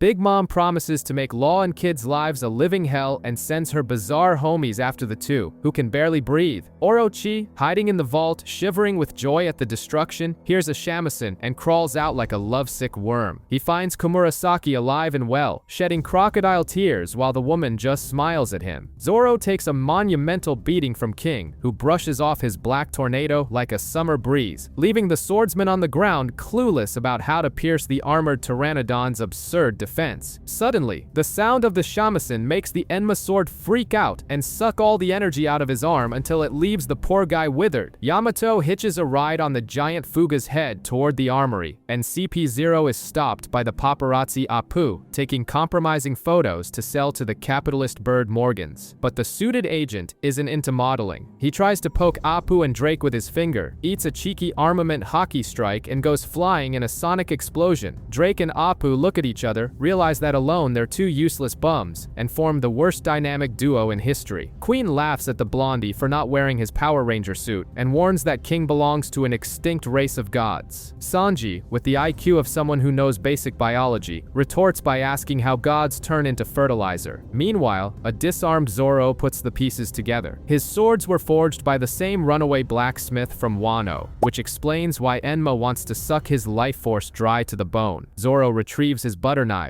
but Enma decides it's snack time and sucks his arm until it looks like a shriveled passion fruit. In the middle of the massacre, he gets a flashback of the weird old man looking at the sea in his village, realizing it was Shimotsuki Kozaburo, the legendary blacksmith who crafted the two swords and named his village in the East Blue. In the past, the old man gave two dull swords to Mini Zoro after yet another beating from Kuina, casually dropping that cursed swords are only called that because weaklings are scared of them. Zoro remembers Kuina crying about not being able to be the world's best, and understands that Enma isn't acting out of spite, it just demands a user who can handle the heat. So instead of rationing his energy like you do with your busted phone battery, he says fuck it, unleashes all his haki at once, tames the greedy sword, and unleashes Conqueror's haki that knocks Kaido's mobs flat on their faces.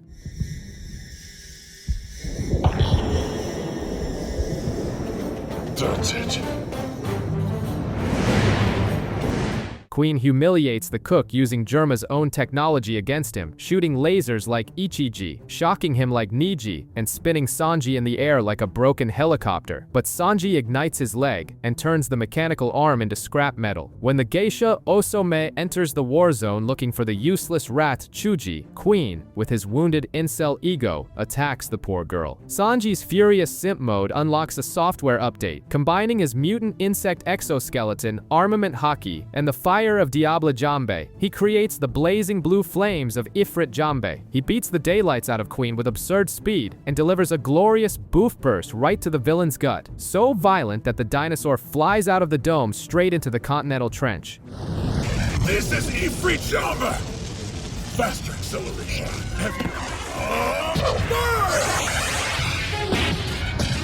Sanji hands the smelly rat over to the girl and passes out wrecked on the floor. King warns that as long as Kaido the Drunken Dragon is breathing, no promises will be kept. Zoro unleashes an attack coated in Conqueror's haki that makes the flying emo bleed and tears his BDSM mask, revealing black wings, white hair, and brown skin. So King roasts his gossiping subordinates alive to teach them the value of silence through a barbecue. Zoro solves the video game puzzle. When the fire on King's back goes out, he gets super fast, but his defense turns to paper. King summons his family-sized ultimate magma attack, but Zoro activates zero fucks given mode, cuts through the volcanic flames like backyard weeds, and lands the King of Hell, Three-Sword Serpent, 103 Mercies Dragon Damnation. This snaps King's sword in half and rips off his wing in a shockwave that shakes the entire island, while the Lunarian passes out apologizing to his idolized captain. Mosshead passes out like a sack of potatoes after wiping the Lunarian off the map, leaving leaving CP0 sweating bullets as they realize only the gluttonous old hag and the big lizard are left in the Straw Hat's way. Usopp finds Kinemon and Kiku, acting like they're in a soap opera begging for an honorable death, and chews them out, telling them to cling to life even if they have snot running down their faces. Miraculously, Izo shows up to hold off the goons while the trio escapes riding a pathetic centaur. Raizo and Fukurokuju star in the dumbest ninja battle in history, deadlocked in a paralysis jutsu, and on the roof, Luffy punches the dragon with a rock gun in a blow so absurd that both collapse from exhaustion. But the two psychopaths get up laughing like idiots because beating and getting beaten is their ultimate fetish. While Momonosuke is having a panic attack pushing the damn island, the clueless peasants get wasted and release glowing lanterns, and even little Toko sends up a wish to see her dead dad. On the roof, Kaido pulls out a barrel of booze right in the middle of the war, enters his crying drunk phase, mourning the ruined party like a middle-aged divorcee, smashes the rubber guy's face into the concrete, and turns into a giant dragon just to whine that his castle took 5 years to build and is already half destroyed, until he takes such a violent rubber kick to the stomach that he spits blood. The decrepit five elders grumble that their year is absolute trash and demand that CP0 kidnap Robin once and for all. And out in Wano's waters, the Navy thinks they have the upper hand until a giant continent-sized elephant shows up behind them to ruin everyone's day. The two idiot ninjas remain deadlocked in their paralysis jutsu, preferring to turn to charcoal rather than admit defeat. Jinbei plays traffic cop helping extras flee the rubble, and Chopper remembers that Zoro's magic steroid is gonna exact a toll with double the pain. Mosshead bleeds like a stuck pig in a spiritual wasteland, so screwed that the Grim Reaper himself shows up with a scythe to harvest his soul. Izo is already a human sieve, but stumbles upon CP0, and when the assassins suggest pretending they didn't see each other, he apparently gets a death wish and tells them to stop. Meanwhile, Yamato freezes the armory, but gets engulfed in flames, screaming like a turkey in the oven. Big Mom keeps throwing lightning at everyone like a spoiled brat and tries to hitch a ride on the clouds to the roof, but Law shoves his extended sword into her guts, and Kid runs over the old hag's face with a giant scrap metal bull, swearing they'll eat dirt before letting this fat witch reach the roof. Kid sees the light at the end of the tunnel, having flashbacks until Law screams in his ear to wake him up. The gluttonous old hag gets up with her arm shattered, but shoves souls into her own bones to heal herself instantly, because biology doesn't apply to her, and unleashes an absurd haki. Out of patience, Law drops a whole building on the witch's head, drives his sword through her, and extends the blade until it pierces the island and plunges into the planet's magma, opening a colossal hole. The old roach refuses to die and grabs the edge, so Law gives the green light and Kid fires a monstrous electromagnetic cannon right in the Empress's face, yet she stubbornly refuses to go down. Big Mom busts out Soul Pocus to suck 50 years of life from Kid and Law, but since no one there is scared of an old lady, the attack fails miserably. Law then creates an Re-Room and activates silence in honor of Corazon, muting the old hag so nobody is forced to listen to her whining, while Kid fires an even thicker, juicier beam that finally flushes the Empress down the drain. Plummeting down, she looks at the Flower Capital's festival, cries over her own failures, and curses Roger for creating this generation of brats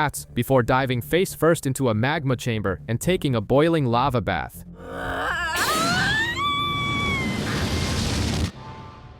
Frankie stretches his cybernetic arm and fishes Zoro out of the abyss before the swordsman turns to paste on the ground. In the basement, Izo blocks CP0 and takes a fatal finger pistol to the chest, but doesn't go down alone, unloading his pistol into Maha's face for a beautiful double kill. Komurasaki stabs Orochi with a C Prism Stone nail, leaving him powerless, plays the guy's favorite tune on her shamisen, and drops the bombshell that she is Odin's daughter. Up on the roof, Luffy shifts into Gear 4th Snake Man and starts pummeling the dragon's face with such absurd speed that the lizard can barely predict his own humiliation. Jinbei appears out of nowhere, literally throws cold water on the situation using Fishman Karate to put out the fire, and rescues Raizo like a sack of potatoes. Up top, Kaido transforms into his giant dragon form, swallows the protagonist whole, and spits him out mid-air like flavorless gum, then barfs out a colossal blast breath. In the final clash, that meddler Guernica sprouts from the ground and restrains Luffy's arms, and and Kaido's club smashes the defenseless kid's face. But the worst part is the look of sheer horror on Kaido's face as he realizes he won because an extra ruined his fun. Luffy deflates like a sad party balloon, loses Gear 4th, and collapses in defeat, and Kaido takes his frustration out by smashing poor Guernica into the ground. In dragon form, he descends to the main floor and announces that the kid has kicked the bucket, demanding unconditional surrender and promising to turn all the citizens of Wano into unpaid slave labor interns. But back on the roof, the protagonist's useless corpse jumpstarts its engine. His heart starts beating in a bizarre rhythm, and his body begins to melt, while Zunisha smiles, announcing that the drums of liberation are playing. The kid stops playing dead and completes his awakening, turning into a walking cartoon, while the geezers in Marie Joie sweat bullets, confessing they spent 800 years being juked by a fruit that was actually the mythical Zoan of the sun god Nika.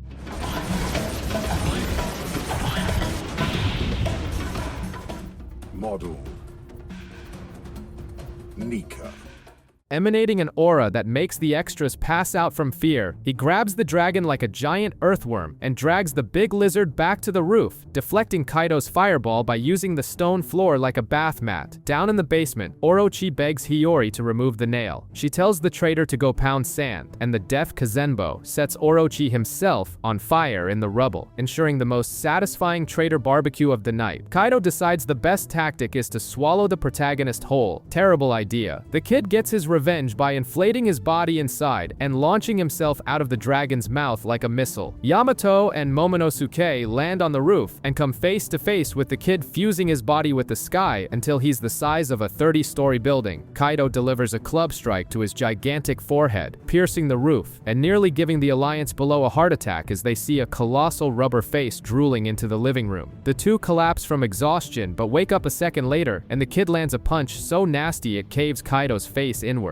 Kaido whines that all his officers got wiped out and his castle has turned into a flaming pile of garbage, while Luffy ignores the existential crisis and starts grabbing lightning bolts with his bare hands. Down below, the alliance is about to turn into charcoal in an out-of-control inferno until Raizo opens a magic scroll that barfs out an entire ocean, and Jinbe controls the indoor tsunami to put out the fire and give the filthy crowd a bath. Outside, Yamato pressures Momonosuke to create flame clouds immediately because Kaido's clouds are crumbling, and the island is going to drop from the sky and squash the capital into a pancake of dirt and blood. The cowardly little dragon cries and fails to produce a single drop of magic smoke, and the giant island begins to plummet from the sky like a meteor of garbage and despair. Upstairs, the protagonist surfs on lightning bolts hammering Kaido, but the Emperor goes into turbo mode, beats the crap out of the kid, and even drops some life coach talk, saying magic fruits are useless and hockey is all that matters. Inside the Skull Dome, the allies realize that if the kid knocks out Kaido, the island falls and crushes them to death, but they decide the sacrifice is worth it and cheer anyway. So Luffy inflates a fist the size of the island itself and tells the pink dragon to move the landmass out of the way. Momonosuke is tasked with pushing an entire island and obviously cries like a baby. In the sky, Kaido covers himself in flames to avoid the beatdown, and Luffy uses Ryuo to inflate a colossal fist, prepping a long-range punch without even needing to touch the flaming lizard. Down below, the extras pray for victory, while in the capital, the citizens write wishes on floating lanterns. Thanks to a depressing flashback of peasants eating defective smile fruits, Momonosuke finally grows a pair and pushes the damn island. Meanwhile, Orochi readies his bootleg Hydra to kill Hiyori, but Denjiro pops out of nowhere and chops off that piece of trash's last head, sending the tyrant to the grave once and for all. We find out Kaido grew up in the aptly named Vodka Kingdom, and his own king sold the juiced-up kid to the Marines just to get a seat at the reverie. But Kaido turned the warships into a free all-you-can-eat buffet, getting captured on purpose dozens of times just to eat everything and escape. Recruited by Whitebeard into the Rocks Pirates, who get clapped by Garp in God Valley, he forms his furry gang, allies with the Kurazumi scum, and decides to turn Wano into his own private amusement park. In the climax, Kaido asks what kind of world the hero wants to create, and Luffy, with the philosophical depth of a puddle, yells that he wants a world where his friends can stuff their bellies. He crushes the fire shield and buries a Rio punch into Kaido's skull, sending the unconscious freak into the abyss as both Luffy and Momonosuke pass out from exhaustion.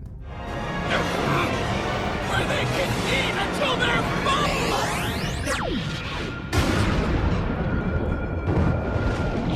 Onigashima lands smoothly near the capital, and Cat Viper yells that the prophecy has been fulfilled, while Momonosuke tells Zunisha that Wano's borders will remain tightly locked because he wants to play the country's private bouncer. In the capital, the masked blacksmith reveals to Toko that Yasui also swallowed a defective smile fruit on purpose, just to make sure his daughter wouldn't be the only one laughing like a maniac. Toko alters the message on her floating lantern in a moment of pure, tear-jerking manipulation. The remnants of the Animal Kingdom pirates try to restart the fight, but Yamato threatens to bring the hammer down on everyone. Deep underground, Kaido's body falls into the exact same magma pool where Big Mom was already enjoying her forced geological spa day, and the romantic impact of these two monsters triggers a monstrous volcanic eruption, while Momonosuke and the Red Scabbards march back to announce the country has a new boss. In the Flower Capital, Denjiro grabs an imaginary mic and announces the return of the supposedly dead samurai. Momonosuke, finally in human form, delivers his victory speech, declaring that the plagues of Kaido and the Kurazumi have been dispatched to hell, promising to end slave labor just like his perfect daddy. In a sad flashback, poor Tama was starving, selling failed hats with her giant dog. In the present, she has the absolutely normal idea of asking the centaur lady Speed if she wants to be her new mom, and the equine freak accepts crying buckets. In the Skull Dome, Yamato introduces himself as the son of the dictator they just murdered, and immediately asks for a spot on the crew with his resume in hand. In Marijois, the 5 old geezers nearly have a heart attack finding out that 2 emperors bit the dust, and the rubber kid turned into a literal god, but their transponder snail gets hacked just like Wi-Fi. Since Momonosuke decided to act mysterious and not reveal the name, the people of Wano start worshipping Luffy as Joy Boy, comparing him to the sword god Ryuma. In a depressing corner, Drake and Hawkins have a little loser chat before Hawkins kicks the bucket, and just when the chaos seemed to be over, Admiral Ryokugyu marches toward Wano like an angry houseplant. Robin finds the poneglyph and bumps into Tengu, who takes off his mask and reveals he's Sukiyaki, Odin's dad. He escaped prison and decided it was chill to stay in hiding doing cosplay while the country burned, casually confirming that Pluton is buried right there. Luffy, Law, and Kid's bounties lock in at 3 billion. The protagonist is crowned emperor alongside Buggy the Clown, and Kid foams at the mouth trying to murder Luffy in the middle of the party. In the Udon prison, Ryokugyu shoves vines into King and Queen, sucking them dry until they're dehydrated. Shanks pulls up to Wano's border having flashbacks to when he stole the rubber fruit, but decides to skip the reunion and announces they are finally going to claim the One Piece. At Navy HQ, Sakazuki almost has an aneurysm discussing how Sabo invaded Marijois and is now trending as the Flame Emperor. Back in Wano, Ryokugyu activates his bizarre fruit, turns into a giant wooden golem, and beats the samurai mercilessly, tying Yamato and Momonosuke up in a bunch of thick branches. Sukiyaki drags Robin and Law into the underwater basement and shows them the civilization drowned 800 years ago because of the giant walls, warning that Pluton is even deeper and the only way to get it out is by imploding the borders. Outside, remembering Luffy, the Dragon Kid finally learns how to use his lungs and spits a colossal blast breath that incinerates the golem on the spot. Just as the plant man is about to retaliate, Shanks sends an absurd wave of Conqueror's Haki via Wi-Fi from the ocean, and Ryokugyu sweats bullets, tucks his tail between his legs, and retreats like a coward. Kinemon and Kiku try to rehydrate Raizo and Shinobu, who look like 2 raisins left out in the sun after Ryokugyu's attack, while Sukiyaki takes off his mask and confesses to Momonosuke and Hiyori that he spent years playing dead, running from his family responsibilities while the country burned. The Minx Dogstorm and Cat Viper shove the Mokomo Dukedom crown into Carrot's lap, using the weight of dead Pedro's will to force the poor girl to carry a whole nation on her back. Far away, Robin drops the gossip that the ancient weapon Pluton is buried in the backyard, but Luffy couldn't care less. At the port, Kid kills the mood by throwing a poster in the rubber protagonist's face. The failed clown Buggy fell upward, became an emperor, and founded Cross Guild with Mihawk and Crocodile. Luffy and the Scabbards take a tourist trip to the ruins of Curry Castle to honor Odin, while Zoro decides the best way to honor the dead is by getting wasted in the cemetery, promising to master his life force-sucking sword just like its former owner. Frankie asks the carpenter to give the Sunny a tune-up, only to find the ship is more polished than the cyborg's bald head. head. Sanji tries to empty his stash of overpriced noodles, and Luffy takes the chance to stuff his face with sweet red bean soup at Suru's tea house. In the end, the whole crew rots at the port waiting for the real divas of the island, Momonosuke and Kinemon. Wano prospers without the dragon dictator destroying everything, and the people watch a super exaggerated play about the Onigashima raid. Yamato announces he's not joining the ship because he'd rather go backpacking and copy his idol Odin's hobo routine. Momonosuke loses his mind, feeling betrayed that the stretchy guy is leaving without so much as a goodbye kiss. At the port, Luffy, Law, and Kid trade affectionate insults before parting ways, and Momonosuke comes running, crying like a weaned calf. To shut the kid up, Luffy hands him a pirate flag, calls the Shogun his little brother, and promises to come back for the trio of crybabies. Kid calls Luffy and Law cowards, and the two idiots with fragile masculinity fall for the most pathetic bait in the world, driving their ship straight into the abyss. Nami celebrates Luffy's promotion to Emperor by beating the crap out of him and locking the poor bastard in a metal cage for driving the ship off the waterfall. Robin reads out the bounties from the newspaper, and Sanji joins the Billion Berry Club, but throws a massive tantrum upon discovering he even lost to his arch-nemesis, Zoro, who rubs his 1,111,000,000 in the cook's face, calling him a useless fourth-plasser. Far away, Crocodile and Mihawk crash Buggy's base to collect debts. A bizarre poster made the Navy declare the clown the mastermind genius behind the two, so he becomes a human shield and presents his actual bosses as mere executives of Cross Guild. Marco catches an aerial Uber with Shanks's crew and dips out of Wano. On Amazon Lily, the Navy invades the women's paradise, and Kobe unleashes the Seraphim, lab freaks that look like miniature versions of Hancock and Mihawk. Amidst the chaos, the chubby Lord of Darkness shows up thirsty for Hancock's fruit. The Empress flips her hair and turns goons and marines into stiff stone statues, but Blackbeard grabs her by the throat, neutralizing her powers. She warns him, if he snaps her swan-like neck, his crew stays petrified forever. Old Man Rayleigh steps in radiating ultimate sugar daddy energy, unleashes his conqueror's hockey, and forces everyone to get the hell out of Amazon Lily. Except Kobe gets taken as a bonus hostage by the chubby guy. To cap it off, Luffy sits on the deck and reveals his true ultimate dream. Something so ridiculous that it makes becoming Pirate King look like an intern's goal, and the crew reacts like the floating asylum they are. The Navy wiretaps Sabo's call, but before the expose of the Millennium drops, the old guard cuts the communications. In a dark room, the supreme figure Imu marks an X on the map, and the sky over Lulusia turns into an apocalyptic laser show, disintegrating the entire island, the citizens, and Sabo's connection, leaving nothing but a hole in the ocean. Days later, the Straw Hats run into a gigantic pillar of water, which Zoro slices in half because basic physics doesn't exist for swordsmen. When the water settles, a colossal drooling shark glows from the depths, ready to turn the Sunny into its free lunch. Jinba takes the helm and pulls off absurd maneuvers to keep the crew off the shark's menu, diving down with Luffy, Chopper, and the newly rescued girl, while a colossal robot emerges and beats the crap out of the monster. On the beach, the girl has mysteriously aged up into an adult and introduces herself as Jewelry Bonnie, warning them that they've landed on Egghead, the residence of the mad genius, Vegapunk. On the Sunny, a girl steps out of the robot and claims to be none other than the world-famous scientist, Dr. Vegapunk. The eye-patch-wearing woman introduces herself as Lilith, the evil version of Vegapunk, and tries to mug the Sunny, but the good Vegapunk, Shaka, orders her to bring the pirates in as guests. Meanwhile, Luffy's group explores Egghead with Bonnie, who threatens to kill the scientist for turning her dad into a toaster. Then the giant cyborg Atlas pops up, showing off a machine that barfs out ready-made food, revealing mid-digestion that she is also Vegapunk himself. In the New World, CP0 discusses their mission to return a Kuma clone to Egghead and, as a bonus, assassinate Vegapunk and all 6 of his copies. Back on the island, Luffy's radar goes off when he senses Akuma in a ridiculous uniform scanning the crew to pump them full of lead. When the kid jumps in to beat it down, Bonnie kicks him in the head, crying that the big guy is her actual dad. The cyborg doesn't care about family drama and fires a laser right at his own daughter's face, but Luffy saves her, warning that this thing is just a soulless pacifista. Across the ocean, Blackbeard pops up to ruin Law's day. With the submarine sinking, Law realizes that he and his crew have been turned into waifus by one of Doc Q's humiliating diseases, and he boils with rage, expanding his haki to cancel out the infection. Blackbeard arrives riding a flying horse, announcing he came to steal the poneglyph rubbings, and the tattooed emo accepts the challenge. Law slices the horse in half and shoves his extended sword into Blackbeard's chest, frying his organs. But the villain spits blood, refuses to retreat out of a pure fetish for taking damage, and charges in, ready to swallow Law into his vortex of darkness. Hunted by a merciless robot, Bonnie uses her powers to turn herself and Jinbei into children, while Luffy and Chopper turn into decrepit old men, and the daycare meets nursing home disguise makes the pacifista lose interest. Jinbei lists Kuma's resume: Tyrant King, wanted pirate, revolutionary officer, arrested by the Navy, and Vegapunk's guinea pig in exchange for the warlord title. Bonnie flips out, denying her father was a dictator. To wrap things up, Shaka calls Dragon just to casually drop the bomb that he's about to kick the bucket. Sanji's group falls into Lilith's trap and has to deal with Jinbei's mini-clone, S-Shark, who shoots lasers from his hands and swims through solid floors, while Sanji, Robin, and the useless Usopp deal 0 damage. In the control room, the Vegapunk satellites activate York, the copy focused on Gluttony, who scarfs down a banquet, drops a barrel of crap in the toilet, and passes out in bed. Shaka puts a stop to it and reveals to the survivors that this futuristic island is actually a relic of the past. Shaka lore dumps about a super advanced ancient kingdom that got cancelled by the world government's 20 nations, who erased 100 years of history by banning the study of the Void Century. He connects this censorship to the O'Hara genocide, recounting how the island's old nerds sacrificed their lives by chucking books into a lake to save the historical gossip, while Olvia begged Robin to run. Hearing that their sacrifice saved the library turns on the waterworks, and Robin cries in front of everyone. Away from the drama, Luffy and Chopper rummage through the junkyard and find a bizarre old guy wedged halfway into the gears of a giant robot. Luffy yanks the old man out like he's unclogging a pipe, and Bonnie recognizes the geezer as the real original Dr. Vegapunk, who decides to teach our stretchy protagonist how to use magnetic boots to float in midair. Shaka continues his endless monologue, revealing that deadbeat Dad Dragon warned Vegapunk that some giants took the banned O'Hara books to Elbaf, where the scientists discovered that the giant leader was the very same Saul who saved Robin. In the junkyard, the original Vegapunk confesses he ate the brain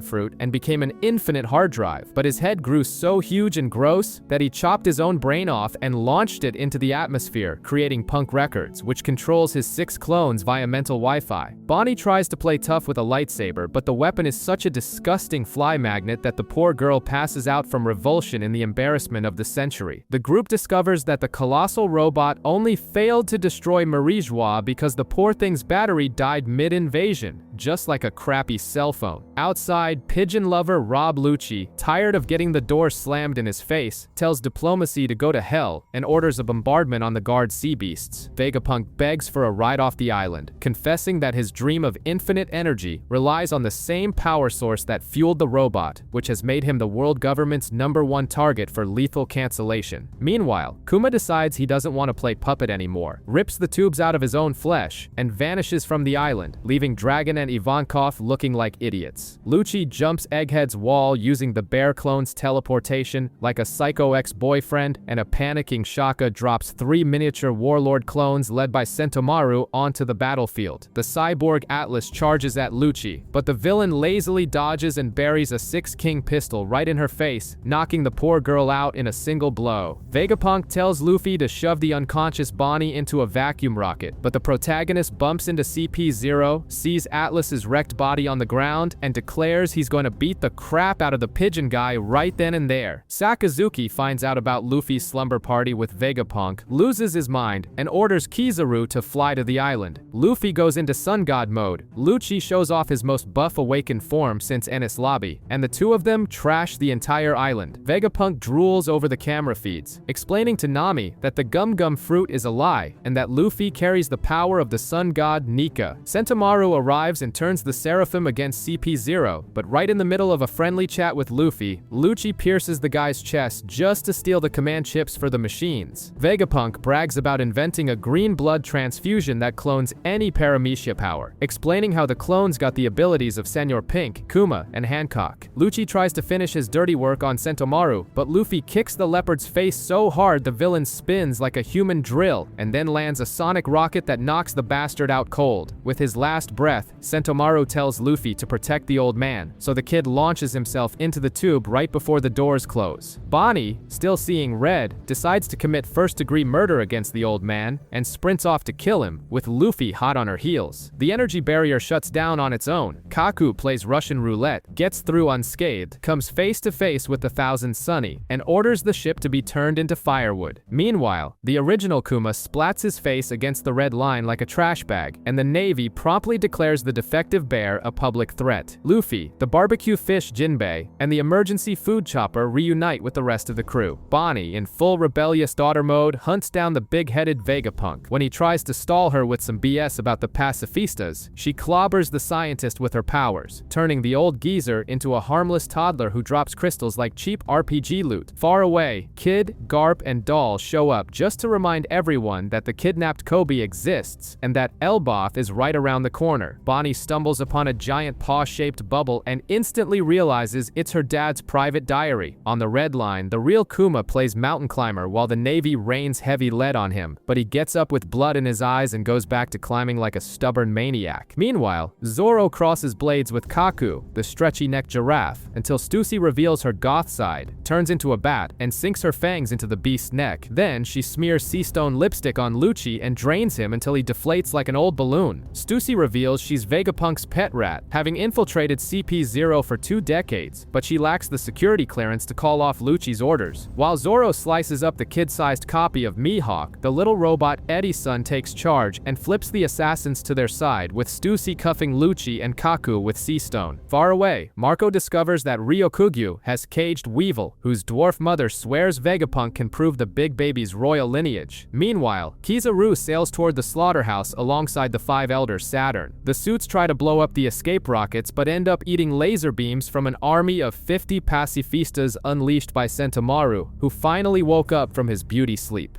Upstairs, Bonnie reaches into the glowing paw and finds a toddler version of Kuma crying in an empty field, just like you do when your internet goes down. In the sky, the gossipy bird Morgans prepares the biggest fake news of the century, blaming Luffy for everything. But Vivi, hiding in the ship next to Wapol, completely shuts the journalist down on the spot. Bonnie watches in horror a flashback where little Kuma is being beaten by a mob like a human piñata, and she decides to dig deeper into this bizarre history. Nami's group finds their sector turned into an ashtray and trips over Pythagoras' decapitated body, only for the robot's head to cheerfully walk by on its own little legs. Then, York bumps into S-Snake and gets hit by a love beam, turning her into a useless garden statue. S-Snake kicks York to the curb while Shaka's group takes heat from S-Bear and S-Hawk, making the Apple helmet realize that one of the satellites has betrayed them all. Zoro and Luffy charge at the machines but get confused when they see the real targets are Lucci and Kaku. Amidst the brawl, we discover the original Vegapunk locked in a giant test tube, along with several kidnapped Cypherpol agents. He realizes the government wants to wipe out his existence because of his poneglyph fetish, while Sentomaru warns them that the Navy is coming to turn the island into the next Ohara-style barbecue. Zoro remembers that S-Hawk's powers came from good old Mr. One of Baroque Works. As S-Bear inflates a massive Ursa shock bubble ready to nuke the whole room, Shaka and the rubber captain give up on the torture and unchain Lucci and Kaku so they can help smash the Seraphim's faces in. In Elbaf, Shanks leaves the bar and sets sail with the colossal Dory and Broggy, giving the hot-headed Eustace Kid a very simple ultimatum: hand over the road poneglyphs on a silver platter or lose your other arm. But Kid's brain runs purely on hatred and stupidity, so he smiles like a suicidal maniac and accepts the challenge. Zoro and Shaka burn their brain cells until they remember the Seraphim have Lunarian DNA, and their defense turns to paper the second the fire on their backs goes out, while Sanji descends from the skies, possessed by pure simp instinct to kick S-Shark before he turns Nami into fish food. Shaka goes down to the basement and finds the old Vegapunk rotting away, but right before he can free him, a mystery shooter blows his brains out, scattering gray matter all over the floor. Kizaru's fleet tears through the sea, bringing the decrepit old geezer Saturn, and Sentomaru panics, telling everyone to get the hell off the island. We find out the government got an anonymous tip about Vegapunk snooping into the Void Century, lost several Cypher repel ships in a black hole, and ordered the scientists dead. Down in the basement, Shaka's killer takes off the mask. It's York, the lazy clone who decided to kill everyone just to earn a celestial dragon badge. Rewinding the tape, the traitor York orchestrated the whole chaotic mess, ordering the Seraphim to wipe out everyone except herself and the original. She even asked S-Snake to petrify her for a few minutes just to play the victim. Out at sea, Kid gathers a pile of magnetic scrap and readies a massive cannon. But Shanks sees the future, unleashes a brutal divine departure, and completely engulfs the kid, while Dory and Broggy sink the Victoria Punk for good. The umbrella-wielding goth Perona breaks into Blackbeard's prison on Fullalead, steals the keys, and frees Kobe in exchange for freeing that deflated balloon, Moria. Kobe, carrying a 500 million berry bounty from the Cross Guild on his head, becomes the main course for the hunters. However, a sword invasion featuring insane clay golems and Kujaku moving entire buildings crashes the party. The bloodthirsty hunters corner Kobe, but their guns shoot a bouquet of flowers thanks to Vegapunk's botanical ammo. Garp launches his ship into the sky powered by pure rage, plummets from the clouds with a colossal galaxy impact, and wipes the town off the map. Then, Kuzan appears out of nowhere and turns Hibari into an ice sculpture with zero remorse. In a flashback, Kuzan gets wasted at a bar with Blackbeard, freezes everyone when Lafitte suggests stealing his fruit, and ends up accepting the pirate payroll. In the present, Garp refuses to accept that his former student became a crook and throws hands, shattering the ice and burying the traitor's face into the ground. Meanwhile, on Winter Island, Beppo swallows one of Chopper's pills, activates his Sulong form, and flees with Law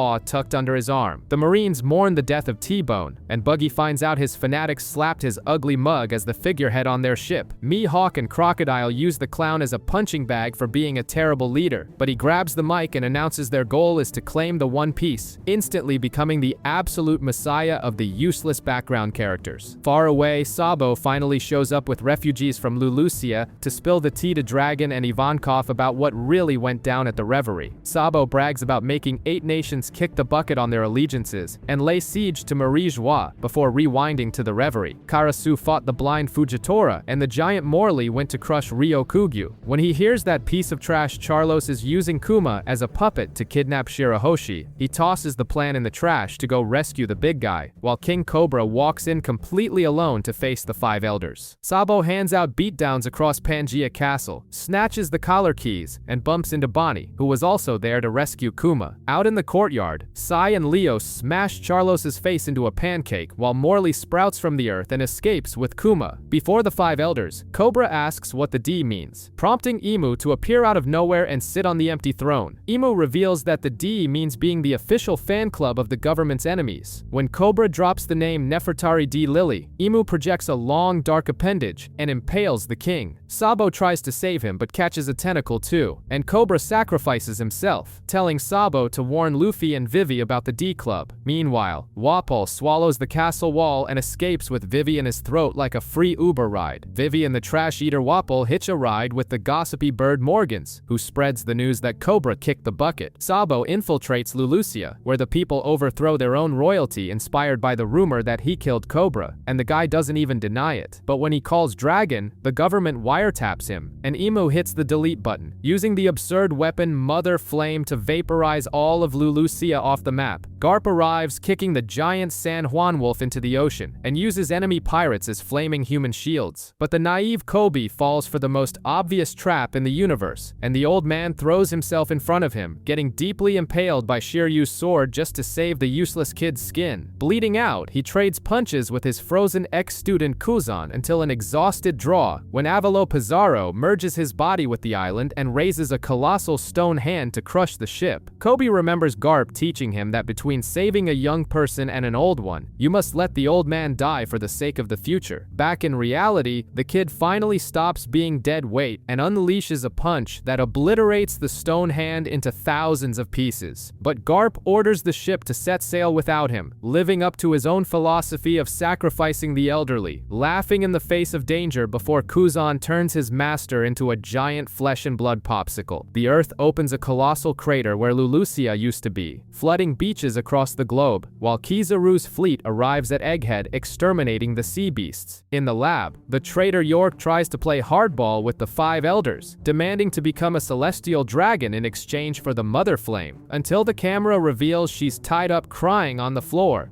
begging to be saved from the Straw Hats, who are already planning to use her as their ticket off the island. Luffy plays hostage negotiator with the Five Elders, demanding Vegapunk's escape in exchange for York, until he nearly vomits classified information and Robin hangs up right in the Supreme Boss's face. S-Snake reveals she only undid the petrification on the Speedo-wearing cyborg because she's crushing on the protagonist, proving that Hancock's simp genetics were copied perfectly. But Lucci's angry little kitty self leaks their location, and Kizaru drops down to settle things with his former pupil hand to hand. Kizaru lays the smackdown on Sentomaru, crushing his unofficial nephew without a second thought, and stealing his authority chip like taking candy from a baby. He phases through the shield and enters the VIP area. The perfect moment for Lucci to drop his mask and try to assassinate Vegapunk. However, Stussy's blonde clone throws herself in the way and tanks the entire attack. Sanji traps Kaku the giraffe in a soap bubble, and Zoro draws his blades against the traitorous feline. While outside, Luffy drops from the sky, kicks the Admiral in the face, and declares that the real massacre starts now.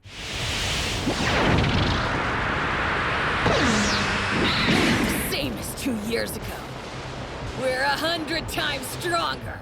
In a flashback, the cyborg Kuma gets beaten like a stray dog by Aka Inu on the Red Line. In the present, the Navy invades Egghead, and Luffy activates Snake Man, but Kizaru proves that rubber arms mean nothing, and lands a kick that blasts the protagonist into the escape robot, turning their ride into flaming scrap. But our protagonist bounces back in the ridiculous pinnacle of the Sun God and grabs the Light Man like a rag doll, while his heartbeat begins to awaken a gigantic iron robot sleeping deep below. The protagonist plays shot put with Kizaru, sending the Admiral into orbit like recyclable trash, while Bonnie turns a Marine squad into a crying daycare and a geriatric nursing home. On the other side, Zoro activates the King of Hell to slice up Lucci's awakened, roided-up kitty form, and Kizaru grabs the long-nosed Usopp, demanding to know where the scientist is hiding, right until Atlas commands the pacifistas to gun down the government's own troops. Sanji ditches the tank the exact second he smells a woman in need, grabbing Bonnie to make a break for it. Saturn finally gets his ass out of the VIP chair, freezes the pacifistas, and enters the battlefield, turning into a grotesque bull spider freak of nature. And when Gear 5's faulty battery hits zero, the protagonist drops like a deflated sack of wrinkles. Vegapunk's tank crashes face to face with Saturn, and Bonnie recognizes the piece of trash who ripped away her father's consciousness, plunging a sword right into the old man's flesh. The sword stab does absolutely nothing, because the Spider Bull has regeneration cheats and grabs Bonnie like a useless keychain. Relishing the classic villain moment, Saturn reveals that Kuma belonged to the Buccaneer race, a giant lineage hunted for sport. Ripped from his home at age 4, Kuma was turned into the world noble's mop when his mother dies in chains. His father promises that the Sun God will free them all, but he catches a bullet to the head. Years later, in God Valley, Kuma escapes and runs into Ivankov and a little girl named Ginny, who offer him a VIP pass to freedom. In God Valley, Kuma and the big-headed Ivankov scheme to steal the prize fruits, with Ginny leaking the location to the pirate dark web to attract the absolute worst scum on the planet. The island turns into a war zone. The Rocks pirates, featuring monsters like Whitebeard, Kaido, and Lin Lin, shatter the Navy's blockade, clashing with Roger's crew and even Garp. In the chaos, Kuma takes a bite of the pawpaw fruit, gaining the power to slap celestial dragons away like flies, and makes it back to Sorbet with Ginny. Kuma plays Jesus in the church, sucking away the poor's pain like the king of masochists. He refuses to put a ring on Ginny out of fear she'd meet his mother's tragic end. Years later, the tyrant Beko Ri enslaves the poor, and Kuma tries to fight back, but ends up caged alongside Ginny. However, a band of rebels led by the supreme drag queen Ivankov and the chronically absent dragon breaches the castle and frees the slaves. The couple joins the crew, which evolves into the gigantic Revolutionary Army fleet right up until Ginny is mysteriously kidnapped. Ginny becomes the trophy wife of a disgusting celestial dragon, and Kuma loses his peace and love filter, crushing kingdoms like a bulldozer fueled by depression. 2 years later, she's discarded by the government with a bizarre disease and kicks the bucket. Kuma arrives too late, finding only her cold body and a crying baby, so he adopts little Bonnie.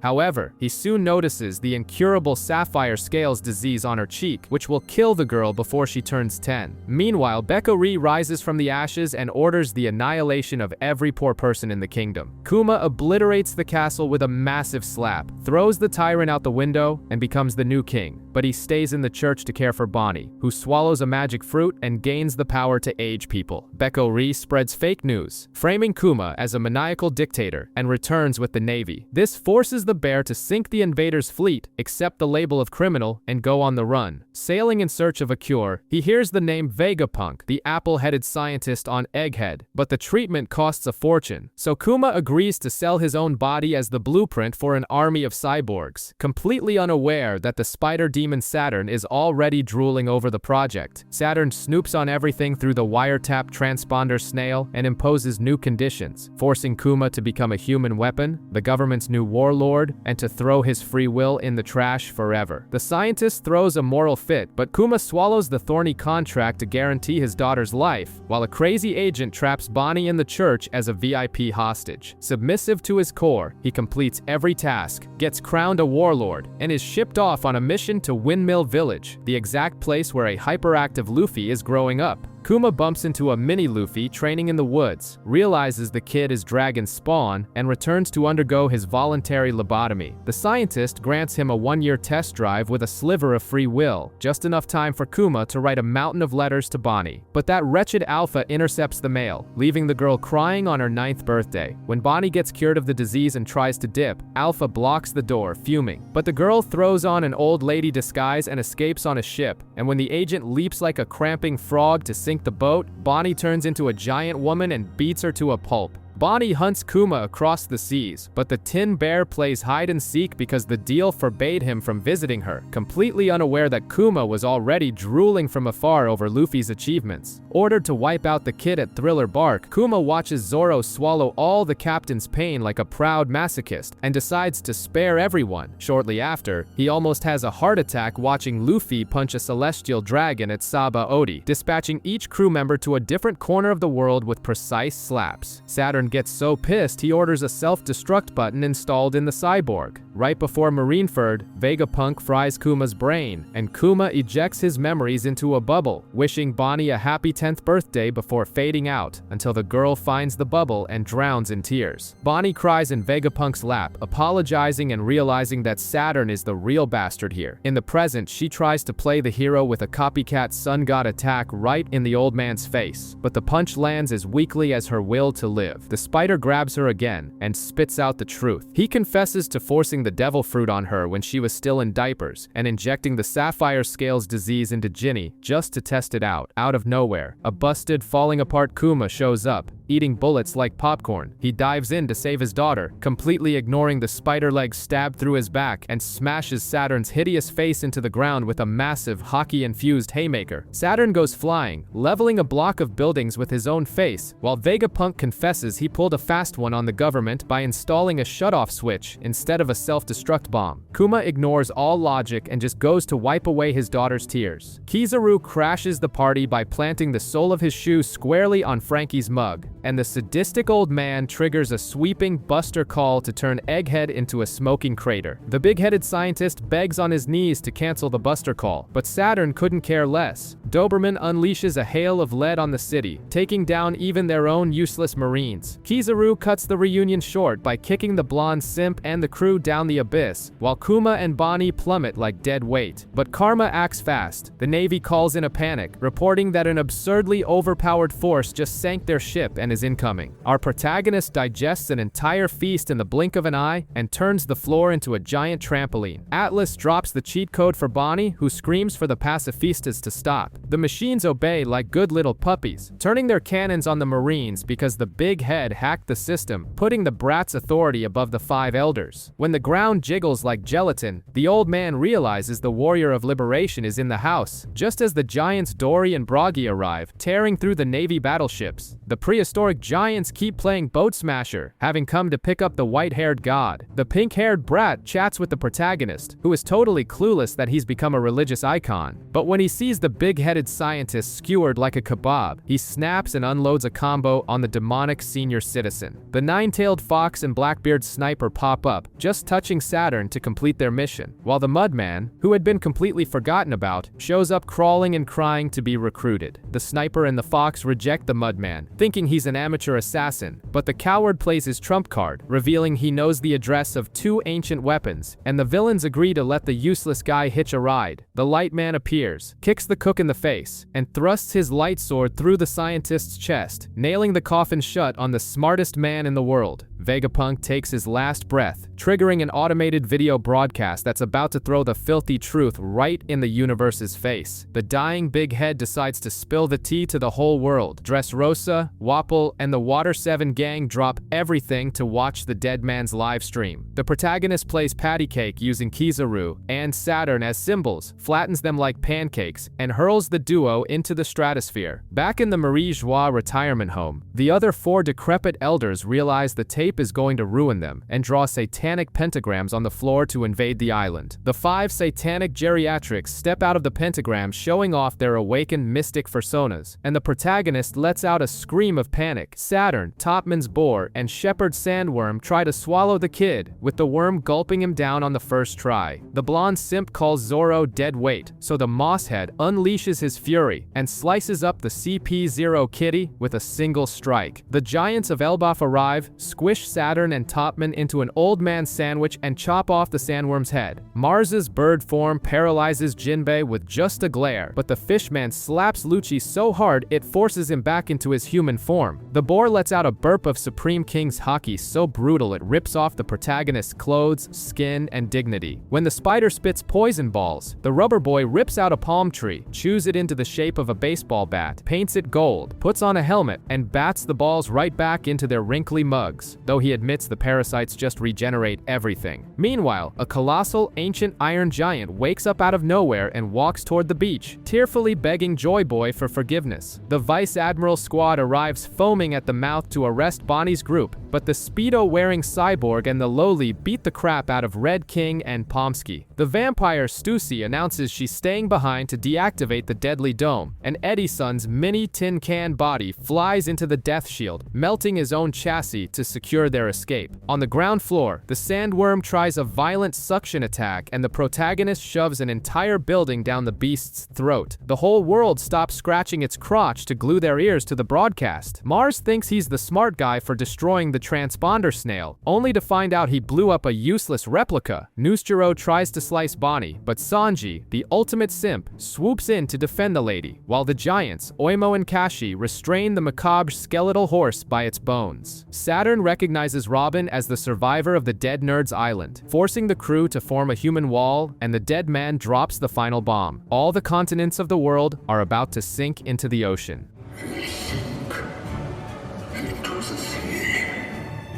Vegapunk's cosmic gossip keeps leaking through the planet's speakers, revealing the secrets of the Void Century that the government sweat blood for 800 years to hide, leaving even the nobles of Marie Joie foaming with rage. While the scientist delivers a poetic monologue about Joy Boy's miracle rubber, the supposed sun god is taking a massive beating from Saturn, who burns through his armament haki like wet toilet paper, leading the crew to gang up relentlessly on the elderly spider. Edison becomes a martyr, tossing his own robotic body into the fire to create an escape window. Vegapunk continues to machine gun the planet's eardrums with lore bombs about the Void Century, and the little detail that the sea will rise and drown humanity causes mass panic. In the burning lab, even the elite Cypher Paul assassins show they have feelings. Meanwhile, the colossal scrap of ancient iron starts working again, marching forward and crushing everything like a runaway bulldozer without brakes. The giants of Elbaf enter the naval battle with blood in their eyes, turning the government's unbeatable ships into toothpicks and slicing through hulls with brute force. Jinbei decides the best siege weapon is a stressed-out swordsman and hurls Zoro like a human cannonball straight into the bloodbath. Vice Admiral Dahl still tries to salvage the Marine's dignity by punching enemies with her rock and roll technique. The escape turns into a circus of pirates and Marines trading blows, and Luffy decides his top priority is to stuff his face with Elbaf food to recharge his batteries. The sea turns into a giant trampoline, and he does the Nika dance, infecting the giants right in the middle of the war zone. But the real humiliation hits when Bonnie resorts to the ultimate hack, using her time powers to imagine a future where she is also the sun god, activating her very own Nika mode. What's going on? A future where I'm the most free! Bonnie solidifies her stolen transformation by connecting her temporal powers to the memories of her dead parents. Saturn tries to step in with his claws, but Luffy swats him away like a mosquito, opening the perfect guard for Bonnie to plant a divine punch in the elderly man's flabby stomach. While the 5 elders get beat up by 2 kids in cartoon mode, the Giants, Atlas, and the robot throw their lives on the line to guarantee the Straw Hats' escape. The big-headed scientist's posthumous will hits the globe, and even the prisoners decide to riot, triggering the biggest PR crisis since Roger's execution. The robot Emmett releases an outrageous burst of haki, murmurs that it will never be alone again, and shuts down forever, buying the exact amount of time the Sunny needs to bail. The heroes slip away, leaving Egghead in ruins, maintaining their 100% property destruction rate. Morgans decides which sensationalist headline will milk the most profit out of the chaos, while Kizaru breaks down, crying rivers of tears for his friend Vegapunk, whom he killed himself. We discover that a trio of surviving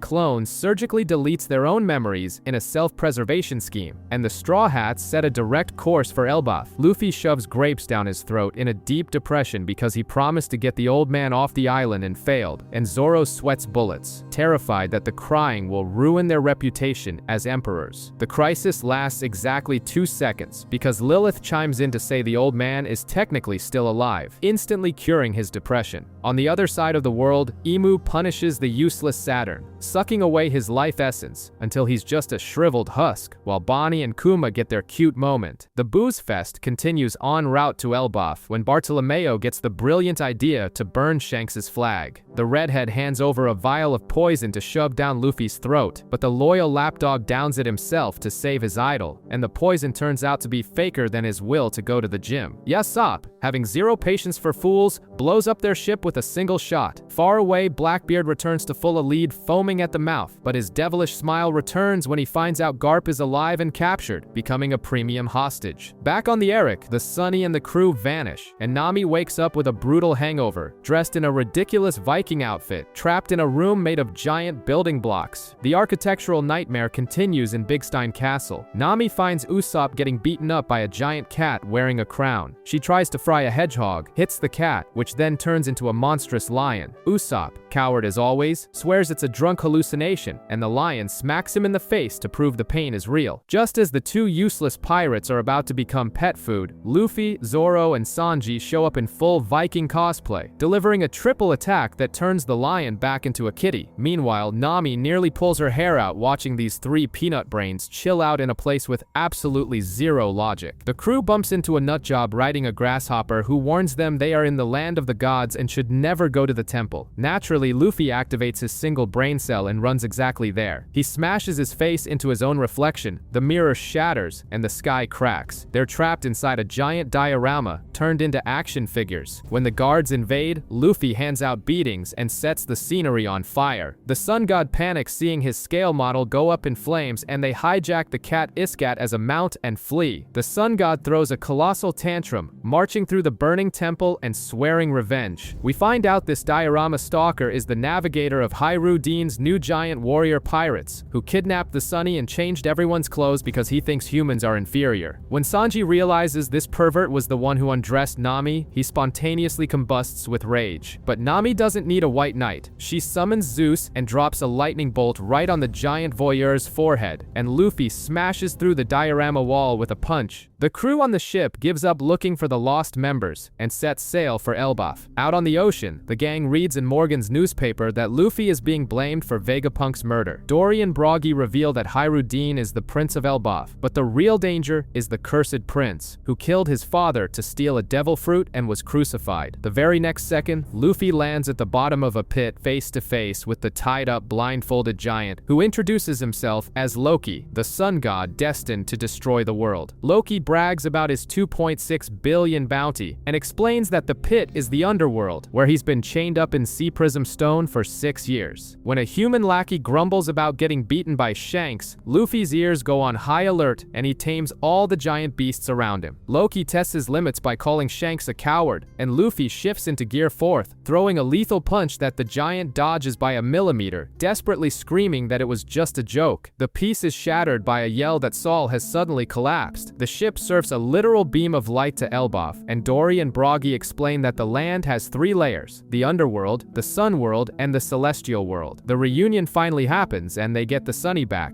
but when asked what Luffy was doing in the underworld, his lie proves to be more useless than Usopp's aim. The giants change the subject, assuming he got traumatized in the ice. Road's pursuit ends when Zoro and Sanji set up a lame booby trap with logs, and Gerd and Goldberg lay the smackdown on the deity cosplayer. 22 years ago, Spondine makes a fool of himself crying on camera, but shifts the blame onto the demon girl Nico Robin, who gets an absurd bounty and spends her life on the run. In the present, a flying little ship called Svar descends from the sky carrying the rest of the crew and the defeated Road. Hirudin is already pushing Luffy as the supreme leader of the giants, a title he hates more than taking a bath, and the big guys swear loyalty because he beat up Big Mom. Robin pulls the handbrake, and the crew sticks with her to Saul's school, where a teacher yells that he collapsed. However, Robin figures out the old man is faking it. He jumps up to scare her and reveals he survived because the flames of Ohara melted the ice. The two embrace and break down in tears.